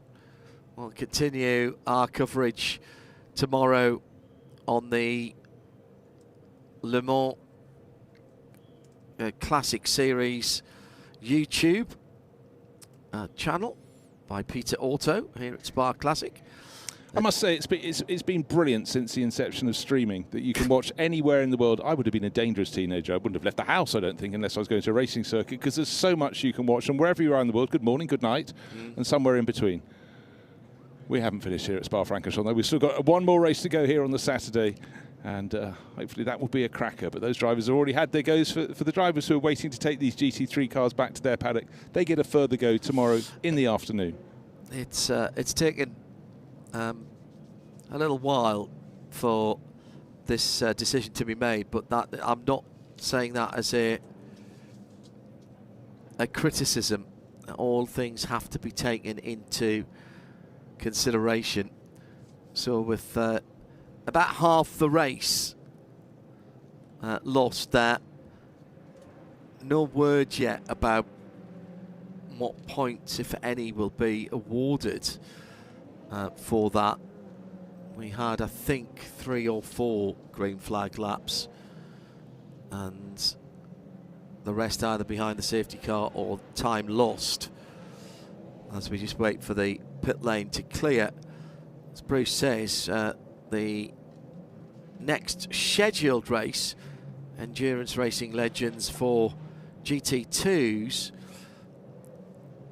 with the exception of a very brightly coloured Ferrari, a Chevy Corvette and a Toyota Supra, there's an awful lot of Ferraris and Porsches to come, and I'm all right with that.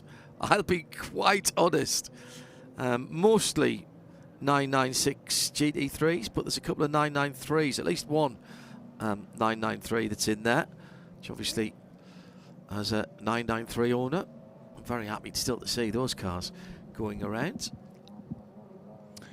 So cars moving away from the Formula One pit lane, they will go back to their paddock, which is on the left-hand side down the hill towards Eau Rouge, the opposite side of the track from the infield paddock, but they're in basically the circuit end of the giant grandstand surrounded rallycross circuit. At the bottom of your image, you can see the cars turning in now. They go into Eau Rouge at rather a bated pace, double back to the left, and they park up in the tents just in front of the grandstands.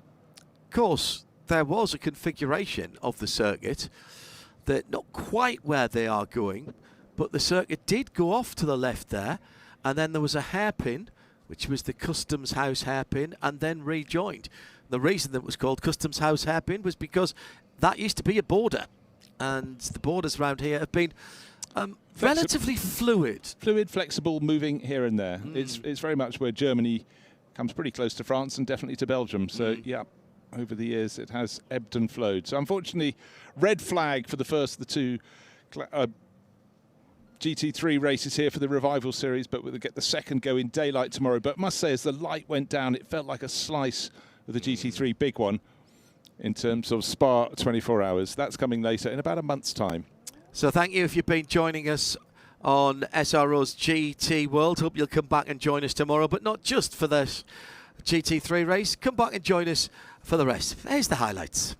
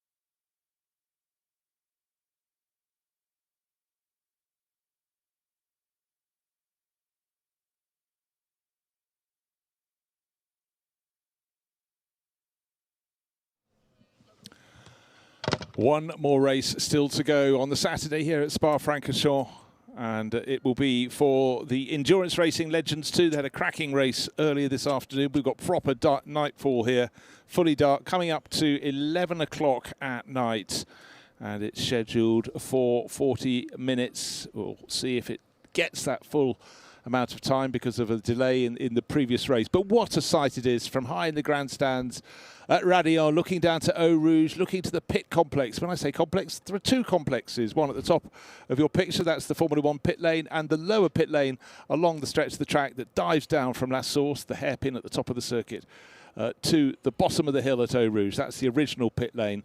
And this meeting, the cars have been split between both of those pit lanes, and the paddocks in between chock full of car clubs, of stands, not just for food, but for fashion, for race helmets, for car trailers. And then you've got the car clubs as well, with astonishing displays of their own. Not just a semblance of cars, but also the Shelby Club has brought a race transporter, original pickup with delivery from the States, a Country Squire estate car, and a lot of people with their Shelby's Cobras have turned up to join them down there. So much to see. But this circuit, Spa-Francorchamps, still an epic piece of tarmac, uphill, down dale through the Ardennes in the eastern corner of Belgium. And it's been hot, it's been sticky. It's hard to believe it's still May. It feels like height of summer here, but what an array of cars for the Le Mans Classic Series. Races going across the days, and we've still got one more day to come, and John Hindhaugh to end Saturday, one more to kick the ball in the back of the net. And there we are. And it is GT2s, which sort of was a precursor to GT3. So there's an element of numerical accuracy there. It's not always the case in any kind of sport, but in this case it is. This is the endurance racing legends that will finish things off tonight. The ERL has been a real mainstay of the Peter Auto Le Mans Classic Series down through the years, and it has become so successful that we've had to split out the LMP1 and the GT1 cars and the GT2s because the grids were just frankly getting too large. What we're seeing now is people bringing out some glorious cars from the late 1990s into the early 2000s. So not a million years away from the GT3s, but it was a different state of mind that we were having here. GT3 brought a completely different mindset into the homologation, the ruled set of what was going on. These cars, there was still a little more flexibility in what you could do with the cars. The manufacturers were heavily involved, but there were some tuning houses that got involved as well. But some absolute classics in these. And obviously a lot of Porsches, a lot of Ferraris in this area of our programme. And we span the 993 and the 996 and the 997 actually.